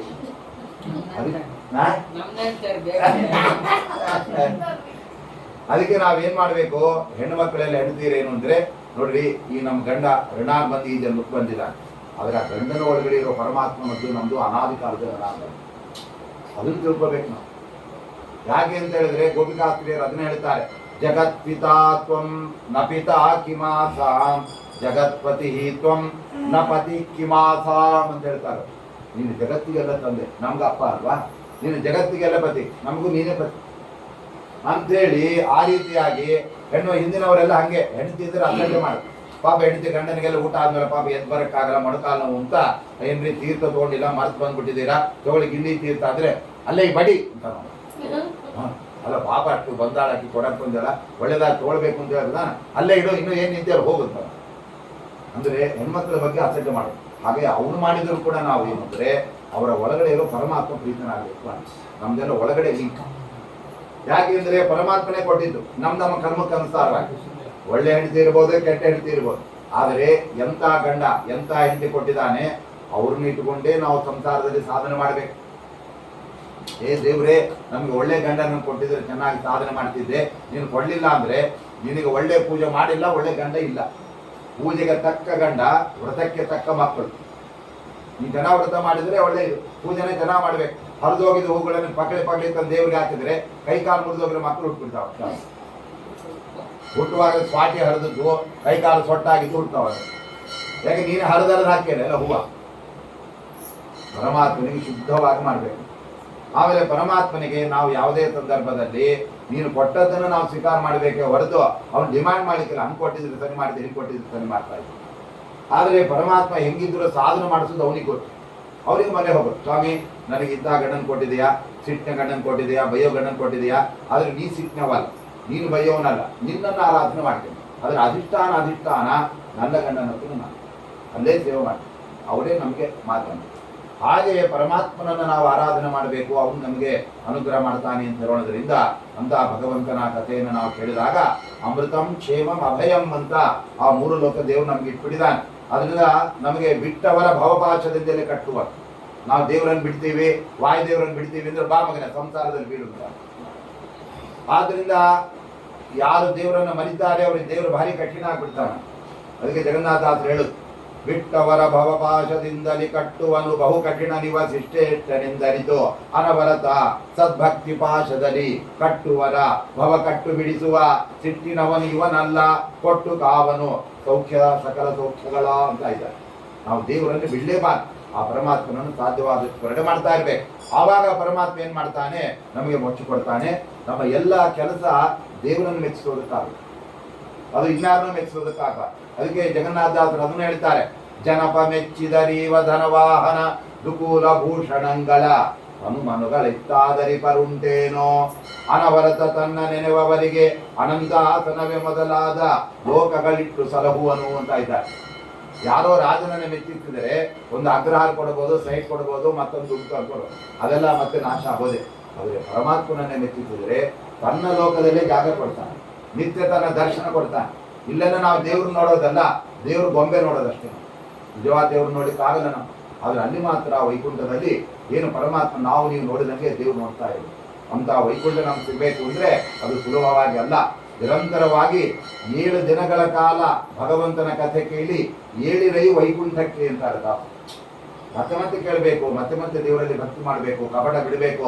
ಎಲ್ಲ ಸ್ವಾಮಿ ನಿನಗೋಸ್ಕರ ಪೂರ್ಣಿ ಮಹೇತೆ ಪರಿತೋಷಣಾಯ, ನಿನ್ನನ್ನು ಮೆಚ್ಚಿಸೋದಕ್ಕೆ ಈ ಜನ್ಮ, ಇನ್ನಾರನ್ನು ಮೆಚ್ಚಿಸೋದಕ್ಕೆ. ನಾ ಏನು ಮಾಡಿದ್ರು ನಿನ್ನ ಮೆಚ್ಚುಗೆ ಆಗಬೇಕು ಅಂತ ಮಾಡಬೇಕು. ಅವನೊಬ್ಬನೇ ನಮಗೆ, ಉಳಿದವರೆಲ್ಲ ಅವನ ಪರಿವಾರ ಬೇಕು. ಹಂಗೆ ರುದ್ರದೇವನ ಬಿಡಬೇಕು ಅಂತಲ್ಲ, ಅಥವಾ ನಾವು ಇನ್ನಾರನ್ನು ಬಿಡಬೇಕು ಅಂತಲ್ಲ. ಸ್ವಾಮಿ ನೀವೆಲ್ಲ ದೇವರನ್ನು ಮೆಚ್ಚಿಸೋದು ಸಹಾಯ ಮಾಡಿ, ಆದರೆ ನಮ್ಮ ಉದ್ದೇಶ ದೇವರನ್ನೇ ಮೆಚ್ಚಿಸೋದು. ಹಾಗೆ ಮಾಡಿದಾಗ ದೇವರು ಅನುಗ್ರಹ ಮಾಡ್ತಾನೆ ಅಂತ ಭಾಗವತದ ಅತ್ಯದ್ಭುತವಾದ ಪ್ರವಚನ ಈ 3 ದಿನಗಳಿಂದ ನಿರಂತರ ದಾಸರಾಯರ ಸನ್ನಿಧಿಯನ್ನು ನಡೆದಿದೆ. ಇದು ಅಮೋಘವಾಗಿರ್ತಕ್ಕಂಥದ್ದು.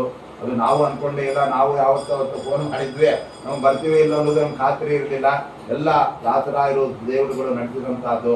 ಅದು ಒಳ್ಳೆ ರೀತಿಯಿಂದ ಇದು ನಡೆದಿದೆ. ಇವತ್ತು ಅಂತ್ಯೇಷ್ಟಿ ಕೊನೆಯ ಈ ಅಧಿಕ ಮಾಸದ 3 ದಿನಗಳು, ಒಂದು ತ್ರಯೋದಶಿ, ಚತುರ್ದಶಿ, ಅಮಾಸೆ ಅಂತಕ್ಕಂಥದ್ದು ಇದೆ. ಇದು ಬಹಳ ಪವಿತ್ರವಾದ, ಮತ್ತೆ ಅಧಿಕ ಮಾಸ ಬರಕ್ಕೆ 3 ವರ್ಷ ನಾವು ಕಾಯಬೇಕು. ಇದನ್ನು ಭಾಗವತ ಕೇಳಿಬಿಟ್ಟಿದ್ದೇವೆ. ನಾವು ದೇವರನ್ನು ಕೇಳಿದ ಸ್ವಾಮಿ ಅಧಿಕ ಮಾಸನ 3 ದಿನ ಕೇಳಿದ್ದೇವೆ, ಅದಕ್ಕೆ ಅನುಗ್ರಹ ಮಾಡಿ ಅಂದರೆ ಆಯ್ತು ಬಿಡಿ ನಮ್ಗೆ ಫಲ ಕೊಟ್ಬಿಡ್ತೀನಿ ಅಂತ ಕ್ರಮ. ಅದನ್ನಂಥ ವಿಶೇಷವಾದ ಕಾರ್ಯ ನಡೆದಿದೆ. ನನಗೆಲ್ಲ ಮೊದಲಿನಿಂದಲೂ ಕೂಡ ಈ ಮೊದಲ ಕಲ್ಲು ಅಂದರೆ ಬಹಳ ಇಷ್ಟ.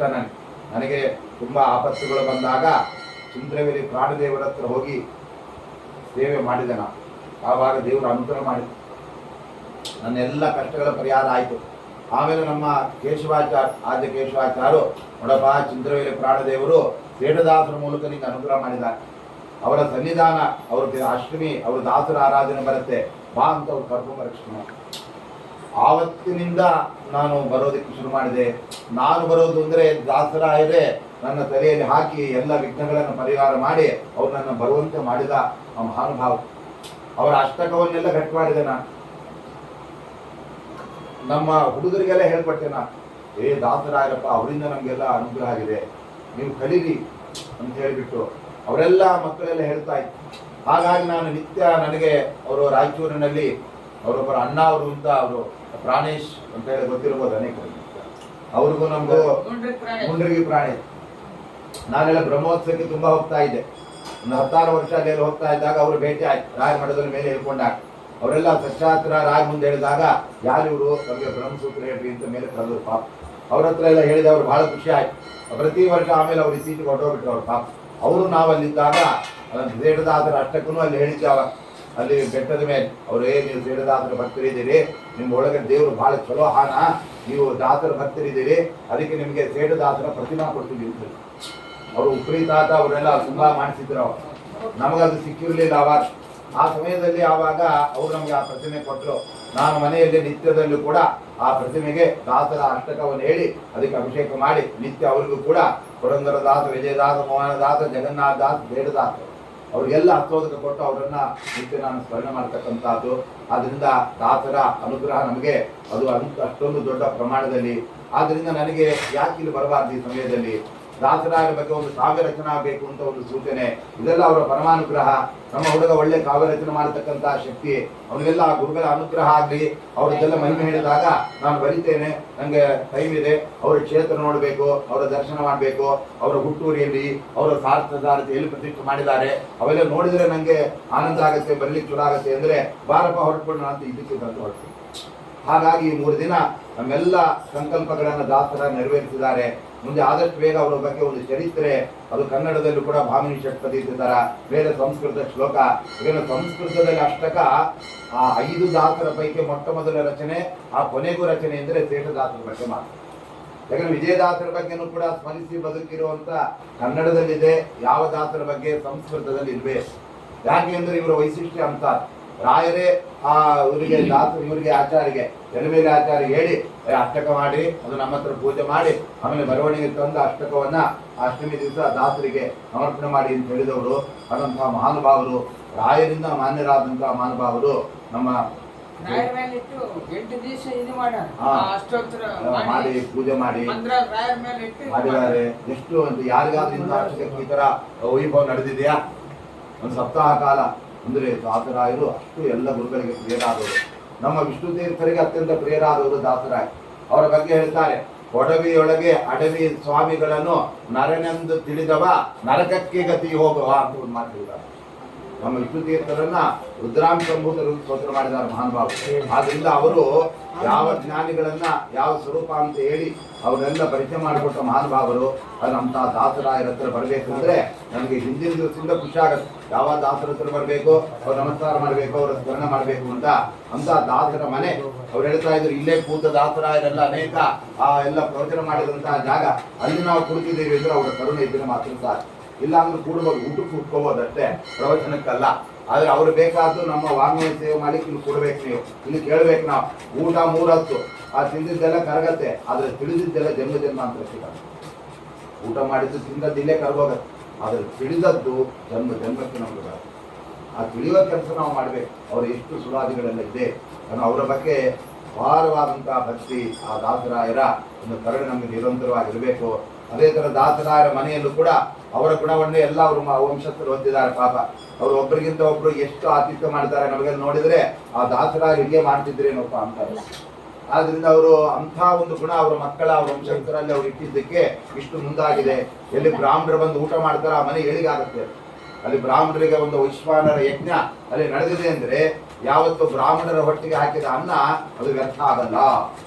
ನಾಯಿಗೆ ಹಾಕಿದ್ರೆ ವ್ಯರ್ಥ ಆಗತ್ತೆ, ಬ್ರಾಹ್ಮಣರ ಹೊಟ್ಟೆಗೆ ಹಾಕಿದ್ರೆ ಸಾರ್ಥಕ ಆಗತ್ತೆ. ಆದ್ರಿಂದ ಅಂತ ಒಳ್ಳೆ ಆತಿಥ್ಯ ಇರುವುದೆಲ್ಲ ಅದು ನಮ್ಗೆಲ್ಲ ಬಹಳ ಸಂತೋಷ. ನಮ್ಮ ಆತ್ಮೀಯ ಮಿತ್ರರು, ನಮ್ಮ ಸೂದರಾಚಾರ ಅಂದ್ರಾದಲ್ಲಿ ನಾವೆಲ್ಲ ಓದ್ತಾರ ಸಣ್ಣ ಹುಡುಗರು, ಅವೆಲ್ಲ ಊಟಕ್ಕೆ ಹೋಗ್ಬೇಕಾದ್ರೆ ನಿದ್ದೆ ಮಾಡ್ಬಿಡ್ತಾ ಇದ್ವಿ. ಅವೇ ಊಟಕ್ಕಾಯ್ತು ಬನ್ನಿ ಬನ್ನಿ ಅಂತ ಕರ್ಕೊಂಡು ಹೋಗ್ರು ಪಾಪ. ಹಾಗಾಗಿ ಅಷ್ಟು ಒಳ್ಳೆ ಮನಸ್ಸು ಹೃದಯ ಅವರು. ಆದ್ರೆ ಅವರು ಇಲ್ಲಿ ವಿಶೇಷ ಶ್ರೀನಿವಾಸ ದೇವರ ಒಂದು ಸನ್ನಿಧಾನದಲ್ಲಿ ಅವರ ಕೈಂಕರ್ಯ ಚೆನ್ನಾಗಿ ನಡೆಸಿದ್ದಾರೆ ಪಾಪ. ಹಾಗಾಗಿ ದೇವರಿಗೆ ಅಷ್ಟು ಬೇಗ ಎದ್ದು ಒಂದು ಚಿಟ್ಟೆಯಲ್ಲಿ ಅನ್ನ ಮಾಡಿ ದೇವರಿಗೆ ಅನ್ನ ಇಡ್ತಾರೆ ನೈವೇದ್ಯಕ್ಕೆ. ದೇವರಿಗೆ ಒಂದು ದೊಡ್ಡ ಸಾಮಾನ್ಯ ಇರಬೇಕಾಗಿಲ್ಲ, ಒಂದೇ ಸ್ವಲ್ಪ ಅನ್ನ ಪ್ರೀತಿಯಿಂದ ಇಟ್ಟರೆ ಅಷ್ಟೇ ಸಾಕು. ಸ್ವಲ್ಪ ಮಪಿ ತಂದ್ಕೊ, ದೇವರಿಗೆ ನಮಗಿಂತ ಎಷ್ಟೆಷ್ಟು ಜಾಸ್ತಿ ಬೇಕಾಗಿಲ್ಲ. ಸ್ವಲ್ಪ ಇಡು, ಶ್ರದ್ಧೆಯಿಂದ ಇಡು, ಮೊದಲಿಡು. ಅದ್ಬಿಟ್ಟು ನಮ್ದೆಲ್ಲ ಊಟ ಆದ್ಮೇಲೆ ದೇವರಿಗೆ ನೈವೇದ್ಯ ಮರ್ತೋಯ್ತೀರಿ, ಅಲ್ಲೇ ಬೆಲ್ಲ ಇಟ್ಟು ಬನ್ನಿ ಅಂತ ಹೇಳ್ತಾರೆ. ಮೊದಲು ನಾವು ಆಮೇಲೆ ದೇವರು ಅಂತೀವಿ ನಾವು. ಹಾಗೆಲ್ಲ ಅಲ್ಲ, ದೇವರು ನಾವು ಸ್ವಯಂ ವ್ಯಕ್ತ ಶ್ರೀನಿವಾಸ್ ಈ ಸ್ವಾಮಿ ಸಿಗ್ತಾನೆ. ಎಲ್ಲಾದ್ರೂ ತಿರುಪತಿಗೆ ಹೋದ್ರೆ ಬರೀ ಯಾರು ನಮ್ಗೆ ಮಾತಾಡ್ಸೋರೇ ಇಲ್ಲ. ಇನ್ನು ದೇವ್ರ ಹತ್ರ ಹೋದ್ರೆ ದೇವ್ರ ಹತ್ರ ಅಲ್ಲಿ ಕರೀತಾನೆ. ಅಂತ ದೇವ್ರು ಬೇಕು ನಮ್ಗೆ. ಶ್ರೀನಿವಾಸ ದೇವರು ಸ್ವಲ್ಪ ಶ್ರೀಮಂತ ದೇವ್ರು.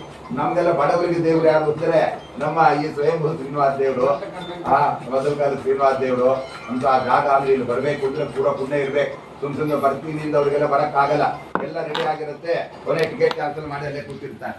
ಆದ್ರಿಂದ ಅವ್ರ ಇಚ್ಛಾ ಇದ್ರೆ ಬರಕ್ಕೆ ಸಾಧ್ಯ, ಬರೀ ನಮ್ಮ ಇಚ್ಛೆ ಇದ್ರೆ ಅಲ್ಲಿ ಸಾಧ್ಯ. ಯಾಕಂದ್ರೆ ಅವನ ಬಿಂಬ, ನಾವು ಪ್ರತಿಬಿಂಬ. ಅವನ ಮನಸ್ಸಿಗೆ ಬರ್ಬೇಕು, ಇವನು ಬರ್ಬೇಕು, ಇಲ್ಲಿ ನಮ್ಮ ಸೇವೆ ಮಾಡ್ಬೇಕು ಅಂತ. ಅವ ಏನಿದ್ರು ಕೂಡ ಅಲ್ಲಿಗೆ ಬಂದು ನಿಲ್ಲಿಸ್ತಾರೆ. ಮೊನ್ನೆ ನಾವು ಹೊರಡುವಾಗ ಪ್ರೀತ ಮಳಿ, ಈಗ ಅಲ್ಲಿ ಬೇರೆ ಎಲ್ಲೋ ಉಪನ್ಯಾಸ, ಅದ್ರ ಮಂಗಳ ಮುಗಿಸ್ಕೊಂಡು ಬರ್ಬೇಕಾಗಿಲ್ಲ. ಆಟ ಬಿಟ್ಟೋ ಇಲ್ಲೋ ಬುಗುಲು ಕೊನೆ ಯಾವನೋ ಬಂದ ಕರ್ಕೊ ಬಂದ ಟ್ರೈನ್ ಹತ್ತಿದ್ವಿ ಬಂದ್ಬಿಟ್ಟು. ಅಂದ್ರೆ ದೇವ್ರ ಅನುಗ್ರಹ ಇದ್ರೆ ಆಗತ್ತೆ, ಇಲ್ಲ ಅಂದ್ರೆ ಎಲ್ಲ ಮಧ್ಯೆ ಡಿಸ್ಕನೆಕ್ಟ್ ಆಗುತ್ತೆ. ಆದ್ದರಿಂದ ನನಗೆ ಬಹಳ ಸಂತೋಷವಾಗಿದೆ ದಾಸರಾಯರ ಬಳಿ ಬಂದು ಇದೆಲ್ಲ ಮಾಡಿದ್ದಕ್ಕೆ. ಅದರಂತೆ ನಿಮ್ಮೆಲ್ಲರಿಗೂ ಕೂಡ ವಿಶೇಷವಾಗಿ ಎಲ್ಲ ಹೆಣ್ಮಕ್ಳು ಪಾಪ ಅವರೆಲ್ಲ ಉದ್ಯೋಗದಲ್ಲಿ ಒಳ್ಳೊಳ್ಳೆ ಉನ್ನತ ಉದ್ಯೋಗದಲ್ಲಿ ಇದ್ದರೂ ಕೂಡ ಬ್ರಾಹ್ಮಣರು ಬಂದಿದ್ದಾರೆ ಅಂತ ಒಲೆ ಮುಂದೆ ಕಡಿಗೆ ಹಾಕಿ ಅಡಿಗೆ ಮಾಡಿ ಪ್ರೀತಿಯಿಂದ ಬಡಿಸ್ತಾರೆ ಪಾಪ. ಇವತ್ತೆಲ್ಲ ಯಾರು ಬಂದವರಿಗೆ ಅಡಿಗೆ ಮಾಡ್ಲಿಕ್ಕಾಗತ್ತೆ ಹೇಳಿ? ಅಯ್ಯೋ ಗಂಡನಿಗೆ ನಿಮ್ಗೆ ಆಡೋದ್ರೆ ಹೆಚ್ಚಾಗಿದೆ, ಇನ್ಯಾರು ಕರ್ಕೊಂಬರ್ಬಾಡಿ ಅಂತಾರೆ. ಯಾಕೆಂದ್ರೆ ಎಲ್ಲರಿಗೂ ಸೇವೆ ಮಾಡ್ಲಿಕ್ಕೆ ಹೆಣ್ಮಕ್ಳ ಕೈ ಶಕ್ತಿ ಇಲ್ಲ ಅವ್ರಿಗೆಲ್ಲ ಪಾಪ ಅವ್ರಿಗೂ ಶಕ್ತಿ ಕಡಿಮೆ ಆಗುತ್ತೆ. ಆದ್ರೂ ಕೂಡ ಬ್ರಾಹ್ಮಣರು ಬಂದಿದ್ದಾರೆ ಅಂದ್ರೆ ಎಷ್ಟು ಪ್ರೀತಿಯಿಂದ ಎಷ್ಟು ಬಾಧ್ಯಗಳು ಮಾಡ್ತಾರೆ ಪಾಪ. ಆ ದಿವಸ ಒಂದೊಂಥರ ಚಿತ್ರಾನ್ನಗಳು, ಪಲಾವ್ಗಳು. ಇವತ್ತಂತೂ ಕೇಳಲೇಬೇಕಾಗಿಲ್ಲ, ತುಪ್ಪದ ಮೈಸೂರು ಪಾಕ್. ನಮಗೆ ತಿನ್ನಕ್ ಭಯ, ಶಾಸ್ತಿ ಸಿಹಿ ತಿಂದ್ಬಿಟ್ರೆ ಭಯ ಆಗುತ್ತೆ ಅಂತ. ಆದ್ರೆ ಅಷ್ಟು ಪ್ರೀತಿಯಿಂದ ಅವ್ರು ಮಾಡ್ತಾರೆ. ಇದೆಲ್ಲ ದಾಸರಾಯರ ಕೃಪೆ. ಅವರ ಮನೆತನಕ್ಕೆ ಹೊಸ ಸೊಸೆ ಬಂದಿದ್ದಾರೆ, ಒಳ್ಳೆ ತುಪ್ಪ ಬಡಿಸ್ತಿರ್ತಾರೆ, ಎಲ್ಲ ದೇವರು ಮನೆ ಮುಂದೆ ಮಾಡ್ತಾ ಇದ್ದಾರೆ. ಮುಂದೆ ಒಂದು ಪುಟ್ಟ ಒಂದು ಕಿಶೋರ ಶಿಶು ಬರುತ್ತೆ, ಮನೆ ಮುಂದಾಗತ್ತೆ. ದಾಸರಾಯರ ಅನುಗ್ರಹ ಸದಾ ಇರಲಿ, ಸದ್ಬ್ರಾಹ್ಮಣರ ಆಶೀರ್ವಾದ ಯಾವಾಗಲೂ ಕೂಡ ಇರಲಿ. ನಾವು ಬಂದಾಗೆಲ್ಲ ಅದನ್ನೇ ಅರ್ಥೋದು, ದಾಸರಾಯರ ವಂಶ ಬೆಳೀಲಿ. ಈಗ ನಾವು ಬಂದಾಗೆಲ್ಲ ನಮ್ಗೆ ಆತಿಥ್ಯ ಸಿಗಲಿ. ಆದ್ರಿಂದ ನಮ್ಮ ಸ್ವಾರ್ಥನೂ ಇರುತ್ತೆ. ಹಾಗೆ ದಾಸರಾಯರು ಅವ್ರದ್ದೊಂದು ದೊಡ್ಡ ಜವಾಬ್ದಾರಿ ಇದೆ. ನಾವಿಲ್ಲಿ ಕೂತಿದ್ದೇವೆ, ಈ ವಂಶಕ್ಕೆ ಮುಂದೆ ಅವರು ಪೂಜೆ ಮಾಡಿದ ಪ್ರಾಣದೇವರನ್ನ ಪೂಜೆ ಮಾಡುವ ಒಬ್ಬ ವಟು ಬೇಕು. ಸುಮ್ಮನೆ ಅಲ್ಲ, ನಮ್ಮ ಆಸ್ತಿಗೆ ವಾರಸುದಾರ ಅಲ್ಲ, ದಾಸರಾಯರ ಪೂಜೆ ಮಾಡಿದ ಪ್ರತಿಮೆಗಳನ್ನು ಪೂಜೆ ಮಾಡೋದಕ್ಕೆ ವಾರಸುದಾರ ಬೇಕು. ಆವಾಗ ಅದು ಸಾರ್ಥಕ. ಅದು ಇಲ್ಲಿ ನಡೀತಾ ಇದೆ. ಆದ್ದರಿಂದ ದೇವರ ಅನುಗ್ರಹ ಮಾಡಲಿ ಅಂತ ಹೇಳ್ತಾ ಈ 4 ಮಾತುಗಳನ್ನು ದಾಸರಾಯರ ಅಂತರ್ಯಾಮಿಯಾದ, ಎಲ್ಲ ದಾಸರ ಅಂತರ್ಯಾಮಿಯಾದ ಮತ್ತು ಎಲ್ಲ ಗುರುಗಳ ಅಂತರ್ಯಾಮಿಯಾದ, ಮುಖ್ಯಪ್ರಾಣ ಅಂತರ್ಗತನಾದ, ಭಾಗವತ ಪ್ರತಿಪಾದ್ಯನಾದ, ರುಕ್ಮಿಣಿ ಸತ್ಯಭಾಮ ಸಮೇತನಾದ ಗೋಪಾಲಕೃಷ್ಣನ ಪಾದಗಳಲ್ಲಿ ಈ ವಾಕುಸುಮವನ್ನು ಸಮರ್ಪಣೆ ಮಾಡ್ತಾ ಇದ್ದೇನೆ. ಶ್ರೀಕೃಷ್ಣ.